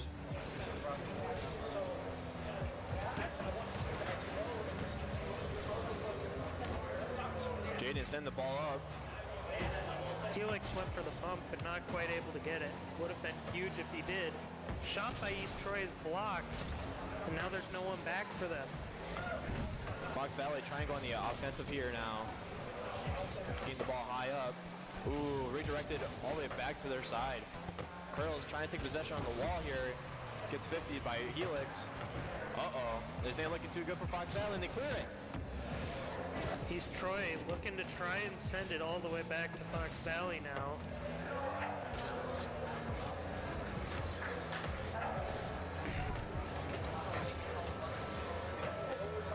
Gabe gonna block the clear attempt from Jaden. East Troy trying to keep up with that offensive pressure and trying to clear the ball off of their court. Good fake from Jaden. Bump by Gabe. Ooh.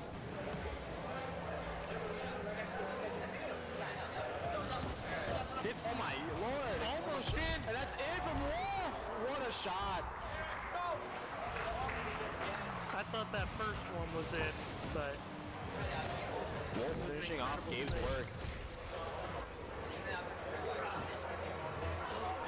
1-0 in favor of Fox Valley.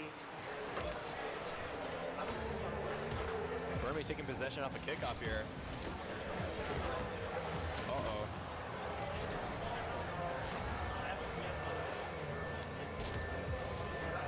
Wolf just trying to recover here. Uh-oh, Burmy has off the back wall. Double tap attempt. Will he get it in? Oh. Curls taking possession, shooting over on the other side. Burmy is able to turn. Curls redirecting it.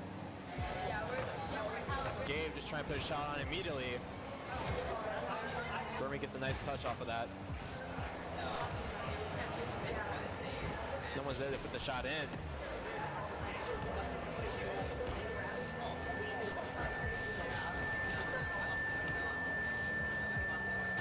Jaden passing it over to Dark Helix. But Curls will send it all the way back to the East Troy half. East Troy pushing in their own corner here. Trying to clear the ball. Trying to get the offensive pressure here.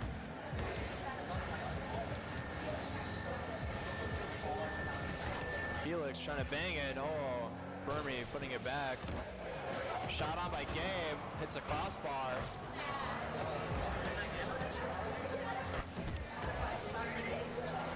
High up in East Troy's.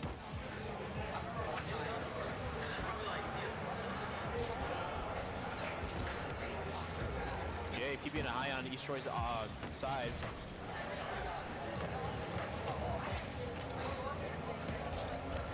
Army gonna try and get the clear here, but Wolf is not gonna let him. Fox Valley just being relentless with their offensive pressure in this game. Very. Keep on taking the ball over and over again here. You gotta move it somehow from East Troy, otherwise they ain't gonna score no more goals.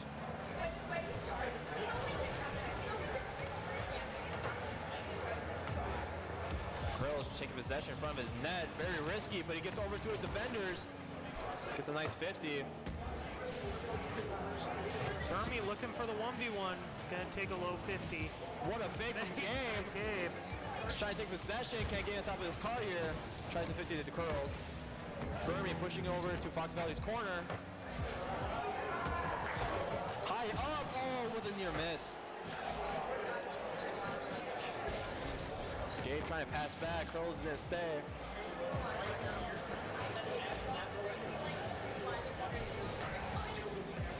Curls looking to get a clear here. Send back on East Troy's able to do it.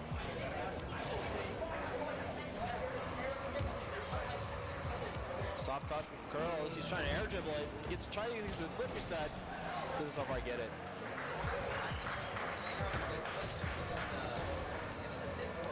Fox Valley is just very controlling this game. Trying to activate the ball all at for East Troy.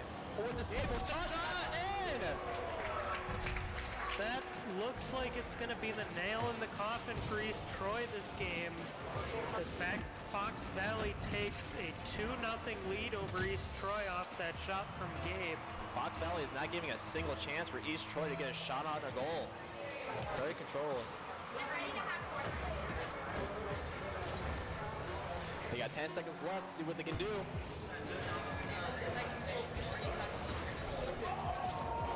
Uh-oh.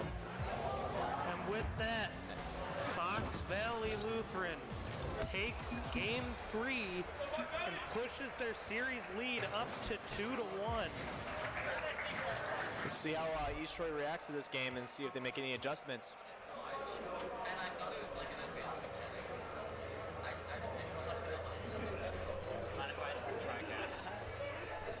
What's up, dude? Don't need.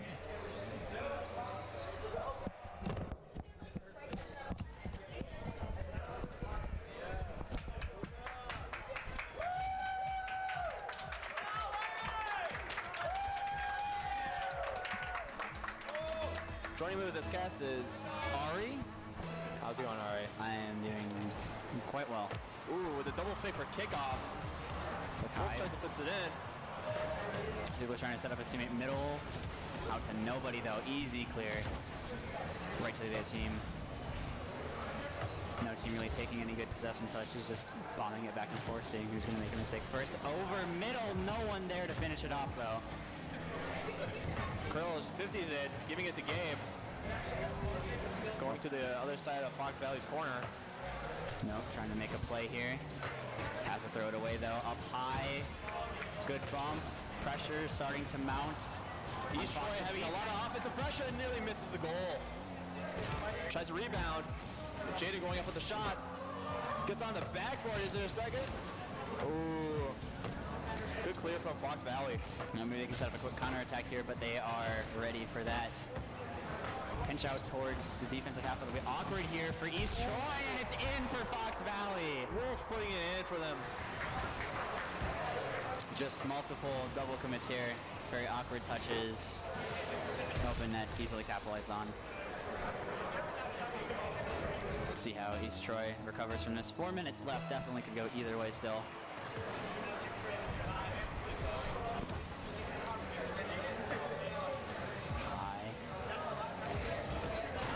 Curls being the 50. Gets over two opponents. No one's there to put it in. Oh my lord. See your Fox Valley there. You don't want to overcommit and give up your 1-goal lead, but you know, 2 is definitely greater than 1. Curls trying to take possession in his corner here. Tries to get over an opponent, but doesn't work. Not able to touch, and he's not able to capitalize off of that mistake. The post denying him. Now more awkward touches. Burmy trying to putting it one in. And almost in. assist from Burmy. Stayed with it in the air despite being blocked by the crossbar. Stayed with it. Scramble on the goal line. We have a tie game. Great offensive from East Troy.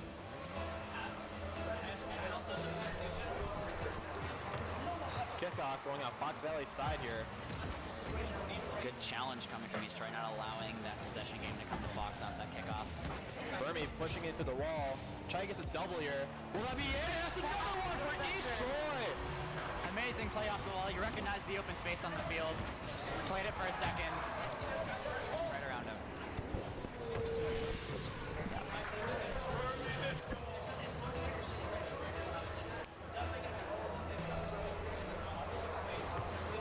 Kickoff. Goes in the neutral zone here. East Troy does Looks get like boost. Fox Valley wins the kickoff here. mounting pressure off of that. Nothing coming though. That's their last man. Overcommit. Not able to capitalize off of it though. That could have been huge for East Troy to get that 2-goal lead. Burmy pushing it back in their corner and gets the 50 out all the way on East Troy's side of the field. Burmy with a pass. Shot not on target. Oh, fake from Wolf here. Gabe passing to his teammate. Too high. I like these passing plays coming from these teams that no one's able to get the right finish on it. Just barely off each time. Double commit coming from Fox here. Not able to follow it up. Doesn't exactly win the 50 here.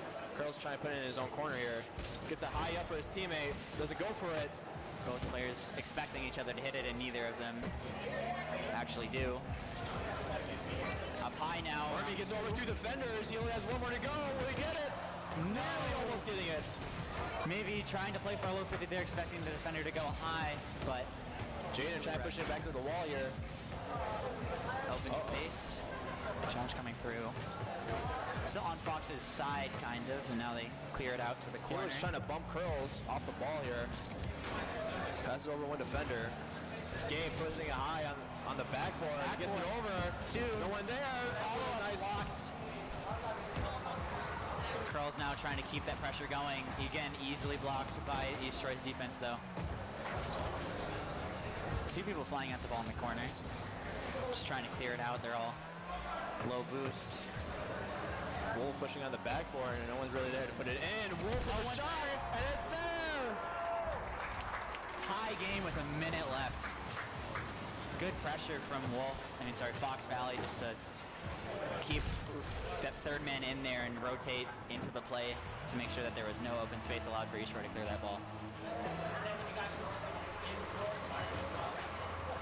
Kickoff goes to East Troy, and they bang it high.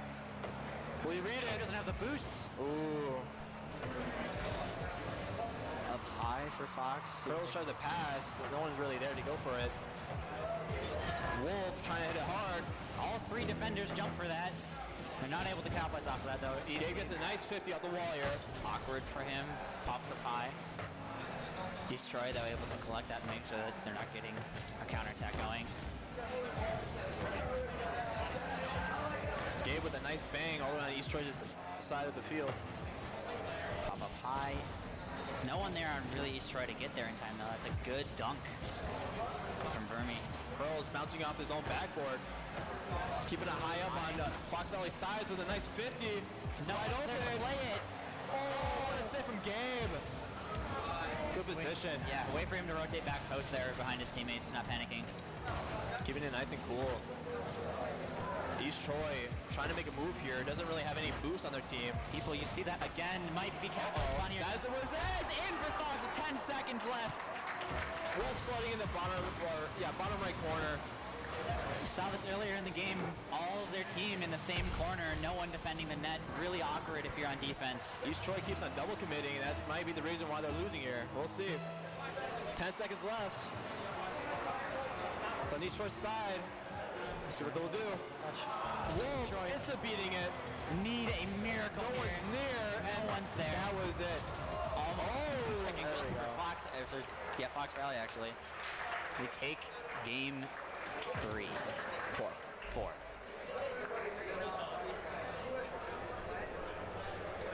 Very impressive game from Fox Valley. They did very well that game, keeping up with the pressure and consistency. All around, very, very utility-wise. You saw the main thing, I think, from East Troy. It's a 1-goal difference, and there was so many times where they were all bunched up in the same part of the field.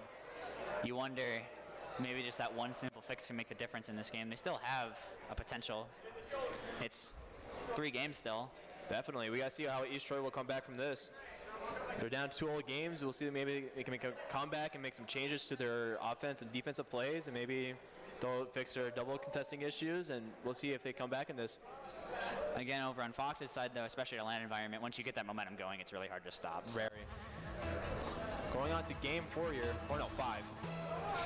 Both of us getting that wrong, it happens. 250's coming out. Looks like East Troy is going to... Wolf clinging into his corner here. Trying to pass out to his teammates. Gabe is wide open right there. Doesn't really exactly get it. Good read, though. Good dunk to keep pressure on in their corner. East Troy trying to keep it in their corner so they can get a good pass out. Doesn't exactly work. Double commit out to Wolf. Off the bar. Nice save. Oh, I don't know how you read that. That's just such a weird pinch, and he's able to read that crossbar bounce almost instantly. Gabe pushing on the other side of the field and trying to give it to back to his teammates. A little bit too high, though. Jaden trying to get a nice pinch off of the aerial. Out wide. Fox Valley trying to take possession here, but East Troy's not exactly letting them do that.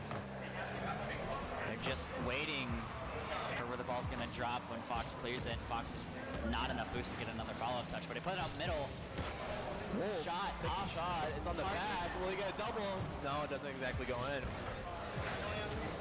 You see a lot of possession coming from East Troy so far, but not a lot of quality shots. They're just kind of not really playing for more than one touch. They'll get 1, maybe 2, and it's just not around anyone. They can't really generate anything. Like, look here, he just clears it, and nothing really comes from it. Now, 2 players commit.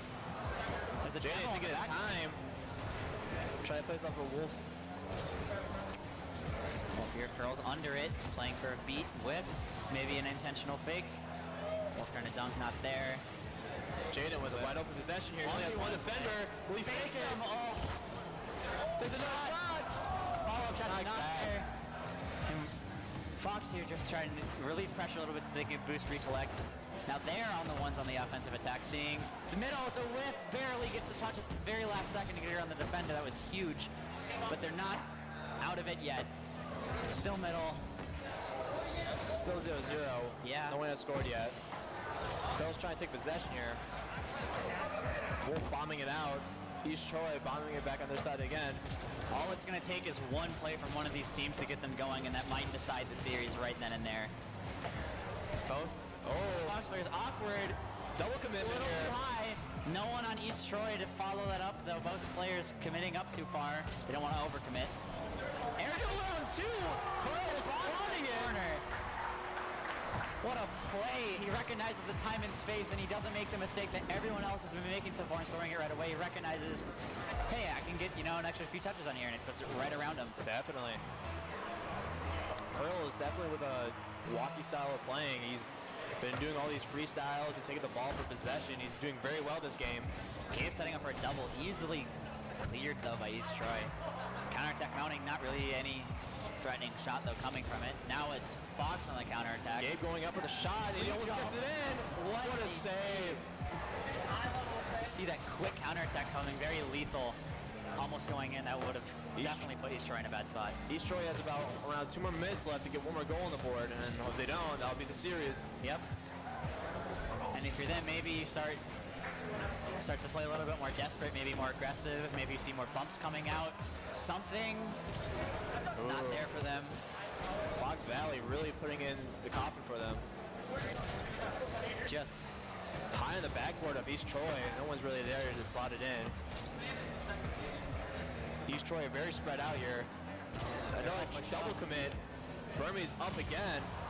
You see a lot of double commits coming on offense from them. It puts their last man in a bad spot where if he doesn't go, they don't maintain pressure. But if he does, it's a quick counterattack opportunity for Fox, and it's just not what you want when you're trying to score. Saying that, though, Curls whiffs it out in the corner. Easily played by East Troy. Not anything coming from that touch, though. Easily cleared by Gabe.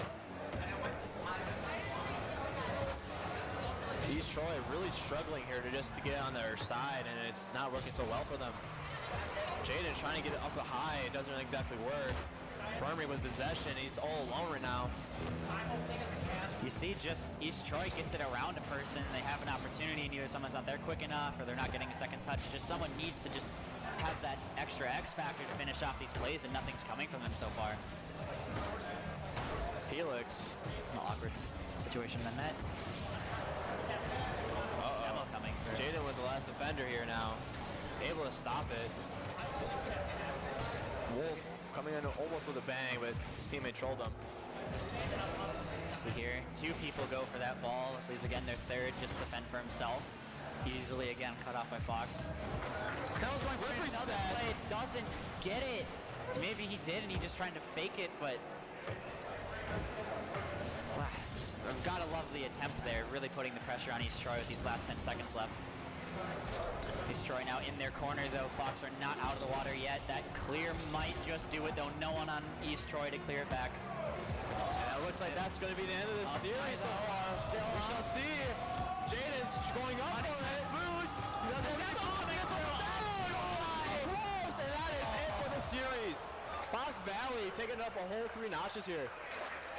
And Fox Valley, this will be your, am I right, the D3 champions? I believe so. Congrats to them. That was a well-fought series. You got to commend East Troy for fighting every single last second of it, though. Very intense game at the end right there. Very. But East Troy couldn't really exactly pull through, and yeah. That's just the small things at the end of the day make the difference in these high-level lobbies. Fox Valley really pinpointed their, their weaknesses, and they really just tried to solo them out, and they baited them a lot. So a lot of those double contests came from just Fox Valley being a very excellent team. Yeah. And it just maybe the nerves coming up to you, communication breakdown, someone saying I got it, someone already up for it. Just a lot of I saw a lot of double commits coming up. Very. From Valley. That was just pretty much the big difference maker from what I saw in that. But definitely. That air dribble was definitely very clutch. That to recognize that I could put this back for my teammate, very safe play, but no one's really covering my shot. I'm just gonna throw an air dribble. Really Curls nice was very aggressive that game. When he had possession, he took that ball, tried to put it into the net each time. Very a great offensive player. Very, definitely agree.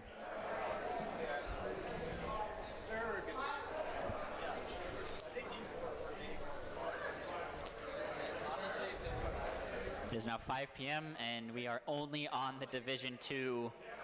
No, we haven't even gotten to Division 2 yet. We're still congratulating the D3 winners. The D3 winners. Foxes, can we all give it up for Foxes once more, ladies and gentlemen? Heck of a game they played. Good sportsmanship. We love to see it. Love the environment here. Respectable from both teams, respecting each other's greatness.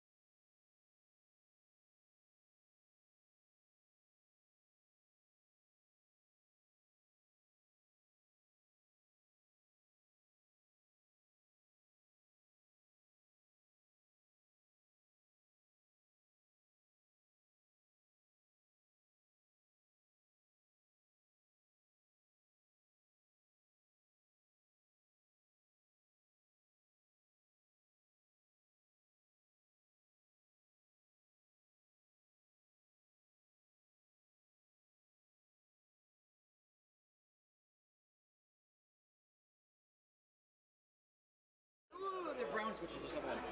Oh, yeah. Oh. You're on. How do you, wait, how do you? it rotates, so like, okay, yeah. Are we live? Can everyone hear us? Okay. I'd like to take a second to talk about our sponsor, SkillQuest. SkillQuest is offering a course that teaches you how to build in Rocket League, culminating in a tournament with a grand prize of $2,000. The bot building course is an on-demand video course proven to teach you Python from the ground up with no prior coding experience necessary. Over 50 video lessons will teach you everything about Python and Rocket League bots, ranging from simply driving forward to choosing which boost your car acquires to picking how it will approach and hit the ball. Scrims begin in June and the tournament will begin Saturday, August 12th. Use the command !SkillQuest to get signed up today. Remember, guys, that is SkillQuest for a Rocket League bot tournament. Hopefully they will not invade the ranked games, though. We do not want that again. Well, I believe coming up we do have Fort Atkinson versus Port Washington in the Division II semifinal match. Definitely going to be a very exciting Atkinson match. definitely nothing to lose here, and Port Atkinson just, again, nothing to lose. They're going up against a team that is definitely very formidable for them. Definitely maybe just throwing the entire kitchen sink at them, just seeing what works. And, you know, sometimes it's an unfavorable matchup, but you just got to tough it out and try your best. As we saw with Division 4, there was definitely quite a lot of upsets. Yeah, well, okay. Don't talk about Div 4 with me. Okay, I don't want to talk about it. But anything can happen in these lands. People get nervous. There's miscommunications a lot more. One mistake and you're in your own head. And it's just all downhill from there. And maybe Fort Atkinson, all it takes is one misplay, one bad touch, maybe one accidental own goal, and they lose confidence, and Port Washington is able to capitalize off of that. Let's see here going into game one. Immediately heading into the start of the series, this best of 5 in the Division II semifinal match. Immediately starting out in the Fort Atkinson side, Davis clearing it out, Sixfold having to rush back.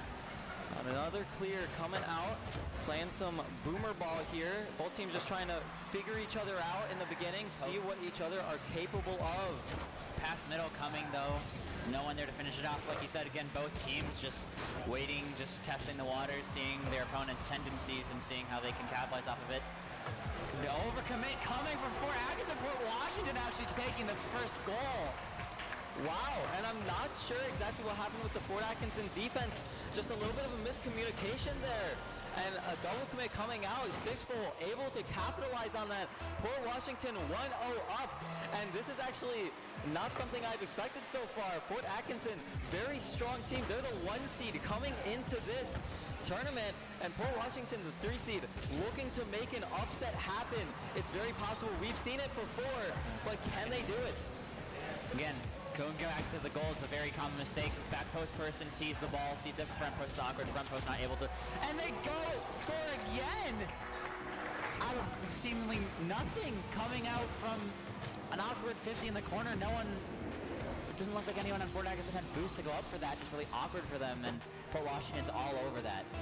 2-0 Port Washington, the better of Fort Atkinson. What a start to this series, something we're not really expecting to see so far. Fort Atkinson maybe a little nervous coming onto the big stage. I can tell you from experience, it is very nerve-wracking. Everybody is watching what you are doing. As Shuni tries and prove me wrong, Davis clearing it out into the corner. Making it a little awkward for Port Washington, clearing it to where there's space for a 50. Double commit coming from Port Washington, but it goes to safety. Fort Atkinson not really doing anything off of that.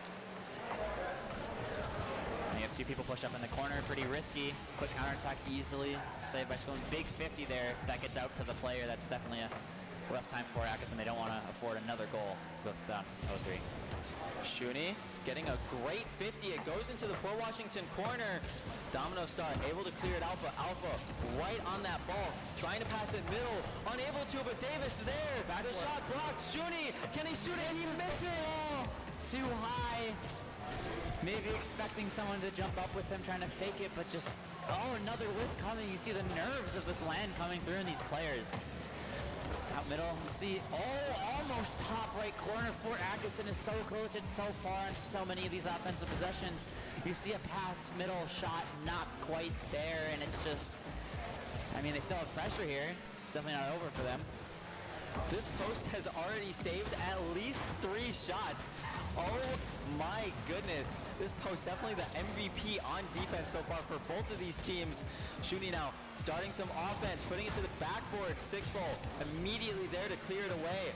And now Fort Atkinson, I feel like they're just overcommitting a little bit. They're having to go too far back for these Port Washington clears that may be a little bit unexpected for them. But Alpha, right as I said, he puts it in the back of the net. It's a 1-goal game. As you're talking about overcommitting, Port Washington does the same thing here. They have all people pushed up above the half-field line, and all it takes is one solid clear, and that's over their entire roster, right into the back of the net.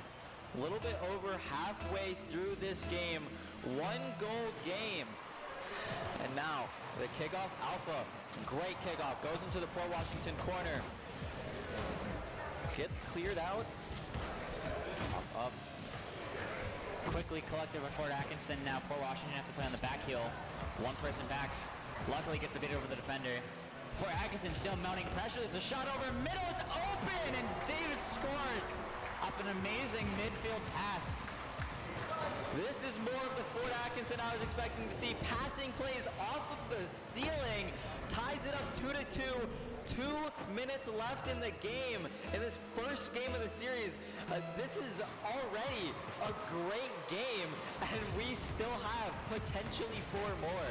And School's now up with the double. No one's on backboard. He misses the double tap. That's another whiff for Fort Atkinson. They go over too high. But it's still in front of the box. And he puts it away. What a comeback from Fort Atkinson, going down 0-2 right away. The mental fortitude to just be able to keep going and still stay confident with your midfield passes is huge. And now they have a 1-goal lead. I think Fort Atkinson just got caught out a little bit at the start.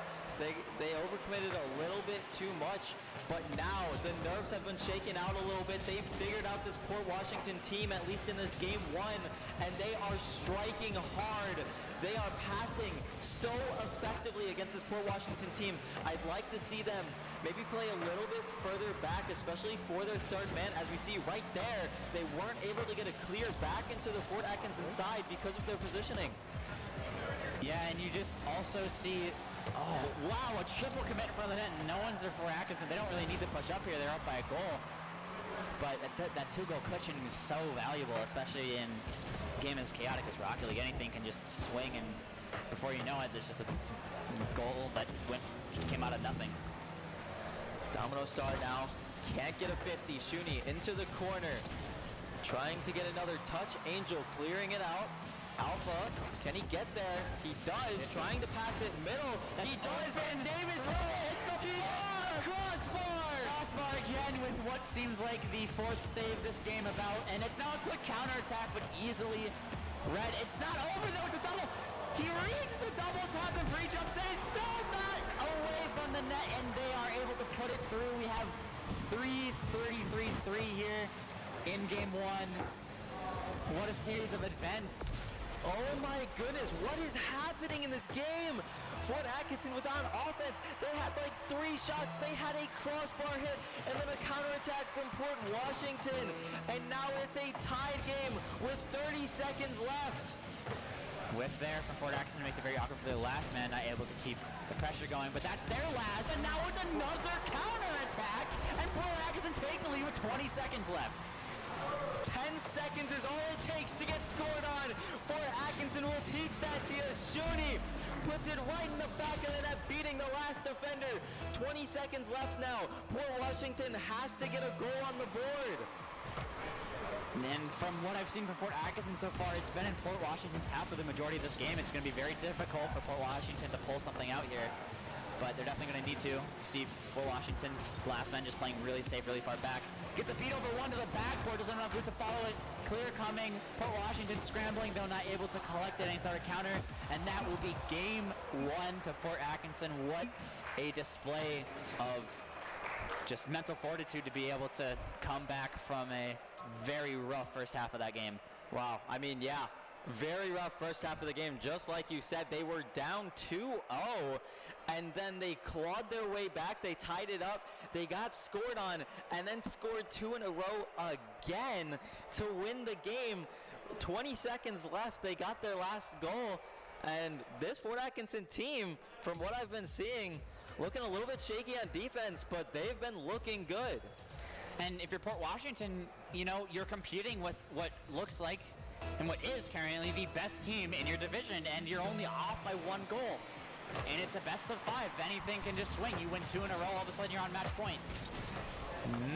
Fort Atkinson shot easily saved. Still mounting pressure though, past middle, not quite the double tap that they wanted. Oh, Fort Atkinson scrambling on defense. Demo coming out. Really bad spot for Fort Atkinson, but Port Washington just making a mechanical mistake on the corner and throws it away. Now Fort Atkinson mounting another attack here. Going middle over 1. Defender not awkward. What a save though. What a read for that midfield pass. And they're still not done. They're still shooting it. The pressure is still on, and finally Port Washington get a breath.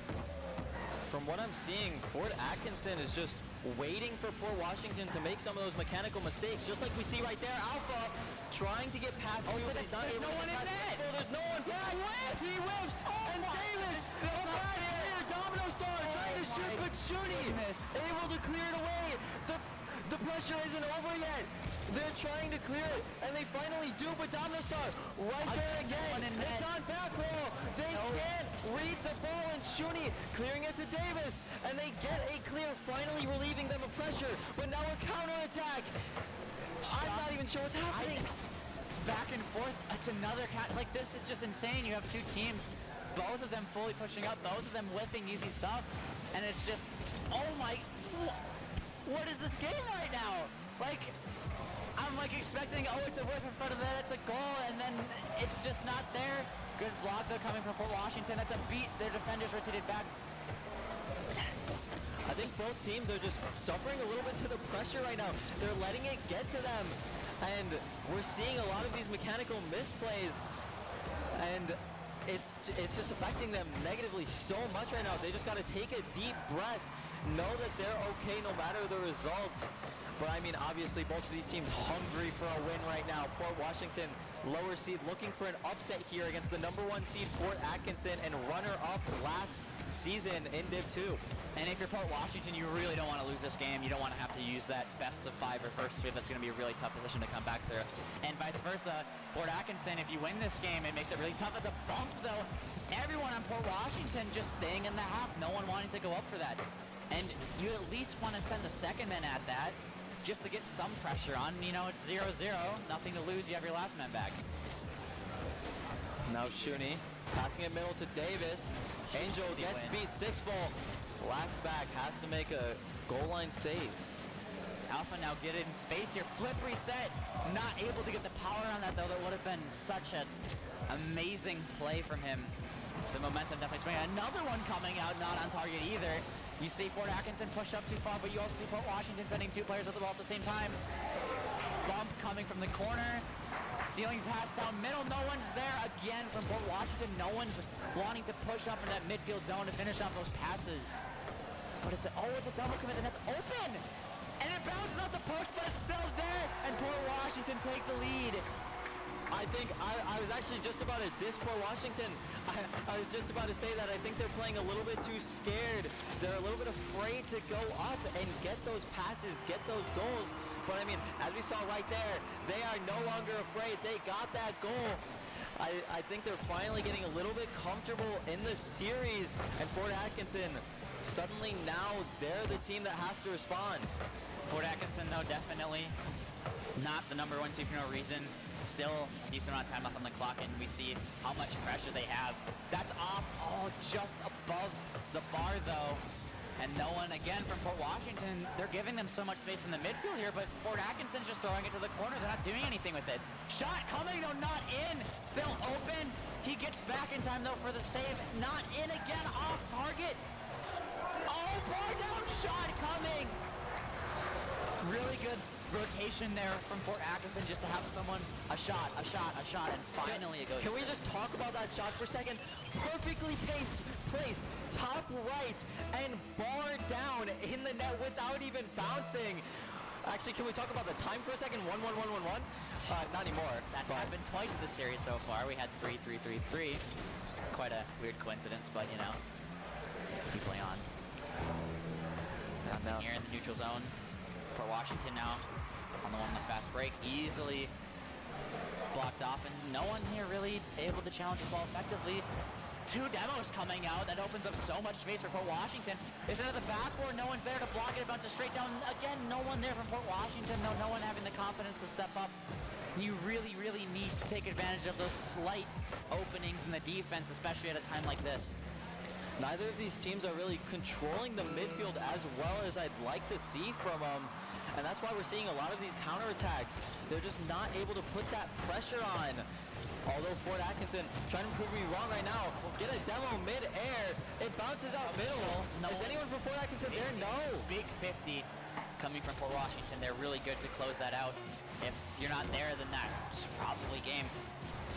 All right, Fort Washington now on the offense with 5 seconds up to see if they can get something up. It's up, it's to the top right, it's off target. Grounds it, oh my goodness. Ladies and gentlemen, we have an overtime in game 2 of this series. What is going to happen? I mean, both of these teams have been so back and forth. It's a light shot, not in. It's awkward, and it's an open net for Fort Atkinson. Oh my goodness, that's how we end it 10 seconds in. The back and forth from these teams the entire time, and one awkward little tap towards the net. It's all it's going to take. I'm not going to lie. I feel like I just got cheated out of an overtime. I don't even think that was an overtime. It was essentially a kickoff goal. You hate to see it, but Port Washington just, I think, misrotationing a little bit, maybe a miscommunication coming out, and Fort Atkinson will happily take that, taking the lead of the series 2-0, and now suddenly Port Washington has to reverse sweep if they want a shot at winning this division and to go to the grand finals. That is the second game in a row that Port Washington has had a lead up until the last moment, and it just slips from them. You can maybe see that, again, if you're up a goal, you know, you have your lead, but 2 is so much better than 1. And there's so many times where Port Washington's staying back. They're like, okay, maybe Fort Atkinson's going to panic here. They send it away, but they just were never able to capitalize off of the patience that they were providing, and it cost them. As we reset for this game 3, Davis immediately with possession off of the kickoff gets kicked out to Alpha. Shuni passing it into corner, back to Alpha, gets blocked away. And now Port Washington potentially on the counterattack. Sixfold trying to get a 50, but unable to. All right, now I'd like to see the pass game come back to Fort Atkinson that worked so well with them in the first game. They had it kind of in the second, not really converting too much. And Port Washington just back to their usual, just again, the strategy of just poking and prodding, waiting to see for a mistake coming through, and that's a shot. What in the world happened there in the corner? Did he get spawned on top of? That actually just reminds me of something. I want to talk about demos for a second. Neither of these teams have really been demoing too much. We see a single demo come out there, and they immediately score. I saw in the second game, though, Port Washington got a double demo, but again, no one on the team was in a position where it mattered, and they just weren't able to capitalize off the open space. Fort Atkinson now playing around 2. Port Washington now in the neutral zone, 50, whiff, gets beat to the ball now, trying to collect this, wait for his teammates to get back, start our counterattack, maybe baits in 1, out middle. Oh, what a whip, and no one's there. Fort Atkinson expecting a clear there. Again, Fort Atkinson looking to play more defensive. They're recognizing that Fort Washington's getting a little more panicky, and they're just letting them play it to them. Good possession here, though. Demoed. Too much space here providing Fort Collins. It's a good demo chase, though. You see a lot more physicality coming out in this first minute than we've pretty much seen all series. Shuni now, ball in the corner, can't touch it. Davis gonna have to get a panic clear out. It's right back to Sixfold, who passes it middle. Is anyone there? Angel gets beat by Alpha. Double commit Fort Atkinson still opens up stuff, and he is beat to the ball. Easily cleared away, though. Now Fort Washington have to replay their offense, and that is easily cut off of Fort Atkinson. Playing ping pong back and forth, waiting for one person to break a whiff, a 50 win anything here. Fort Washington maybe getting slightly desperate more and more as time goes on. It's on the goal line taking his time, a very smart play. But again, just not taking advantage of the positioning. He plays so patient and then just throws it away at the end. I think one thing I've been seeing a lot is both of these teams are subjective to pressure. I think if this was an online match where both teams were separated and playing online, it would be so much different than what we're seeing here. We've been seeing a lot of mechanical misplays, especially from a higher division. You know, most of the players on these teams are GC, GC1, GC2, and definitely, you know, whiffs happen, but definitely not the frequency that we're seeing right now. As we see Alpha putting it to the backboard. Domino Star is not the best clear. Suni could have had a shot opportunity, but he wasn't able to. Oh, it gets it around 2 though. Again, just so much open space that they're providing for Atkinson, and he plays it around 2 people. There's one person back, and they're both sitting on their goal line. No one wanting to really push up with them. I mean, you can't score if you don't play offense. This Port Washington team definitely needs to find a way to break through this Fort Atkinson midfield and defense. We see a flick, but it's saved away by Port Washington. Opens up space here. Flick over 1 bar down, not in. Pressure still mounting. Fort Washington is awkward, and Fort Atkinson gets a goal off of it. All from the pressure of that 1 dribble play. That's all you need at this point in time, is just 1 good possession to make the other team awkward, and it's a goal more times than not. And again, you see Fort Atkinson sending in the second man, sending in the third, putting in the first, behind the third, so they're able to do it. And Port Washington's just playing really way too passive for anything to generate for them. Fort Atkinson now 1 minute and 30 seconds from advancing to the grand final for the 2nd straight season, unless Port Washington can get something going, which it looks like they're trying to do. Now Sixfold turning, trying to put a shot on Davis, clearing it away, gets blocked by Sixfold. Alpha clearing it on the goal line. We're seeing this offense coming out. Sixfold, a dart is there. Angel. Shot is not there though, just not the finish they need, and all that third man has to do is really hit that into really just any part of the net with any part of power, and it's most likely a goal. You finally start to see though the Port Washington offense start to come alive, but you wonder, over 2 of them, and it's just off the post, but again, you wonder where this Port Washington offense was the entire rest of the game. They're alive here in the last minute, but you know, it's a little too late. And Fort Atkinson just mounting another offensive attack. It looks like it's going to drop in again. Beautiful, again, 1-2-3 punch here. 50, backboard, third coming in and scoring. Just beautiful rotation, basic team play, executed perfectly. And executing those basics in a high-pressure situation is so key. That is essentially the nail in the coffin. I do not think this Port Washington team, with their current offense and midfield, are going to be able to come back from this. But right as I say that, they have an opportunity. Angel can't get it through, and now Alpha, a counterattack, it might just be in. It is! And Fort Atkinson, I believe, is going to be advancing to the grand final. Salt on the wound here. We definitely had Fort Atkinson taking it. I was very, very surprised when Fort Washington putting up a good fight those first 2 games. The third one, you started to see starts to be maybe a little bit more intimidated, a little bit more shy, and you look at the first minute, you go back to so many points where they could have taken a lead, they could have scored, but they just had no one on offense. That's certainly something that you have to go back and look at if you're Port Washington. Come back next season even stronger, although they will have the 3rd place match taking place right after this one on the 2nd stage on the UW River Falls Twitch channel. Ball still up. As we just see the ball still up. Salt in the wound now. Alpha, we'll see if they can get another one for fun. It drops down, and ladies and gentlemen, Fort Atkinson, your grand finalists in the Division 2. Beautiful team play again for Fort Atkinson, just the 1-2-3 punch, and that confidence definitely building going into the finals. Very, very crucial that they get that sweep, they get that momentum, they come onto the stage with the high energy, they're ready to win and take that first game. I feel like if Fort Atkinson take this first game, it's going to be very tough for even though it's a best of 7, any team for any matter really to come back from that. You have the number 1 seed with confidence, with momentum, and that's just every single odd stacked against you at that point if you're the other team. Yeah, that's definitely something you have to talk about, is the momentum that comes through from Fort Atkinson and the other Division II semifinal. I believe it's Waukesha West and Shawano. I don't know if I pronounced that correctly.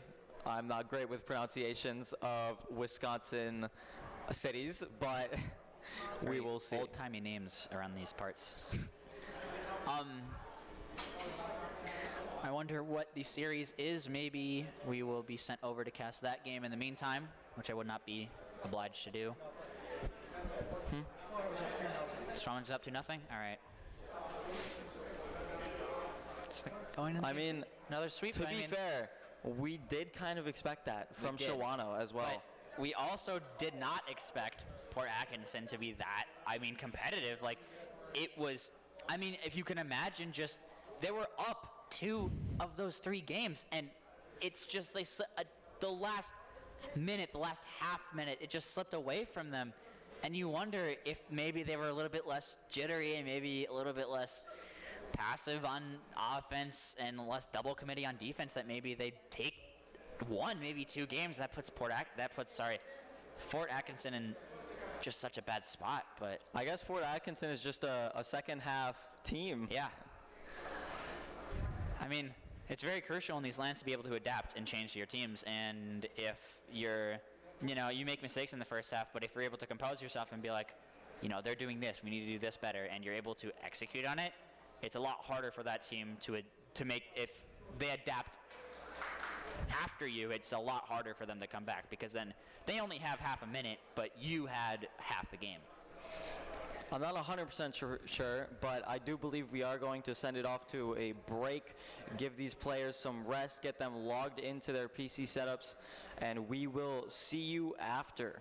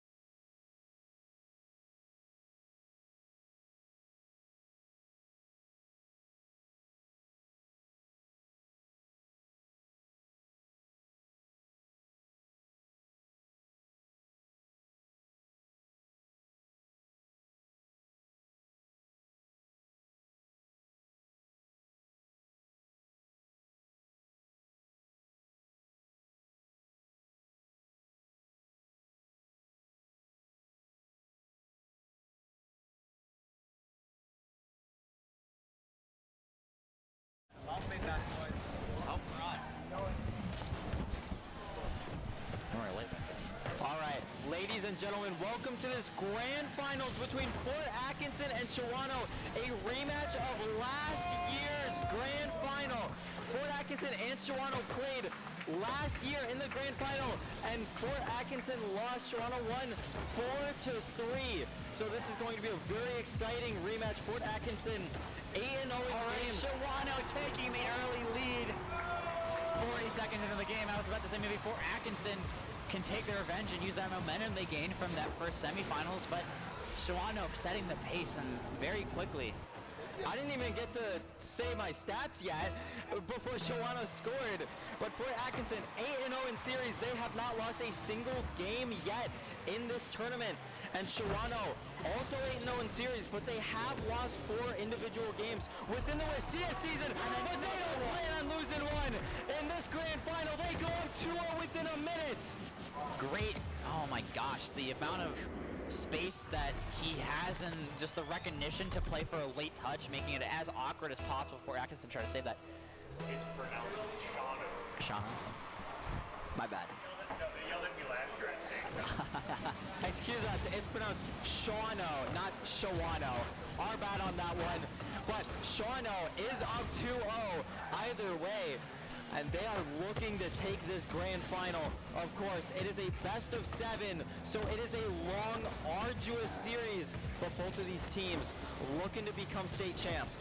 And Fort Atkinson, very similar situation here in the first semifinal game. They're down, maybe now 3-0. What a very important bump coming through. Shawano, though, giving them space, recognizing that, you know, they're probably going to panic send away. But yeah, Fort Atkinson, very similar situation in that first game in the semifinals. They did come back and win, but Shawano seems like a very well-rounded team. Fort Atkinson's going to have to work really hard to come back in this game. Davis now can't get the touch. Alpha! He can't! Shawano, 2 air dribbles now. Both have been successful. Bedwork is doing so much for this team. Was that a hat trick already, or was that 2 goals? I'm pretty sure that is 2 goals, but yeah, I mean, just each player playing off the mechanics of the other. Just, I'm scoring an air dribble. Hey, you know, your turn to score that one too. And now another. Oh my goodness! It's looking like a casual scrim with the amount of just. That is the 3rd airplay we've seen going to the back of the net. Oh my goodness, what is happening in this first game? Fort Atkinson saying anything you can do, I can do better, firing right back at Shawano. And now momentum swaying in their favor. Again, both of these teams, unlike some others that we've seen, using these open spaces to their advantage. And that's just open midfield, and he slots it like left part of the net, sorry. Okay, we said that Fort Atkinson was a second half team. What is happening? I was not expecting this gameplay. They went from down 3-0, and now it's 2-3, and there's still more than half of the game left. And they're mounting pressure. If we keep this up, there's going to be 7-8 goals by the end of this game. Hopefully, though, both teams can regain and recompose, as, again, from what we've seen from these air plays, all it takes is just one little slip-up, and it's in the back of the net. Another air play trying to come on. He misses. Follow-up touch, though. Off the ground bounce. Misses. Fake. Making them awkward. That's a good 50, though. Making sure the game doesn't get too out of hand, and Shawano keeps their lead. Davis getting a 50 Tibbs. Clearing it out. Shuni going to have to challenge that. Julian can't get a good 50. Davis, but it's right to Bedwork. We're seeing some good midfield pressure from Shawano. They are doing so well to control this midfield. And right now, Bedwork trying to put it in the back of net, putting it corner for now. Shuni. Good possession here. Figure out a little awkward of a 50. And yeah, it just looks like the back and forth against starting from the seems something that a little bit more we're expecting, a little bit more of a conventional gameplay. Double whip in front of the net. Oh my goodness, that could have been catastrophic for Fort Atkinson. Luckily the third was there. And now, again, just kind of that ping pong back and forth, waiting for a team to make because another miss. Fort Atkinson needs to recompose and needs to do it quick here. Another miss coming out. Oh my goodness. I mean, I don't blame them. The pressure playing on that stage, especially in grand finals, is so immense, especially when this is a team that last year you faced in grand finals and you lost in that crucial Game 7. It's so mentally draining as we see Shawno putting the ball into the Fort Atkinson side. Looks like they keep their spirits high. Doesn't look like, aside from that little flurry of another flurry of whips that came out a little bit ago, that they're starting to regain composure here. Keeping it in that corner. Another whip, and Shawno just not expecting it from these high-level players, and it kind of works in their advantage, as gives Fort Atkinson a little bit more time to react when that first man whips, and they realize, oh my goodness, I have way more space than I thought I did. And maybe we can see another one of those big solo plays coming. A double commit in the corner for Fort Atkinson. Shawno just not able to clear it out from their side. Fort Atkinson again, though. Shot off backboard. No one's up for Shawno. It's up high. Less than 30 seconds now in the game. Fort Atkinson has to score. Otherwise, this game 1 will go to Shawno. Davis now leaving it for Alpha. Alpha passing it back to Davis, who couldn't touch it. Shuni passes it over 1. Betwork can't get a good 50, but it does go to Tibbs. Now Davis, 10 seconds left. They have to get something going. Open space opening up, but no one back on their side to capitalize. It's a pass over too high, and it's dropped down easily for Shawno. A little rule one there at the end to seal it. I mean, if you're Fort Atkinson, the takeaway here is, you know, we lost, but we were making so many mistakes, and it's still a 1-goal game. We're that close. And all it is one solid game, and they're right back in this series. I got to say, Shawno, though, great midfield presence. They have been doing very well with that midfield, controlling the ball, able to make plays, and we didn't see a single goal after 2 minutes and 50 seconds. But Shawno had, I don't want to be rude, so much more pressure than Fort Atkinson, and it was showing in the shot count there, and it showed with their game win. See, again, I agree though that Fort Atkinson definitely had that second half on lockdown. Just those flurry of goals in the first minute really just came back to bite him. And now another solo play attempt coming from Shawno, around 2. Pass middle, but it's easily cut off by the Fort Atkinson defender.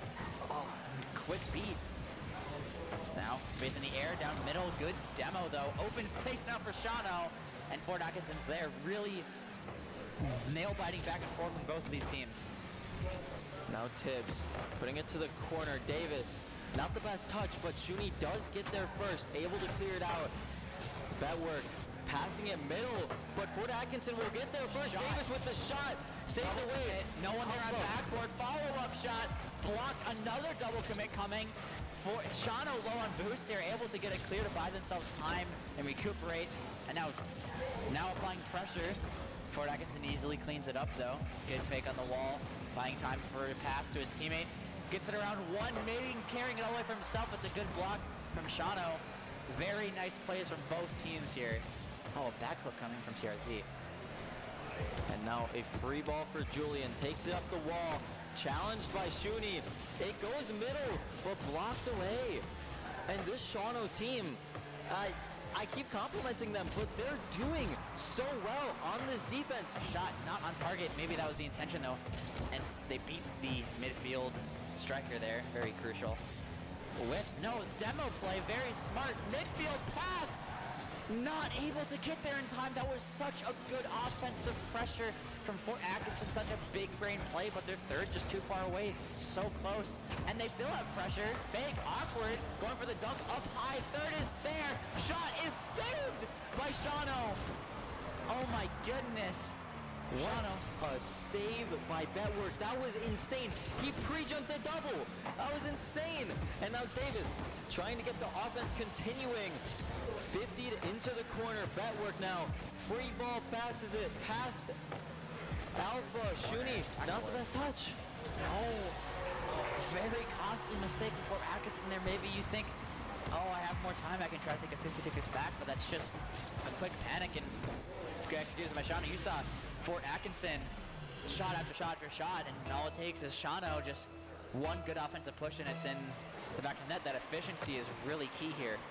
I think the only thing Fort Atkinson is doing wrong right now is they're just a little bit mispositioned on defense. They're just panicking a little bit on that defensive line because they have good offense, and we've seen just from that shot alone, these guys can make those offensive plays, but it's just off. They just need to continue doing Really so. big double commit from Shano here.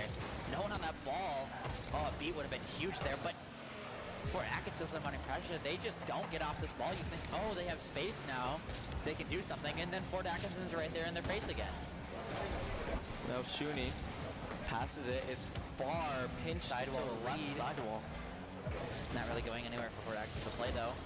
Double commit again. They're not capitalizing off of these double commits, so they have two people fly at the ball, and they don't use the open space to the advantage, and that's just probably what's going to be, if you look back on it, the difference maker in this game. If Fort Atkinson lose, there's still definitely time off the clock, 2 minutes though, and they are keeping so much pressure on. Eventually, Shadow has to break at least once. Alpha faking it. Oh my goodness! What a fake from Alpha! He finally breaks through the defense of Shano, and it's a tied game with less than 2 minutes left. Whether you could argue that he intentionally did that or not, that was a humongous play, catching both Shano players flat-footed on the backboard. And, you know, I was talking about the double commits, and they're finally able to capitalize. A solo play, though. Oh my goodness! Takes it across the entire field. What a double!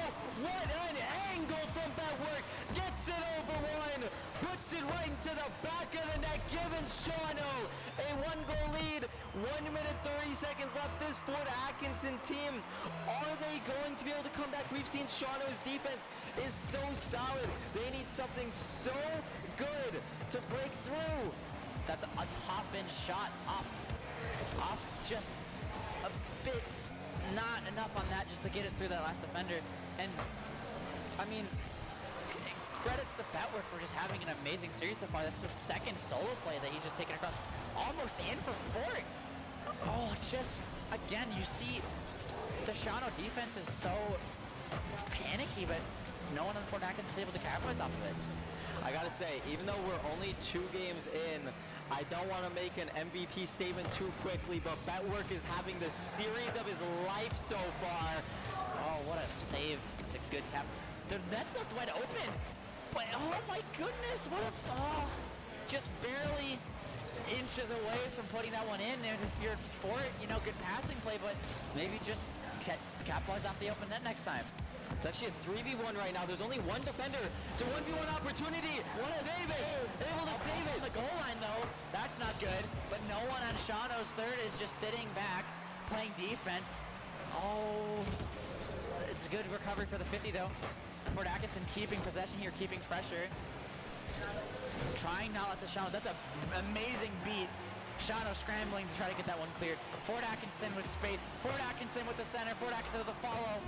Nothing coming from it, though. Another pop up, and that is too wide. And they take game 2. Amazing. Shano is just looking so good right now. I mean, their defense is solid. Their midfield is solid.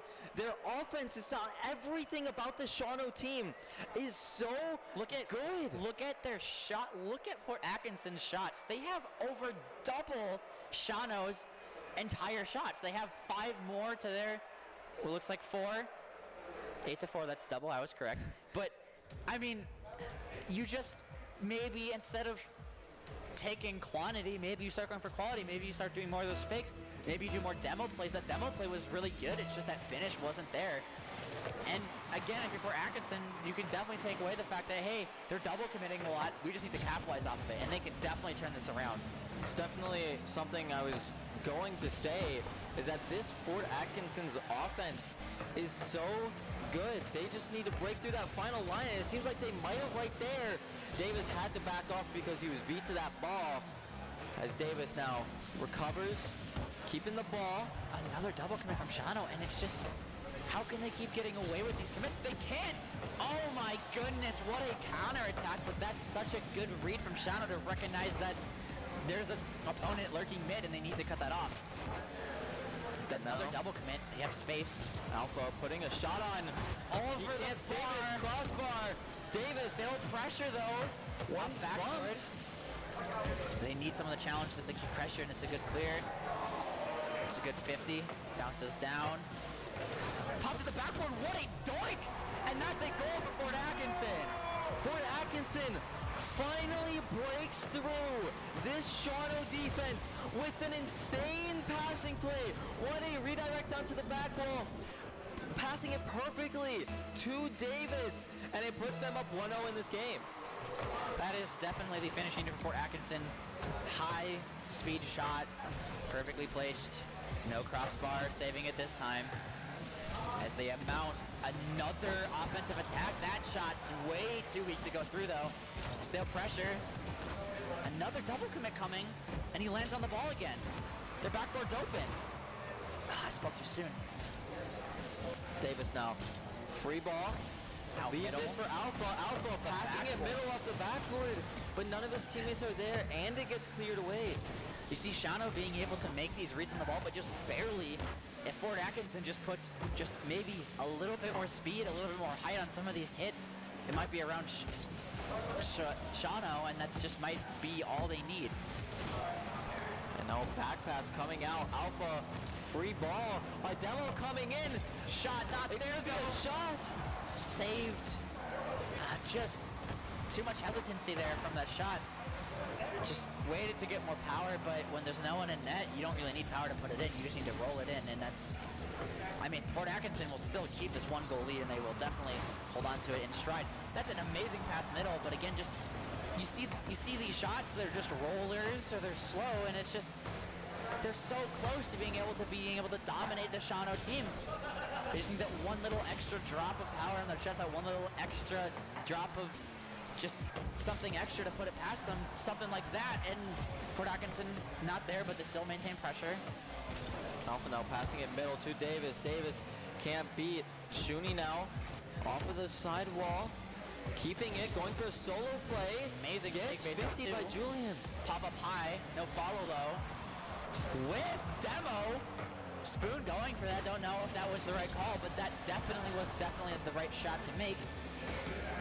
And Shawano's just been not able to take it out of their own half this entire game, it feels like. That's a bump on the backboard. That's a bar shot, and that's a goal.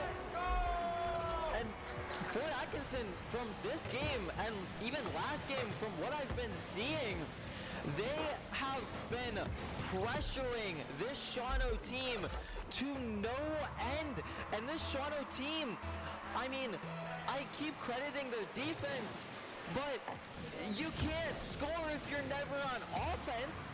And this Shawano team right now is being pressured for so long, for minutes on end. And even though their defense holds 99% of the time, there's always that 1%. That's a really bad double commit for Fort Atkinson, and they, oh no. If you're Shawano, that's a heartbreaker. Just too anxious on that, and they, oh my goodness. Just the Landers showing here, it showed for Port Washington in the semis that we casted it, showing here for both teams again.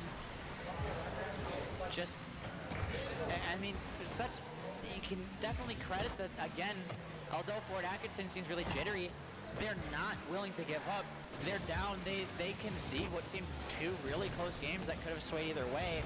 And now you're down 2-0, and you're like, oh, maybe play more passive, maybe wait for them to make mistakes. No, they are commanding this game. They are commanding this lead. They are setting the tempo. They're saying, no, you're not solo playing us anymore. We are the ones setting the pressure, and now you're going to have to figure out what to do with it. Julian now with the ball, trying to solo play. Davis clearing it out, potentially trying to pass middle, going for a demo instead. Alpha gonna have to make a pass middle. Shuni gets it up sidewall, has boost. Can he do something with it? Another touch. He gets a flip, but Tibbs is able to clear it. For Atkinson, you don't really want to push up too far. I mean, 2 goals with 30 seconds left is definitely a very comfortable lead to be in. What a bump coming from Fort Atkinson, really making it tough for Shawano. And Shawano's going to need a miracle here to try to get this back in this game. And it looks like it might not happen as it floats above their backboard. Another shot coming on target pressure. Excuse me, again. I gotta say, from this last game or so, I am liking the demos that Fort Atkinson has been putting out. this team has finally, I think they realized a way to get past the Shawano defense, and that is by demos. And they've utilized that, and they went up 2-0 in this game, and now it is 2-1 in the series. Fort Atkinson clawing their way back. And now Fort Atkinson has all of the, oh my God, no shots coming from Shawano. That is unbelievable. If you're Fort Atkinson, that is, I mean, you can definitely credit the defense from Shawano, like the defense was there, but oh my goodness, the amount of control you need in Rocket League to hold an entire team to 0 shots is unbelievable. That is a huge statement game saying, no, you will not have this easy series lead on us. It will not be easy. We are in the finals for a reason, and you're going to have to work hard, and I'm very tempted to see what we get out of this game 4. Like I said, Shawano's defense is great, but you can't win a game of Rocket League if you're putting on 0 shots in a game. So even though their defense is solid, I believe they had 10 saves. They had 0 shots to Fort Atkinson's 11. And I mean, go by the same mentality. I mean, if you can't get the ball to your own half, how are you supposed to play offense? And whenever they did, Fort Atkinson was on the ball immediately. It was a bump, it was a demo, it was a 50, it was just something, and it was just so hard for Sean to get anything. Like I said, another demo that opens up so much space. Alpha out middle, shot not quite there, still maintaining pressure though. A shot too high, but Fort Atkinson's still on this. That's a really crucial 50. Bit too high, a little awkward of a touch. Shawano finally might get a break here. Tibbs now trying to pass it middle. It does go middle. Betworth putting it right back there. None of his teammates middle. He has to go again. Shuni able to clear it out before he's able to get that touch.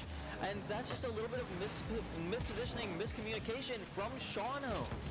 You saw that their 2 men were in the corner and their last not wanting to push up and concede a goal. But I mean, you gotta take your chances when you get them. They don't come very often in the series. It's a very good 50 to Shoni. It's now a 2v1. Pass isn't quite the best. Shoni still on this double commit again from Shawano, sorry. Shawano. I gotta say, even though Shawano has been a little bit mispositioned on the offense, they get one in. Oh my goodness, Betworth off of the double made Fort Atkinson awkward. And Shawano has already put on infinitely more shots than they did last game. And if you're Davis, then maybe take that one touch, but try to leave it for your teammate behind you. Just a little awkward for the 2 people sitting back, maybe not recognizing that they had a better touch. Again, you see a lot of these goals not really coming down to any crazy outplay unless it's by Betworth, which has been having an amazing series so far. The basic miscommunications. What a bump coming from Davis, but just not able to finish off a solo play. Pass out middle, easily cleared. Shawano, you see these clears, but they're not able to get anything off. That's an open net. Oh, you think he probably would have just shot it. It doesn't matter as the double demo clears up so much space that they can risk missing this open opportunity. Fort Atkinson finally finding a hole in the Shawano defense. They exploit it, they get a demo, and it's a tied game 1-1. 3 minutes left in the game, and from the first 2 games, this Fort Atkinson team, it is day and night.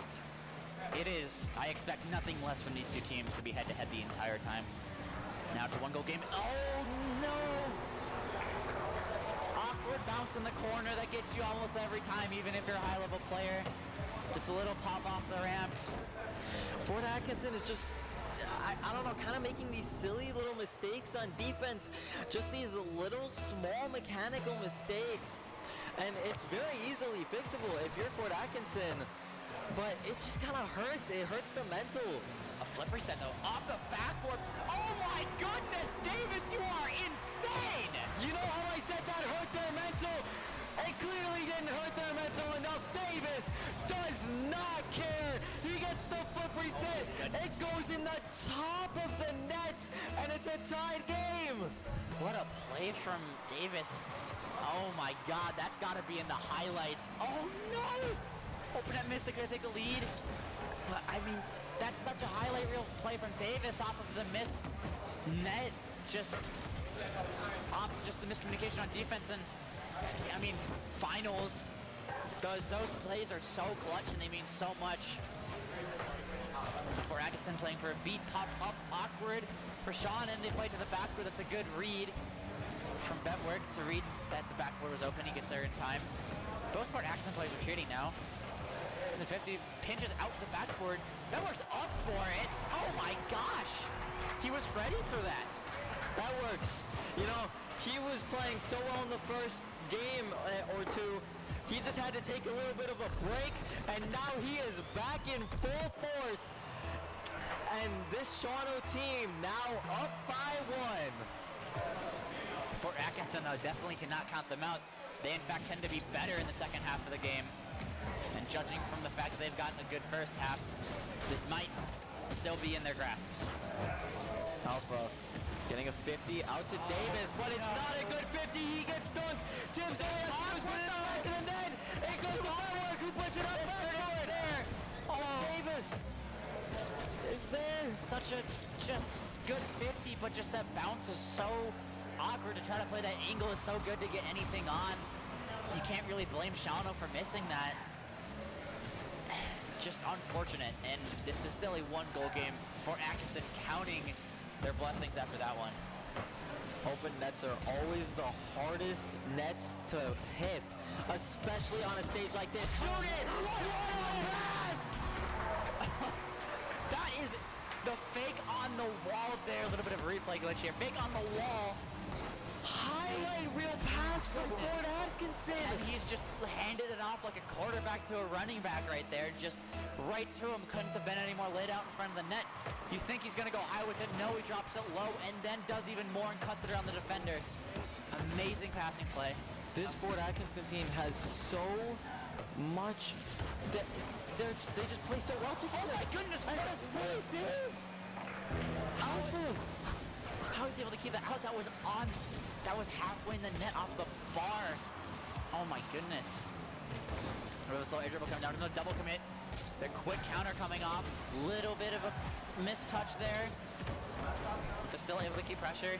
Again, you see a lot of Shawano. A lot of their touches like this one are awkward or just not really able to be followed up on. Allows, oh my gosh. Oh, what a save from Alpha. He's able to get back to that in time. And now Alpha trying to start a counterattack. Gets 50'd by Julian. And now Davis having to counterattack by himself. Gets past 1. 50, that's a double commit again. And they're able to get on that at time. Once again, Betwork just back to save that. You see maybe, you know, he went for a quick reset earlier. Oh wait, this is open. Oh, a pick! Oh, it's a 50, but there's still one middle. Wait for the clear. Up high. Good touch from Davis. He passes it. On over, pinches down. We have overtime in game 4. I believe this is the second overtime in this series, although it feels like it's been more than that. Shuni now trying to get the shot on, gets beat. And now Alpha has to turn on this. This is Davis, last man. It 50's out to Julian, who puts a shot on, but Alpha able to make the save. And able to get a follow-up touch, but no one up on Shawano, letting Fort Atkinson take this across. Able to block it though. Save taking smart 50. That's a very fortunate pinch, but very awkward for both teams actually. Again, a good 50. See a lot of smart challenges coming up from midfield here. No team really fighting too hard on anything. Pound is down. This is a very important game for Fort Atkinson to win. Oh my goodness. But there's a shot, and it's a double commit. And the third goes. That is so risky from Shawano. If Fort Atkinson gets a beat there, that might as well have been game. But we play on. And now her attack. Tibbs. 2 back though. Very good defensive positioning and recognition from Fort Atkinson. Alpha clearing it out. It goes high. Julian, they get the shot off.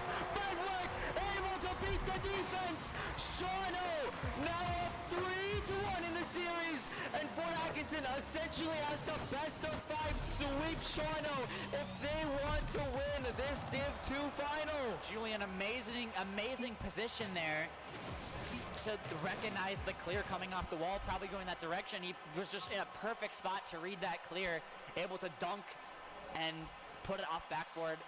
Just, again, if you're Atkinson, it doesn't really feel like that Shawano's beating you. It just feels like that you're losing. It doesn't really feel like, obviously from that first game, there's a lot of outplays, but from, 2 goals that game were just open nets or just whiffs or just some basic defensive mistakes. And if you're Shawano, you're really, really counting your blessings and being really lucky that, hey, Fort Atkinson has been putting up pressure this entire series, but they just make some basic mistakes and we're able to capitalize off of it. Can we talk about how Shawno went from having 0 shots in the prior game to actually out-shooting Fort Atkinson in that game by 1 shot? It was 8-7 in the shooting. And now Shawno looking to keep it up, trying to keep that offensive pressure up. Alpha putting it to the sidewall, getting a touch out, might be able to make a play. He has no boost. Julian clearing it to Tibbs. Tibbs, it's middle. And shooting again. Fort Atkinson doesn't look like they're slowing down at all from last game. Keeping up the pace, keeping up the pressure. They are not going to let off the gas pedal at all. And that's exactly what you need to do if you're Fort Atkinson, is don't let off that gas pedal. You need to come into this game hot. You need to come into this game firing because you don't have another life now. It's all or nothing for Fort Atkinson, and I would not be surprised at all if they take at least another game or two off of Shawno. They do not like to go down easy. That's Davis now. Can't do much. Betwork getting the touch out to Julian. Julian now trying to pass it middle. Gets beat by Shuni. Alpha, free ball, going to the air. He's going for a clip. Oh, awkward defense for Shawno. They're a little bit shaky. And Fort Atkinson collecting this in the corner well. This is where they conceded a couple times last game. Awkward touches in their corner. Maybe they learned from that mistake. That is just a unfortunate 50 there from Shawno. And he's taking it all the way. Misses the double. If he had an ounce more boost, that would have been in. But I mean, if you're Fort Atkinson, you're like, hey, that's the second solo play that's almost worked out. Just keep doing it and eventually go in. This is past 2. Cleared away though. I gotta say, this has been very much a game of boomer ball. Betwork gives Shawno the lead in this crucial game 5. And as I was saying, I want to see some of these teams keeping the ball a little bit more. It seems like we're playing boomer ball right now. I'd like to see them just take a little bit more time with it. But as I said, Shawno 1-0 up in this crucial game. I mean, for Atkinson, again, it's just coming down to those minor mistakes. It's you have all this pressure, you have these solo plays, and then it's just one missed touch off the wall, and all of a sudden it's in your net. And it's mostly just, I feel like, the LAN environment. I feel like Fort Atkinson here, if they're playing online, if they're playing in their comfortable position, if they're playing confident, if they feel like they're outpacing Toronto almost this entire time. But it looks like just a lot of those basic mistakes that come off of playing in front of a crowd, playing off in front of a different setup. And Shawno just being able to adapt to that more in the moment, and it looks like it's paying off so far. 2 minutes left for Fort Atkinson to score. They need 1 to tie, and going to overtime, they need 2 to win and keep their hopes alive. We've seen how good this Shawno defense is. Fort Atkinson can exploit it though. I'd like to see some demos come out from Fort Atkinson. Love to see those demos, and it's been working for them previously. So I'd like to see really them. But it's passed on! Davis catches the Shawno defense off guard, and he ties it up. That is just, that is just a very unfortunate 3's rotation. If you're looking over replay, that is just, you always want to make a triangle with your first, second, third, and they were all on a line. And that's what happens. You get over one, the second one's awkward, and the third one's not expecting either of them to not be able to touch it, and it's just in the net. Now a solo play set up for Fort Atkinson again, off the top of the ceiling, light tap towards the net, not enough to go in. Again, it's just barely not going in before, oh my goodness, what a fake. Just barely not going in for Fort Atkinson, just slightly too light, slightly off target. And it's just all of these slight little things. And some, we saw in that game before, they can put it together. It's just about that consistency for them. Oh, that's a good Betwork. Betwork just solo played the entire Fort Atkinson team and then passed. What is this? Betwork is doing so much for the Shawno team. He is having an MVP caliber series. Forget about MVP of just Division 2. What about MVP of almost the entire tournament? I mean, like, we've had some individual plays from individual players. I'm not trying to brag, but myself included, a double tap game 7. But this guy has been just to every single game, it feels like he has a highlight reel play. It's unbelievable. Whether it's a pass, whether it's a shot, whether it's a fake, anything. He's just the entire Shano offense and then some. If you're Fort Atkinson, you have to stop. You have to stop Bedwork. But as I say that, Bedwork wasn't even involved in this play. Shano up by 2. 50 seconds left. Fort Atkinson has to pull off a miracle. And we have definitely seen Fort Atkinson pull off miracles before. This is definitely not out of their grasp yet. This is still a solid 50 seconds. But it is definitely not going to be easy. Alpha can't do much. Davis has the ball. 50's past 1. One last, but Julian is able to clear it out. Not the best clear, but Shuni can't get there. Alpha hits it mid. 30 seconds left now. Fort Atkinson needs to do something. Shuni puts it to sidewall. Can't get the double tap. A demo coming out from Shano. I thought that demo was on Atkinson. Sorry, I thought that demo was on Shano. If that was a Fort Atkinson demo there, that would have cleared up so much space for them. Now we're going into 10 seconds. Alpha can't get a good 50. They need to score quickly. It needs to be a pinch or something. They need time left. And Shano are officially your Division II champions for 2 years in a row. Fort Atkinson, Shano, rematch from last year. Last year it went to 7 and Shano won in game 7. But Fort Atkinson this time, they couldn't pull it off once again. Shano, once again, your Division II champions. I mean, it was 4-1, but it did not feel like that big of a blowout. I mean, every single game was 1 goal at least. We had, what, 2 OTs?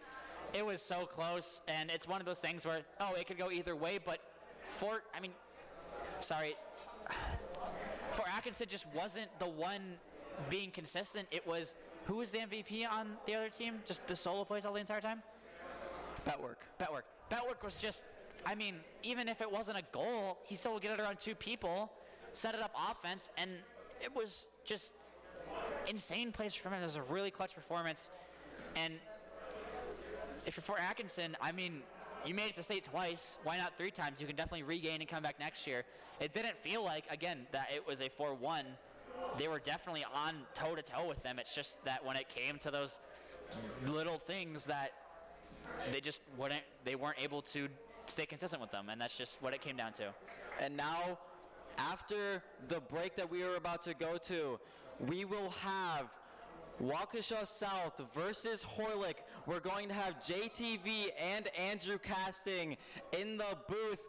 I'm excited for this. We're going to head to D1. It's going to be amazing, and we'll catch you after the break.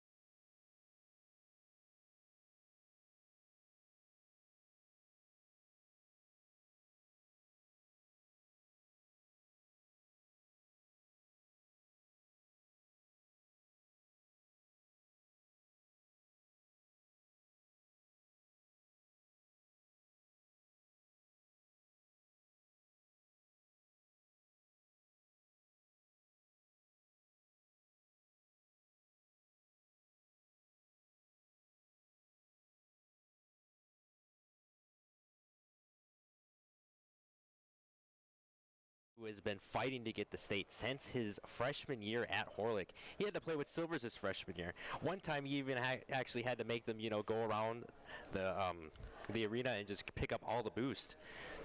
And, this year he actually has a team that can get him to the state championship, so it'll be very interesting to see what happens.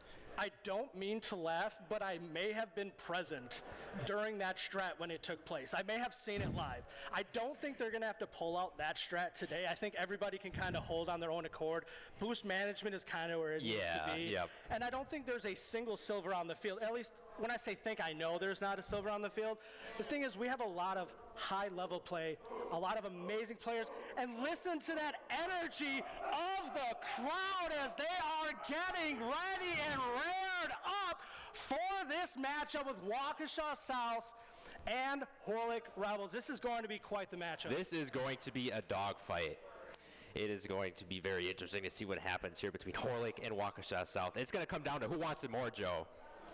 And at the end of the day, both these teams, like I've said time and time again, and we've seen time and time again tonight, these teams are hungry. They are able and they are ready. But who is going to pull the trigger faster? Who has the quicker step? Who is going to be able to overthink their opponent, and not necessarily overthink, but overanalyze the things to the point where they can flounder their opponents. They can stump them at their tracks, slow them down, and understand that having possession of the ball is one thing, but having field dominance is completely different. Being able to control the way that the ball is flowing around the field without it just being in front of your car is also very pivotal. Knowing that you can drive a player into this corner to force them out of position, to force them into somewhere that they don't want to be, can definitely put your team in a position where you can find success. And if they can start to hamper away, either team on the defensive side, when they start to get these teams cornered, you're going to start to see some big plays being made. And I'm telling you right now, you're going to see a lot of action coming from up top. I'm not imagining too much is going to happen on the ground in this series, because I've seen these teams. They like to fly. They are something to see. I'm just going to say that. Yeah, they definitely are something to see, especially Waukesha South, as, again, they're just dominant, just straight dominant. Unbreakable chemistry between Pixlr, Divine, and Rogue Tech. But if there's one team that can crack the code, Joe, I think it's Horlick. The motivation that they're feeling from losing 3 straight times to Waukesha South since they entered the fray in spring 2022 is really going to get to them, and they're going to use that as momentum to win the series and move on to the state final. Hey, I'll tell you this. I'm a part of a few other leagues throughout, the Midwest, throughout, the United States, the nation, and all that. And in one particular league, there was one team that faced off against another team. I want to say it was 16 or 17 times in a row. And every time this team lost to this other squad, time and time and time again. But eventually, something's got to give.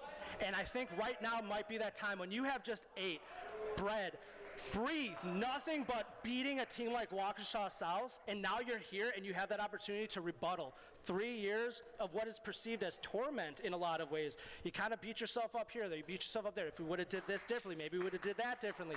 At the end of the day, what matters is what's here now, and I think every player on that stage is ready, regardless if you're on the Horlick Rebel side or you're on the Waukesha South side. Both these teams are rared and ready to go.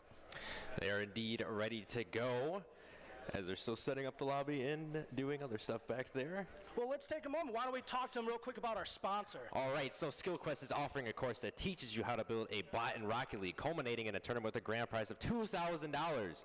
The bot building course is an on-demand video course proven to teach you Python from the ground up with no prior coding experience necessary. Over 50 video lessons will teach you everything about Python and Rocket League bots, ranging from simply driving forward to choosing which boost your car acquires, to picking how able to approach and hit the ball. Scrims begin in June, and the tournament will be Saturday, August 12th. Use the command !SkillQuest to get signed up. Joe, if I ever created a bot in Rocket League, I would just have them demo and flip reset over anybody. I'm not gonna lie, I'd probably just have it would literally be called the bully bot. I think that if anybody knows me, they know that I'm all about that bully ball. All about the bully ball strategy, yep. It'd be the bully ball bot, and it would just be called a bully bot, and essentially it would just seek out and destroy every person who was in my way as I'm trying to make a play. It would literally just be at my side, and then just have to jump ahead and just take out the defender every time. So I'm just all right, clear sailing from here. But I mean, life's not that easy, and robots aren't going to give us that outcome. We know that. But with something like this, it very well could. Yeah. So if they take the time and they do !SkillQuest, you can definitely take an opportunity to learn a little bit more, get a little bit farther, and maybe have a little bit of fun in the process. So maybe win that $2,000 from the tournament as well. That's a hefty little prize. Definitely, definitely buy you some books for college, I'll tell you that. All right, here we go. Game number 1 of the Division I semifinals. Waukesha South versus Horlick underway. Ball's going to go up. Pixlr immediately there to hit in center position. Divine trying to do the same as well. Rope Tech center to Pixlr there. Walmart Dog with a good clear for now. Beamo's going to get a slight touch. That ball's going to be centered again by Divine. Gets past. Walmart Dog does not get past Blaze though. Pixlr trying to pop it up here. Stabilizing it. Beamo, an accidental bump between Walmart Dog and Beamo. We've seen a lot of aggression coming out from this Waukesha South team all ready to start it out. They have literally had Horlick pinned in their corner for already 30 seconds, and we're starting to see them break ahead.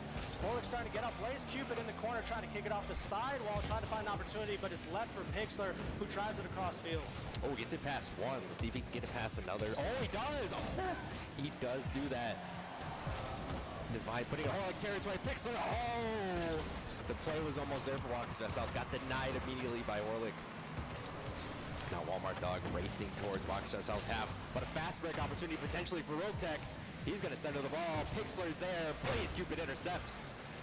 Divine is there to put it right back into Horlick territory. Oh, and an own goal by Walmart Dog, but a great shot by Divine.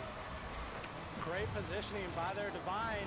Just kind of stretch it across the goal there. I mean, obviously you wanted that straight shot in, but sometimes hitting that bar can kind of be favorable to you because it kicks the defender out of position. And just there, defender was not able to defend and kind of kicked it right back in. Waukesha South up 1-0, 3:45 left on the clock. Still plenty of time for Horlick to get on the board here. Got to keep their composure. Rope Tech getting it past Walmart Dog. Blaze the only one back. Hits the ball, not able to hit it again. Divine gets it over. Pixlr following up. Walmart Dog passes it over to Blaze. Rope Tech slightly beats him to it, but Blaze gets the best of that 50 nonetheless. Ball's popped up. Pixlr trying to center this one. Centers it. Divine, oh, almost a good shot there from Waukesha South. Horlick's looking a bit staggered here to start it out as well. Even though Waukesha has stayed really aggressive on their push, they've still been able to separate Horlick on the defensive side, but have only been able to capitalize once so far on the goal, and they continue to push. Oh, Pixlr! And right there, Pixlr finding the mark, knocking it in, getting that bounce shot, and Waukesha South is up by 2 with 2:57 left on the clock. Great read there from Pixlr, just dropping it right in there. Giving his team a 2-0 lead. Less than 3 minutes remaining in game number 1. Horlick is going to need to establish some sort of offense here, but first they have to shut down Waukesha South. That demo from Beamo will help. Walmart Dog pulling out a little bit of that volleyball to try to separate the defenders a little bit. Wasn't enough to create too much disruption, but Beamo's on the offensive, trying to find an opportunity here. Voltec kicks it away.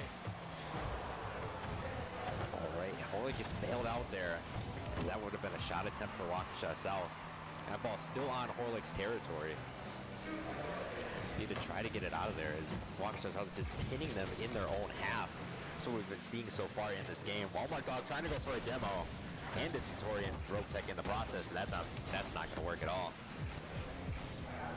Divine is up. Let's see if he can put it in. Demo from Rope Tech. Beautiful setup. Unfortunately, though, the goal did not go in. Or the ball did not go into the goal.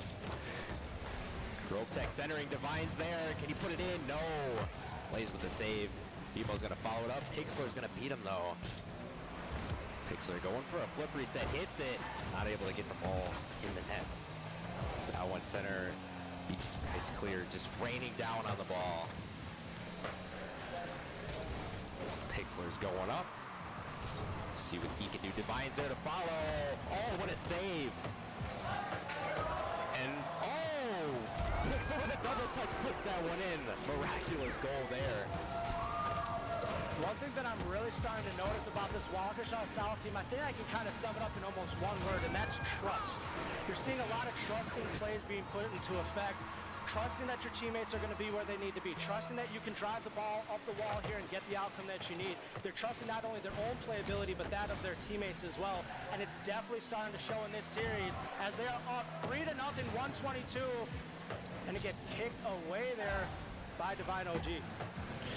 Yeah, and you talk about the trust level from these Waukesha South players to each other. It just goes with the unbreakable team chemistry. as it's going to be the last year these three are playing together in Rocket League competition at a state final, and they want to make sure they go out on top here with another state championship. And three up in game one is definitely going to be a big confidence booster for them, because they would only need 2 more to win. Well, I'll say this, I've been here all day and I've been seeing these series play out, and some of them have played out just like this, where a team goes up early. Oh! All 3 of them are shifted around. Finds themselves some rhythm and tries to push it through, and right now, can they find something? Unfortunately, Waukesha South gets kicked away. That ball's still on Horlick's half. Ball's up, Rogue Tech there. Tries to center it, Blaze. He's going to try to kick it out of his half. Not able to successfully, though. And it's just the constant pressure that's being put on Horlick right now by Waukesha South. And the countdown's still ongoing, even though most of the audience is left. Gotta love the energy here. And it looks like Waukesha South will be walking away with game number 1. All right, now to revisit what I was saying before, what I was trying to say is we've seen a lot of games play out like this already, where one team kind of reluctantly gets ahead, but the other team finds a way to find that mark and flip the script in game 2. Do you feel Horlick can make that quick adjustment and get what's needed? Like I said, the big thing that I'm noticing on this Waukesha South team right now is they are trusting one another. Do you think that Blaze and his counterparts can figure it out and make something happen for this Horlick team? I believe that they can do it. They just need to find a way to shut down Waukesha South. As you see the pressure, they just need more punts off of their end. If they get more punts off of their end and into Waukesha South territory, they might have more opportunities to score, but you know, if it's on their half, they're not really going to have that many opportunities to score. So we need to see that dynamic change. It's a good demo by Blaze to start things out. But one thing we definitely talked about before this series started was field dominance, not just possession, not just control, but being able to dominate the field and put the ball where you need it. And Waukesha South has done a lot of that so far, and Horlick needs to start taking it into their possession and start taking control of this game very quickly. Or else things will go haywire for them. That ball centered. Divine is there, but gets met by a brick wall. Rogue puts up a shot. That one is going to get saved by Blaze. Walmart Dog there, the follow-up. And now it is in Waukesha South territory. Horlick maybe knocking on the door early here for a goal. Still in Waukesha South territory. BMO is going to look to try and hit this one, but Picks are going to beat him to it. Blaze going to try to center this one for Walmart Dog. He was there, but Divine shuts him down. If there is one player to me that's been standing out so far for this Waukesha South. Oh, and that's an unfortunate bounce for Horlick as Waukesha South takes advantage. Well, that was not the name that I was going to say, but that works just as well because this team is flowing on all cylinders. Divine OG was a player I was going to stay, but just that picture wanted to show, hey, I'm also here, I'm also relevant. We're going to make some noise, and now we're up 1-0 with 3:53 left on the clock. We'll see if Rotech makes his name heard as well. He's trying to center it to Divine, and he's not able to as Walmart Dog blocks him off. Blaze, a nice punt into Waukesha South territory. Walmart Dog following up, center position. BMO was there, not able to hit the ball though. Blaze still applying some sort of pressure onto Waukesha South, still in their half. Oh, a demo by BMO. A definitely unexpected demo. I had a little bit of a jump scare myself, and I just popped on the screen for me real quick. Rogue Tech there, reads it perfectly, puts it in for Waukesha South. Yeah, ask for Rogue Tech's name, and there it is, in fact.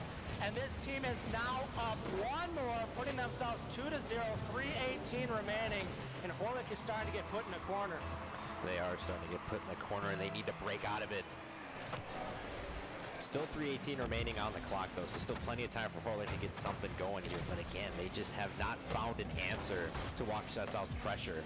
Sure, they've been getting the ball over to Waukesha South side more in this game, but they're just being dominated right now with Pixler putting it in for Waukesha South. I don't know if you noticed it or not, but there was a subtle bump right there by Walmart Dog that put him out of position, unfortunately, being a little over-aggressive on that one, and it didn't quite pay out. Indeed, Waukesha South scoring 3 unanswered goals, 3:04 remaining in game number 2. BMO popping it out, Blaze going up immediately, but Divine meets him and beats him to it. Blaze going to try to drive it to the sidewall, gets kicked across by Rogue Tech. They are not giving them any breathing room right now. Pixler centering again. It's just like all the Waukesha South players are like bees swarming that ball on Horlick's side. Just not letting him do anything. Oh, that might have been a good play, but it was saved. And that one's in as well. Waukesha South is just running all over Horlick right now. They are just continuing to spread the field and keeping Horlick off steady. And once again, getting another goal for Waukesha South. Pixler looking quite impressive out here. For sure, he's definitely looking impressive. All three of the members of Waukesha South collectively have looked impressive, pleading their case for the MVP votes for the members of the team. This Pixler got it past one, moved it back to his side, trying to resurface the ball here. Pixler's actually ball control. Blaze misses the ball. BMO passes it right to Walmart Dog. Can that go in? No, it will not. The second chance effort will not do much either. Nice bump onto Pixler. Walmart Dog trying to put one in. No, gets saved by Pixler. What a save. BMO trying to pass it back to Walmart Dog, but he's already rotating back. Blaze as well. Divine trying to center this one off to Pixler. He's not able to. A good clear by Walmart Dog. Walmart Dog's passing them. Oh, BMO and Rotek again clearing it. Waukesha South has put up a great... Oh, my goodness. Oh! And they have put up a shooting spree offensively. Yep. 5 unanswered. You know what that is? A hat trick for Pixel. We're taking it off, baby. Let's go! Hat trick for Pixler. 5-0 score. 1:35 remaining in game number 2. See if Horlick can get at least one on the board in this game to use as momentum for the next game. That's a good start. Blaze putting it into Waukesha South territory. Going to try to read it off the wall. He's not able to. Ball is in center position though. Pixler knows that he's there right away. Walmart Dog, a nice bump onto Divine. Gets him out of the play momentarily. That ball is still up. Pixler driving shot is not going to go in. Pixler trying to apply more pressure. Rotek on the other side, trying to read the bounce, not able to. Plays in a one-on-one situation. Oh, he got it past Pixler, but he gets bumped in the process. That ball centered. Oh, like almost getting one there. Horlick's putting an unfortunate bump. Oh, what a bump. And they're in a weird position right now. Let's see if they can get it out there. Walmart Dog trying to drive it away. Divine OG still there. BMO kind of staggerly driving up to it, giving Waukesha South an opportunity to grab a hold of it once again. They're still left in a corner. Can they do something? Waukesha South still continuing to knock on the door, and it gets kicked away. God, and again, I've mentioned it before, this immaculate amount of pressure Waukesha South putting on Horlick, and now it's just going to drop in 4 for Pixler. Have a game. I don't know if he knows what to do with his hands right now. He has found every opportunity that he can to put it in the back of that net. Pixler looking quite impressive and making this Waukesha South team get the lead even further, 6-0 in game 2. He's just as devious as Judge Duke for Roger Rabbit, I swear, man. Pixler's just doing it all for Waukesha South in this game. 4 goals. Clock winding down. Waukesha South going to take this 2-0 for the series lead. Horlick has one more game to put it all together, Joe.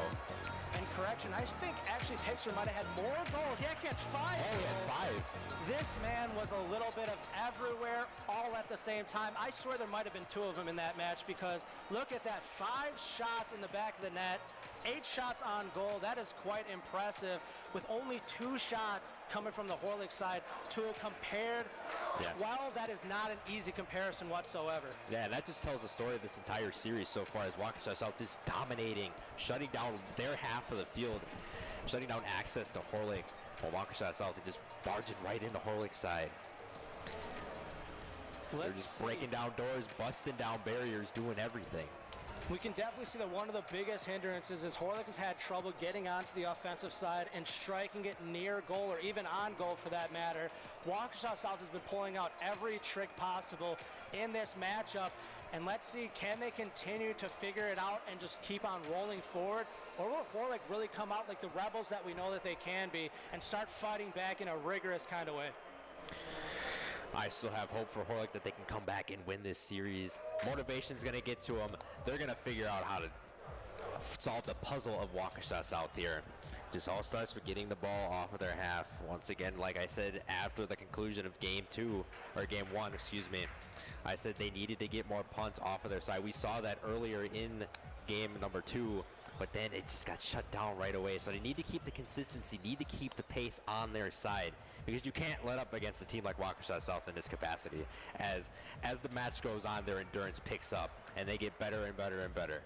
And I mean, we've used words like trust, we've used words like field dominance, and we saw in one situation where one of the Waukesha South players drove it to the backside of his defensive end to regain the composure to just keep that field dominance, keep that control, keep on rolling the ball in the direction that they want to. Even if it's not towards their goal, they're still putting that ball where they want it. Demo coming out early here. Waukesha South already establishing their dominance on Horlick's half again. Road Tech. Not even 15 seconds into the game, Waukesha South already scoring. A little pooch and a pick shot right there, getting it right in and past the hood of BMO. Waukesha South trying to end this series early, going up 1-0, 4:47 left on the clock in this best of 5. Blaze gonna get the best of that exchange with Rogue Tech. Pixlr putting it over Blaze, trying to get another center immediately. Vine popping it up. No boost though, can't really do much else with the ball. Rogue Tech though, he can. One more dog's gonna clear that off the top of the backboard. Vine putting up a shot, that one's gonna get saved by BMO. One more dog and Rogue Tech both whiff on that one. Pixlr popping it up. Blaze is going to read that one, driving it into Waukesha South territory. That one's going to get pushed right back. Oh, a redirect. Rogue Tech up. Oh, that was almost. See, the crazy plays we're seeing by Waukesha South here. That's the level of trust they have in each other. Almost an no-goal situation. Oh, and they get the save. What an impressive feat from Horlick. That was honestly crazy. We saw two Horlick players pretty much in a Rule 1 as their third was doing everything. Oh, and Rogue Tech just pours it on. Oh, man. And once again, this Waukesha South team picking away at the Horlick Rebels. They are now up 2-0, 3:50 on the clock, and Horlick has had a lot of trouble finding the back of that net. Indeed, 3:50 remaining in game number 3 here. 3 minutes, 50 seconds for Horlick to get 2 to tie it up, 3 to win.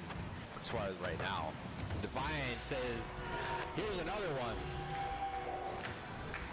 Makes it 3-0 now.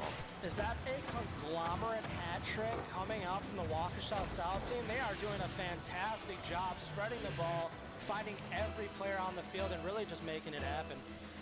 Yeah, that's what makes Waukesha South good, is all 3 of the players are capable of stepping up, rising up to the occasion. As I said before, their endurance picks up as the matches go on. We saw that last year with the Game 7 Spring 2022 Grand Final for Division 1. When that match happened, it was tied 3-3, Oak Creek and Waukesha South, and Waukesha South just rose up to the occasion. Played like absolute dogs and beat Oak Creek to win the title. And we could be seeing that again later on, Joe. That is a possibility. It's in the cards. As Oak Creek in the Pier is currently ongoing. We'll fetch an update on that matchup as soon as we get one. But for now, 3 minutes here for Horlick to get 3 goals. Going to be a tall task, especially against Waukesha South. Demo coming out there from Walmart Dog. Blaze getting back to his half. BMO, a nice clear off the ceiling. Pixlr reads that perfectly, almost puts it in. Just every single scenario, Waukesha South knows how to play it. They play with great patience. You did mention before the series started that they had an unbreakable chemistry, and we are seeing that here on this screen, game after game, as this series continues to play out. That ball's going to go up. Unfortunately, Blaze not going to be able to hit that. Oh, Rogue Tech almost came down on that one. Nice bump by Blaze. Says, get out of here. Falls up again. See if Roptek can read it. He can. Divine tried to read that one. Off center there. Divine trying to put that one in. Not able to. Walmart with the save. Divine there puts it right in for Waukesha South. And it just plays like that you see from Waukesha South. Just building up confidence as matches go on. Yeah, the one thing that we're definitely seeing from this Waukesha South team that we are not seeing from this Horlick Rebels side is the fact of the team chemistry playing out, being able to get these passes where you need them, being able to find your teammates on the field in accordance when you're moving down the field, and right now Horlick has just not been able to find that pace. And that's a fourth one, a second, or actually a third one for Divine. Hat trick. Hat trick indeed. Let's go, Divine OG. Man, another dominant performance from Waukesha South. 5 goals yet again, much like game 2. They get the ace in Rocket League. For a second straight time, Blaze up. See if Horlick can get at least one for pride here, Joe. I feel that they have it in them. There's still a minute 43 on the clock. I wouldn't say the game is gone, but it is getting out of reach and it is getting difficult. But can Horlick still find the back of that net? Waukesha South still continuing to knock on the door. Walmart Dog in a 1v1 situation, but Divine coming off from behind, knocking the ball past Walmart Dog and putting it right to Pixlr. Again, just the cohesion with this group is insane. I mean, when they were playing in the Gauntlet last year, they were virtually yelling at each other, and they were still popping off like this. It's just insane. Hey, communication is still communication. Yeah. Yeah. Even if you're shouting at each other. I mean, let's just say it right here, you can tell whatever communication they have today, it is impeccable because it is showing on the field. And it looks like Waukesha South, with a minute remaining, might have this in the bag. And despite the schedule delay, the 3-hour and 15-minute, I believe, schedule delay with this whole state championship, Waukesha South is dialed in. And they are hungry for that state championship, putting a 6th one in. Roptek getting his hat trick. I don't even have another hat. Yeah, I don't have another hat. Guys, I don't have another hat. Do we have a hat out there in the audience? Do we have another hat? Hat trick, indeed we do. 6-0, dominant performance. Waukesha South 40 seconds away from advancing to the grand finals. And Joe, even though Horlick lost this match, the main story for this team was getting here to the state finals as Blaze worked so hard for the Horlick Rebels throughout his freshman year to his senior year.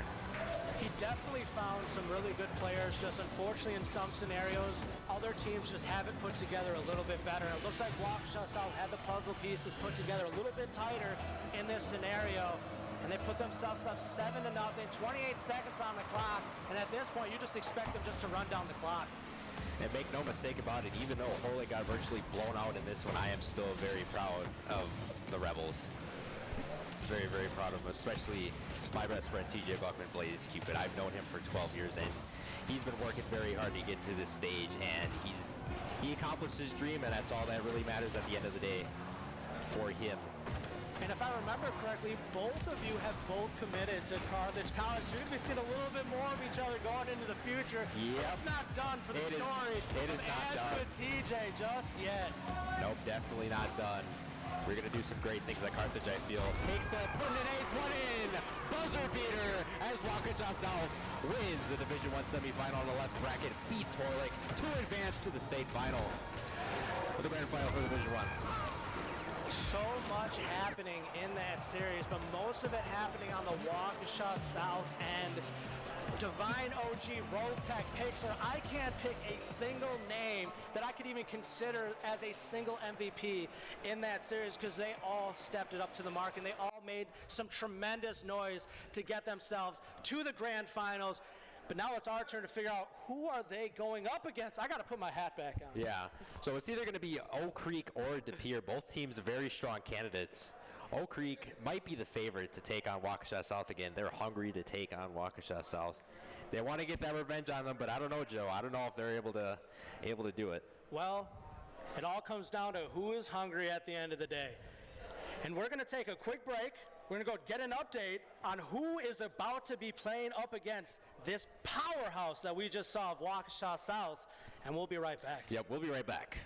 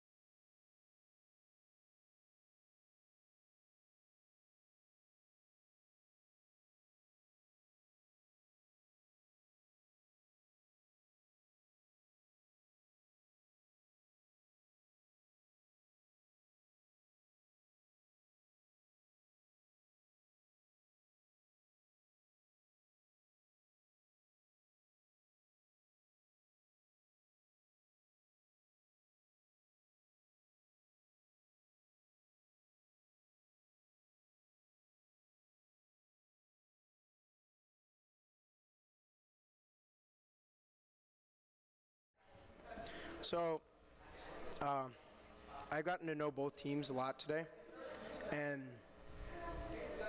just the grit that Oak Creek has shown in last game was pretty good. Like, I watched them practically dominate through most of the game.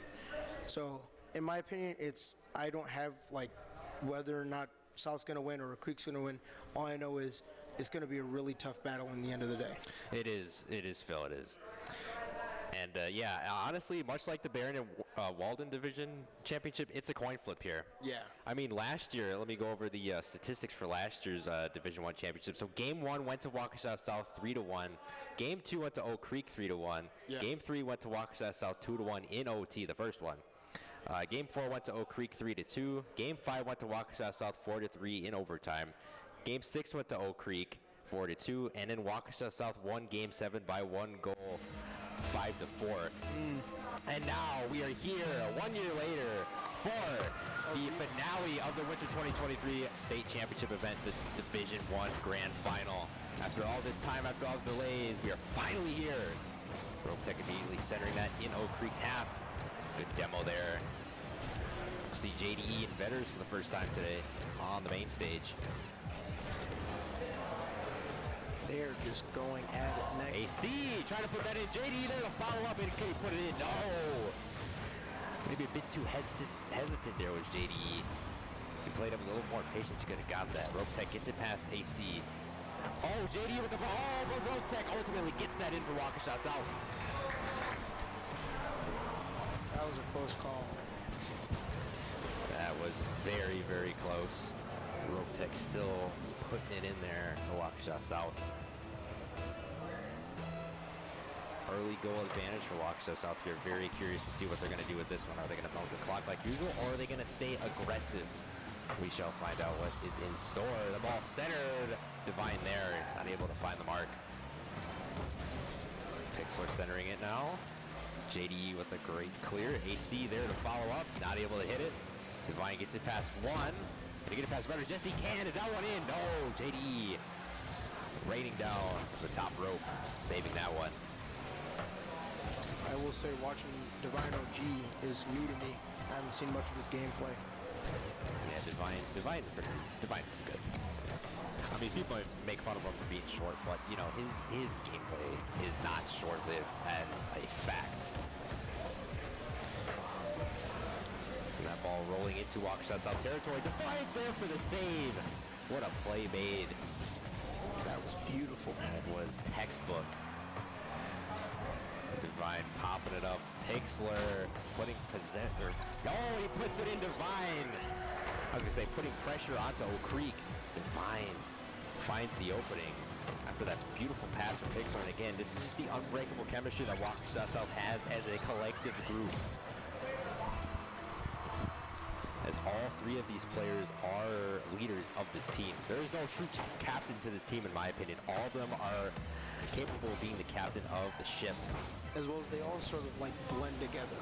When one person has a faulty, the other one patches that. It's like rock, paper, scissors with just They kind of remind me of the 2016-2017 Golden State Warriors, you know, that dominant season, the 73-9 record. And, you know, just going through every team, just bashing them to get their way to the championship. And they did that last year coming in first season. They went 8-0. Oh, that one's going to be saved by Divine. Yeah, they came into last season 8-0, not dropping a single game in the regular season. And then going on to the playoffs, not even losing a single game until they played Oak Creek in that grand final where they lost 3. I remember hearing all about it at school. Yeah, that was one to watch for sure. For those of you viewing, if you have not watched that, go back and watch it. I believe the VOD is on YouTube. But we are witnessing the grudge match of that final right now. About 2 minutes left. Oh, Divine fast break opportunity, puts it in. It's the second goal of the game. Just a great play there, getting it right past JDE. Just looking on through there like a slipping slide. Seeping through the cracks here. Waukesha South dominant so far in this series, much like they were against Sporlick. Ball's popped up. Pixler there to read it immediately better. Is a good clear. Getting off for that backboard. And so far we're seeing Waukesha South adapt to Oak Creek by using the same strategy they used against Horlick. Just shutting down one half of the field, taking full momentum into their hands. See if Oak Creek can get a goal here. Good bump by AC onto Pixler. Vetters pops it up. JD is going up. See if they can put it in. No, Divine there. Tech now setting up shop. Not able to do much with that. Oak Creek gets a demo from Vetters. Passing play gets denied by Divine. Divine is just like a Swiss Army knife right now. Just everywhere on the offensive end and defensive end. Divine, can he put that in? No! It's shut down by AC. Riders are going to try to read that. Gets a slight touch on the ball. That might not be a good one at the end of the day. Right, the pass right to Rotech from Pixler. They're just finding every crack they can find and just weaseling their way into it. They just have the answer for everything.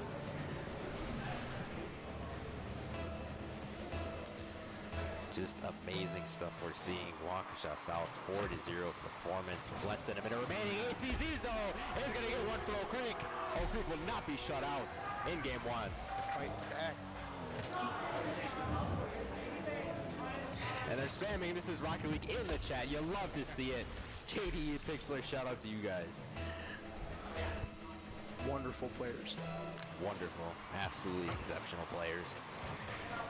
Been an honor to cast them for the past year and a half.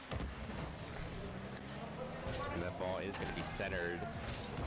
Luckily, Robotech is not there in favor of Oak Creek. Oak Creek, though, trying to get a second one on the board quickly here, but time is ticking.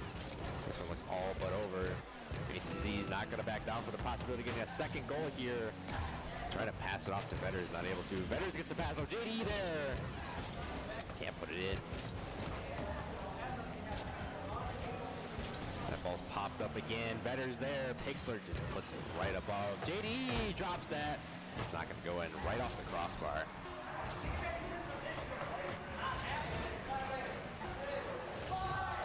And the countdown begins. And oh, that ball's still up. And it's now Waukesha South. Game one winners. 3 more to go to win a second straight state championship, following in the footsteps of Shawano, possibly. Oak Creek still has a chance, though. Remember They do. last year. They do. They did not go out without a fight. Well, they shifted their momentum in game 2 last year. Let's see if they do the same thing this time around. As we haven't seen the untapped potential from JDE really exposed on the stream yet. See if Oak Creek can get things cooking. Oh, they almost get something there. It's Robotech there for the save. Vetters popping it up. Can't get it past Divine, though. AC whiffs on the ball. Divine there. Pops it up for Pixler. JD is there to clear it. AC following up. It's a nice touch. Ultimately, Robotech is going to be there to make the adjustments. Robotech trying to put one in. Vetters a good save. Oh, and a demo from AC. That should set up shop, hopefully, for Oak Creek. JD, a nice bounce. Vetters there, trying to read that, but just Waukesha South too quick on defense. They're as speedy as Speedy Gonzalez, I swear. They're just on the ball every single time. Divine, beautiful shot, and that's in. My goodness. Managed to weasel its way in there. What a play. Barely. That is just an absurd angle to hit a shot from. Me personally, I could never do that. Same here. I could never do that. I get close to it, but chances are it might not happen. I wouldn't even be able to get it in the air. Just watching this is... I should be taking down notes. Yeah. Just every single other team in Wasilla just jot down notes on their notepad about Waukesha South. Oh, do this to stop them, do this to stop them. But guess what? It's not going to work, as Waukesha South always has an answer since they entered the fray in spring 2022. They have not been shut down. Look at that! A demo into a goal. Pixler putting it in for Waukesha South. Pixlers have been playing really aggressive. Man. 2-goal lead once again for Oak Creek, or sorry, Waukesha South. It's Oak Creek still trying to find their footing here. See if they can get one on the board. Nice demo from Vetters. JD's gonna follow, he whips on the ball. That could be costly. Pixler rocking the mark. You'd love to see that. Divine trying to put that one in. That one gets cleared out by Vetters. Now Divine rotating towards midfield. Oh! ACZ with a good save. Pixler's turn now. Divine takes a stab at the ball. Pops it up. Rotex there. And he fits it in. Just like a key. This is just like a magic show right now. Just every single time Waukesha South possesses the ball, they idolize a plan and they put it to fruition. It's like they're a machine that just constantly answers each other's like. Yep. Oh, the Vetters off the kickoff, puts one in for Oak Creek, cutting their deficit to 2. I had a feeling Oak Creek was like moment South got at their all-time high, they were just gonna knock them right back down. Yep. 2 people missing the kickoff that time for Waukesha South.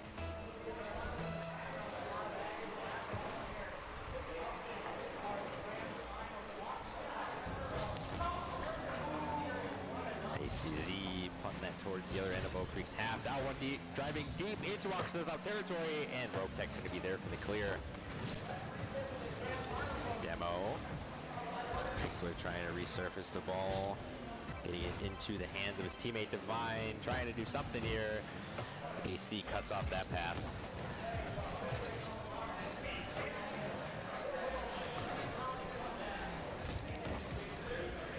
Pixler trying to do something here. Gets caught off on the end of that wall. So Rotek's able to do here, not much. JD centering it for his team, but Pixler there immediately to read that.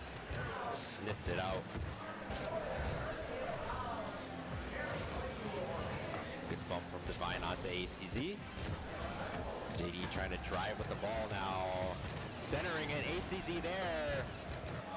That ball's still in play, but Pixler is there. JD still applying the pressure. Vetters cannot hit the ball though, and that's going to roll right back into Oak Creek territory. Rotek looking for a possible center here. It's not going to get it. JD with a nice touch, but Pixler applying the pressure. You gotta notice the good rotations that are happening from Waukesha South, making this all possible. Vetters trying to get a shot. ACZ as well, but Pixler blocks him off. Pixler trying to go for a demo onto JD. He's not successful in that attempt. He's just bombarding JD though, which is the big thing. Even if you don't get the demo, the disorientation on the opposing side is bigger. Yeah. Because it throws them off. ACZ though gets a fast break look, but Rotek there in time to save the ball. Trying to get it past JD. Pixler with the ball in his hands, trying to pass it over to Rotek. He was not in position. Vetters pops it up. JD puts that one in. What a beautiful shot. Finally, JD is on the board, coming alive.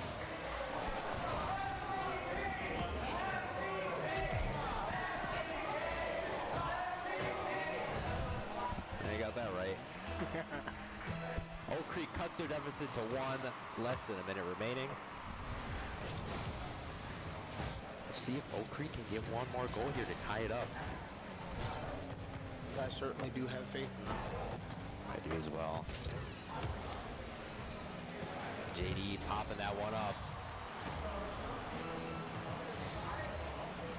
Pixler going to establish dominance with the ball. Vetters gets the best of that exchange. JD not able to hit the ball. AC though is able to. JD with an exit demo. Oak Creek had an opening. They still have 10 seconds though. could get something. They just need to get off their side. Waukesha South's going to do what they do best. Keep it on the opposing team's side. Divine drops one in.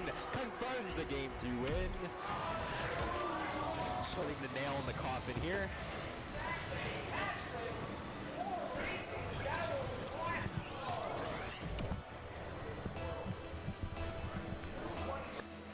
Just 2 seconds left in game number 2. 2-goal deficit as well. A lot of twos yet again. Balls popped up. Let's see if Ropetech can get a last-second double tap. Oh! Divine. Hat-trick season for Waukesha South and Divine. And just at any moment, they can just score like that. Waukesha South takes game number 2, getting a 2-series lead over Oak Creek. Score 2-0. Divine's just been finding ways to just sneak up on the enemy and just get right in there. Yeah, they're more worried about Ropetech and Pixlr, but you can't forget about Divine. Cannot forget about Divine. The listed captain for this team, but like I said before, any of these members could be the captain of this team. They all have unbreakable cohesiveness that's really driven them to this point. On the cusp of winning 2 straight state championships. Sounds like Horlick is popping off against the pier right now for those Horlick fans that are still watching.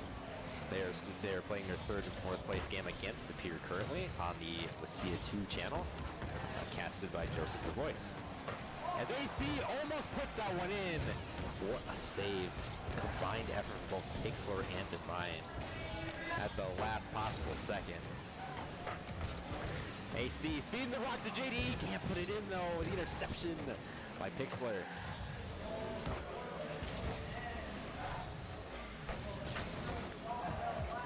Both players whiff on the ball. Ropetech and Vetters. That is AC trying to stop the momentum there, but no one's back for Oak Creek. And that leaves a wide open lane for Divine. Just can't commit mistakes like that against a team like Waukesha South. Somebody has to be back there. You cannot triple commit on the midfield. Have to have somebody back. Got to have that 2-man push, and you got to have that 3rd guy coming in, rotating back and forth with another member of the team. Ropetech's shot almost sneaks in there. Vetters with the save. Divine going after that. See what Ropetech's able to do here. Trying to get a pass. AC is not able to.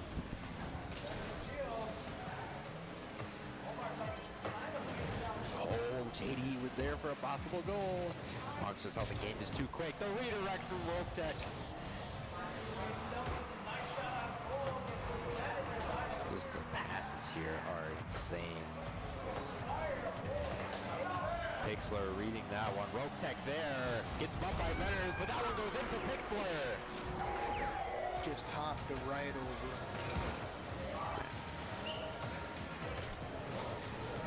They're just the equivalent of an NBA super team, Phil. Yeah, they just pull out all the stops. If you want to see an exciting Rocket League team, watch Waukesha South, because they are the most exciting team to watch in Lucia for sure. Or at least in Division 1, I should say.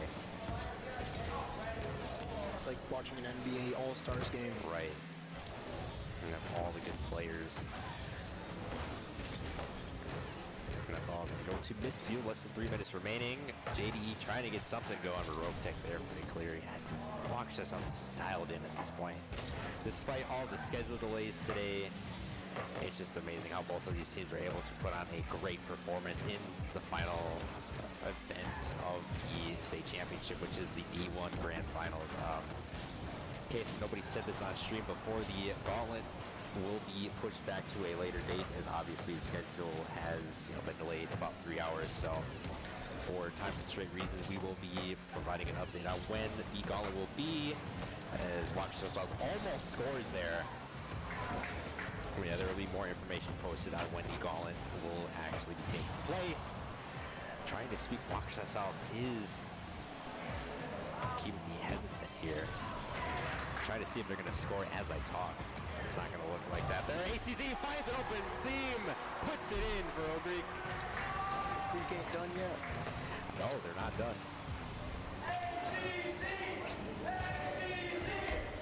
And the ACZ chants going on in the remaining crowd that's here. Not many people, as most of them have already made progress into their rides back. It took me about 5 hours to get up here and to spend a night in a hotel. I am pretty much drained at this point, but still casting nonetheless. We're going to do a proper send-off after this grand finals is over as well, so stick around for that. ACZ popping it up. Oh, if it would have went low there, Phil, I think he might have had that goal. Yeah. JD centering it. Oh, Vetter's there. That was not going to go in. Vetter's rebound. No. So close. Oh, dude, that's been a common occurrence in all of the games today. I think like 13 times, I think. The ball has just gone into the goal, bounced up, and just went out of the goal. That's unfortunate. I know I've witnessed that a lot in my games, too. Yeah.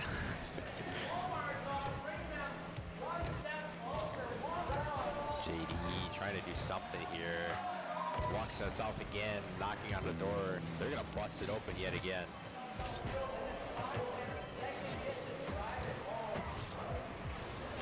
The door hinges are practically Cheetos at this point as Waukesha just carving through all the doors, busting them all down there. And they put another one in. They're not playing nice. No, they're not playing nice at all. They are playing to win and to win only. Win in dominant fashion. Walk out on top, much like last year. They don't want this going to 7 games. At this stage of the night, I don't blame them. I hope Oak Creek wins this because I really don't want to hear this constantly just brag for the rest of the school year. Yeah. Always love to see some competition here, some competitive Rocket League, but Pixler is going to say no sir to that one. Extends Waukesha South's lead by 3 with 30 seconds remaining in Game 3.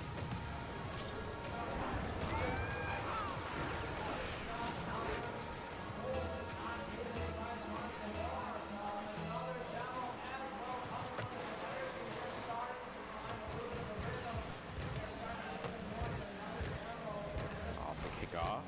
Pixler gonna put it mid. Oh, Betters reads that perfectly, puts it in for Oak Creek.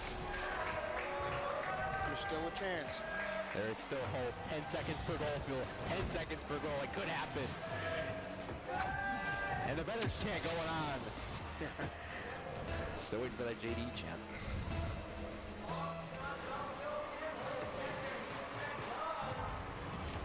Time ticking here. Ball is in Waukesha South territory, so Oak Creek could get one here. Oh, the 10-second benchmark has passed. Still more time on the clock, though. Countdown is starting. It's looking like this one is going to end with a Waukesha South win for the 3rd straight time. And it is Waukesha South 3-0 in the series. One more game until they are back-to-back state champions for Division 1. I'm counting on Oak Creek. In my head, they're still not out of this. They could pull some magic.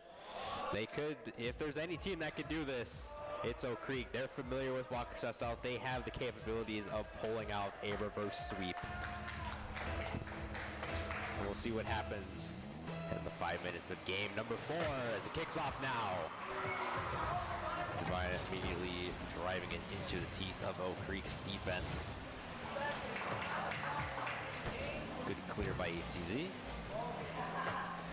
Divine already putting it in, not even 15 seconds into the match. Dirty. Common theme we're seeing from Waukesha South. Start fast, start quick, and control the game from there. That has been their mojo since they stepped into Wasilla. It's paid off for them greatly. Great poise, great confidence, great team chemistry. It sounds like a broken record saying that over and over again, but it's true, it's factual.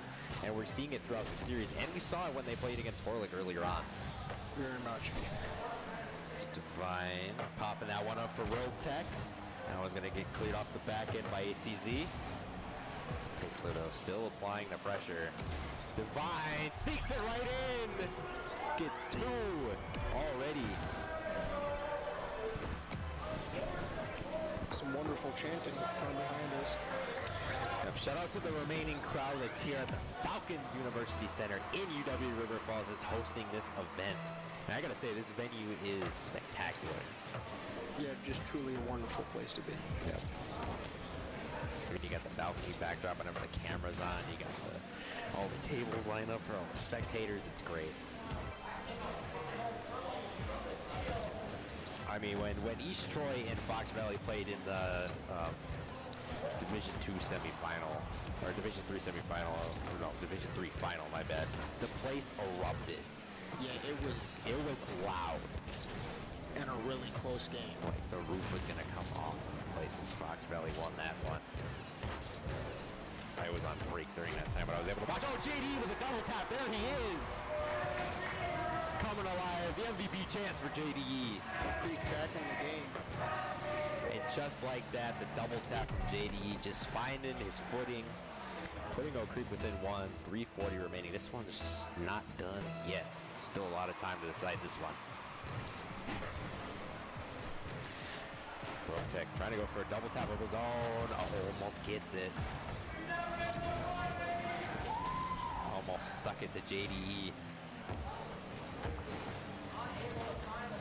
AC does not hit the ball. Rutgers going up for his attempt. See what he's able to do. Centers the ball, gets denied immediately by Pixler. ACZ shuffling back. Now that ball's going to go straight to Vetters. He's going to be able to catch that and put it past 1. See if he can get it past Pixler. He does! And he gets it in! And Oak Creek ties the game at 2. Definitely not out of it now. Man, I'll tell you, this crowd is getting in with Oak Creek here. It is something special. Just something special about this atmosphere. Even though most of the people already left, it's still filled with energy.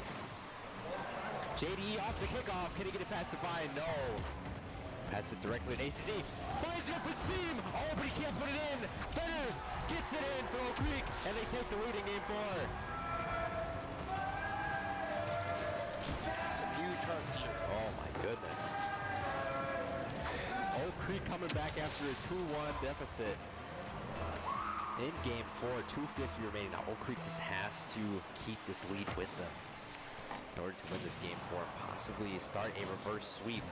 But it all starts with winning this game.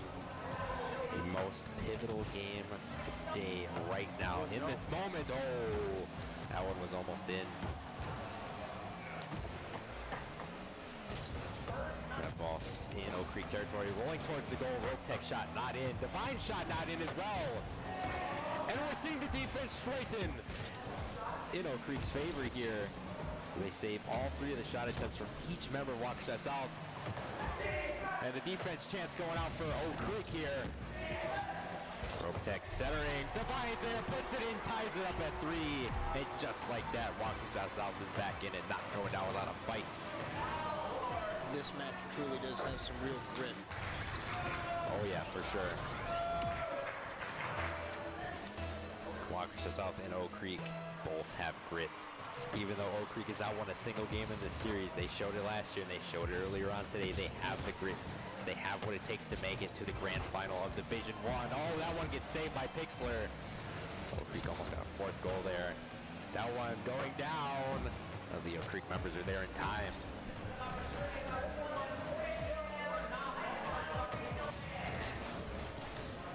JD popping that one up. Pixler. Oh, the demo by Rotech, and that one not gonna fall in. Fetters with the save. JD shot online. That one is gonna get cleared. ACZ on the center. Pixler gets it past 1. JD, the last man back for Oak Creek.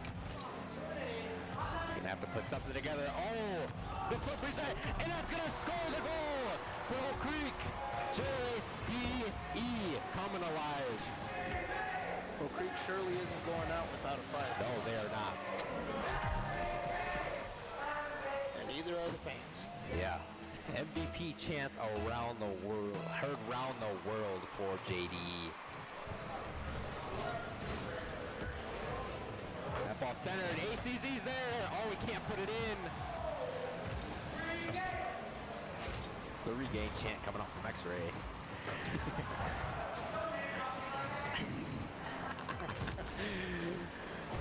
Oh, that ball is centered. Divine's there. Not going to put it in.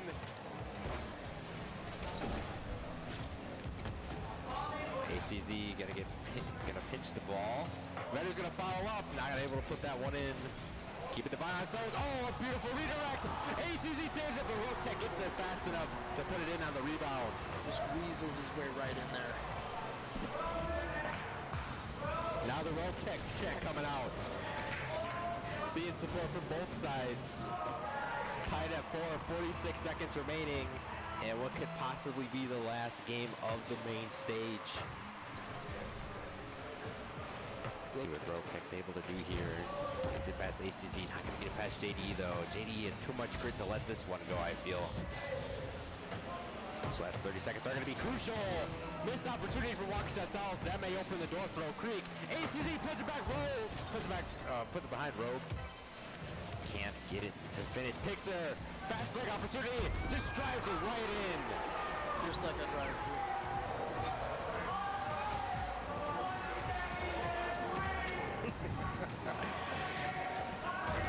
The dream is real. Yeah, the dream is real. 20 seconds for Oak Creek to get one more in here to tie it at 5. Force it overtime, keep the dream for a reverse sweep alive. Oh, is it gonna go in? It is! Oak Creek gets it! Wow, within 5 seconds after the 20 seconds under the dream chance, they get it. Oh my goodness. Now just a battle of will. All right, 5-5 here. Time ticking here. Pixler trying to end it. He's not going to be able to. Oh, that one's almost in. Rotek popping it up. That ball's still up. Pixler going for a last chance shot. Still up. ACZ hits it down. Overtime. Game number 4. Who put this in the script?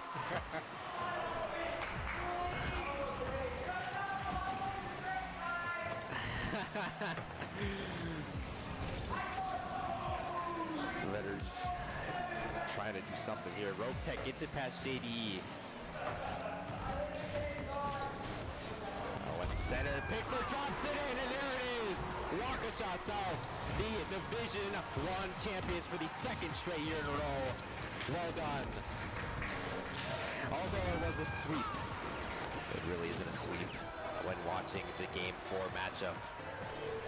But nonetheless, the Waukesha South coming out on top in the final match of the mainstream, walking out Division I champions. Oh man, what a day! Really close match. What a match! What a day! I am drained. Agreed. I am drained. This has been a very, very long couple days. Glad we were able to get through everything though, despite a delay. Got to see some great Rocket League action throughout the day as well.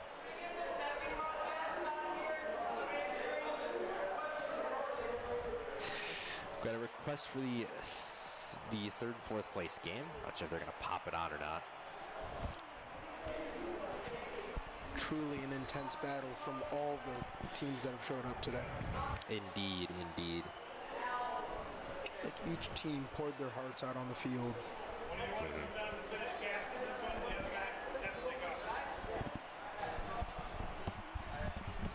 We're gonna go to the other stream that's in game right now on here.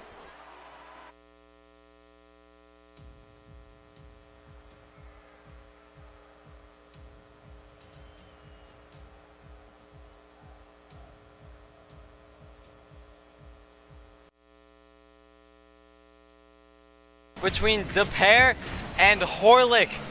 This is going to be an insane game. Shill putting it out. Walmart Dog now with the ball, putting a shot on. Shill able to save it away. Blaze couldn't get a shot. And now cleared away. Horlick has to save it. Horlick 1 up right now. DePere ties it up. Oh my goodness. and 2:48 left on the clock. I'm not entirely sure what happened, but I know the first two games were insane.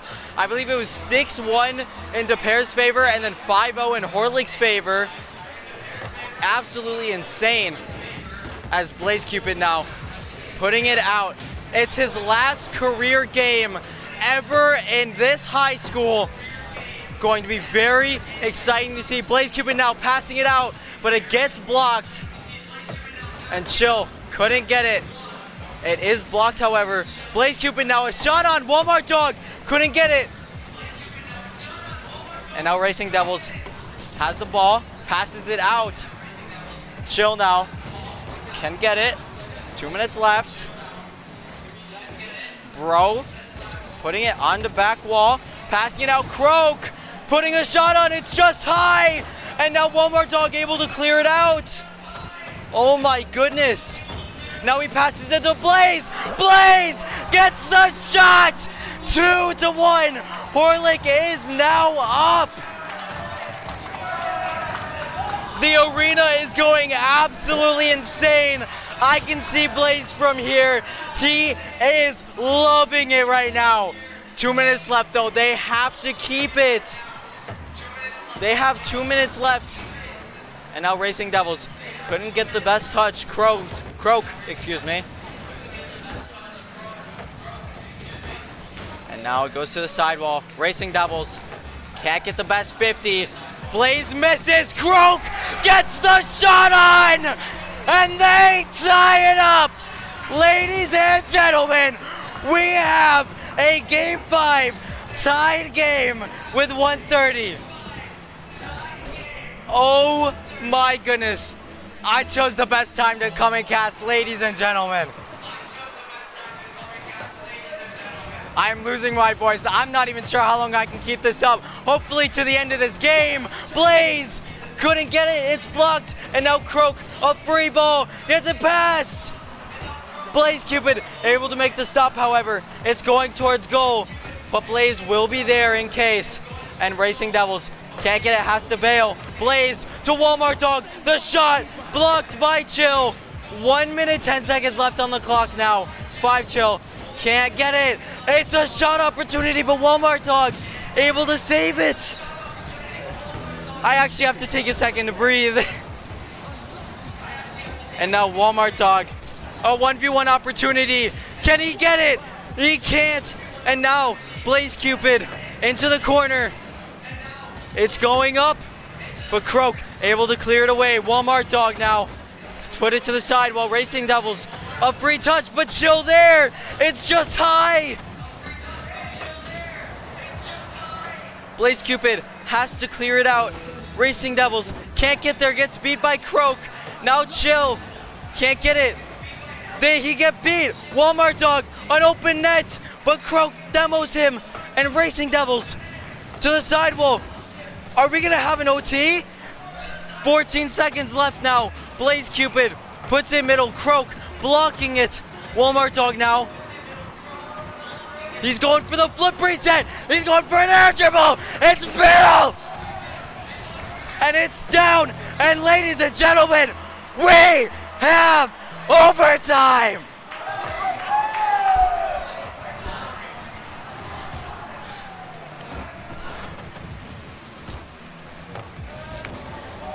Blaze Cupid couldn't get the touch. Walmart Dog can't get there. Blocked by Croak. Bro can't get it. Racing Devils to the corner. Everybody chanting in the crowd right now. The energy is so hype. Now a shot opportunity blocked by Blaze. It was blocked by Blaze. Walmart Dog putting it to the wall. And it's in! Croak ends it all! DePere takes the Game 5! And Blaze's last game of his career, an unfortunate loss. It's so unfortunate. Game 5 loss to DePere. Blaze, I can see him. He's Oh no, I feel so bad, but at the same time, congratulations to DePere, or DePere. I don't know why I keep saying DePere. Congratulations, everyone. What a great state tournament, and I'm not sure if I'm going to be the one to finish casting for it, but ladies and gentlemen, what an insane thing to be able to cast for, what an insane thing to be able to play for. Thank you, everyone, for being able to set it up, and we will see you in the next season.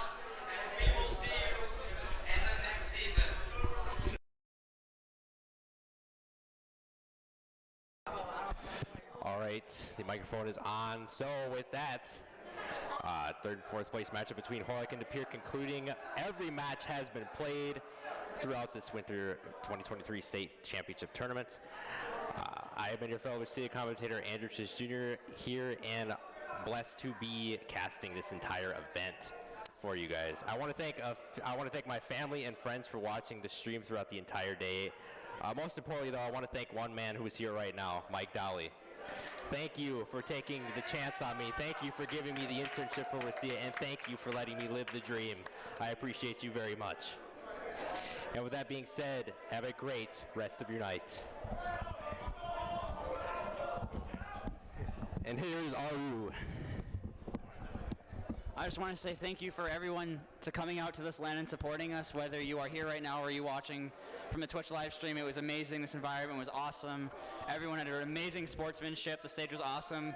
Special thanks to the IT guy for dealing with technical difficulties for like 3 hours. That was crazy. Yep.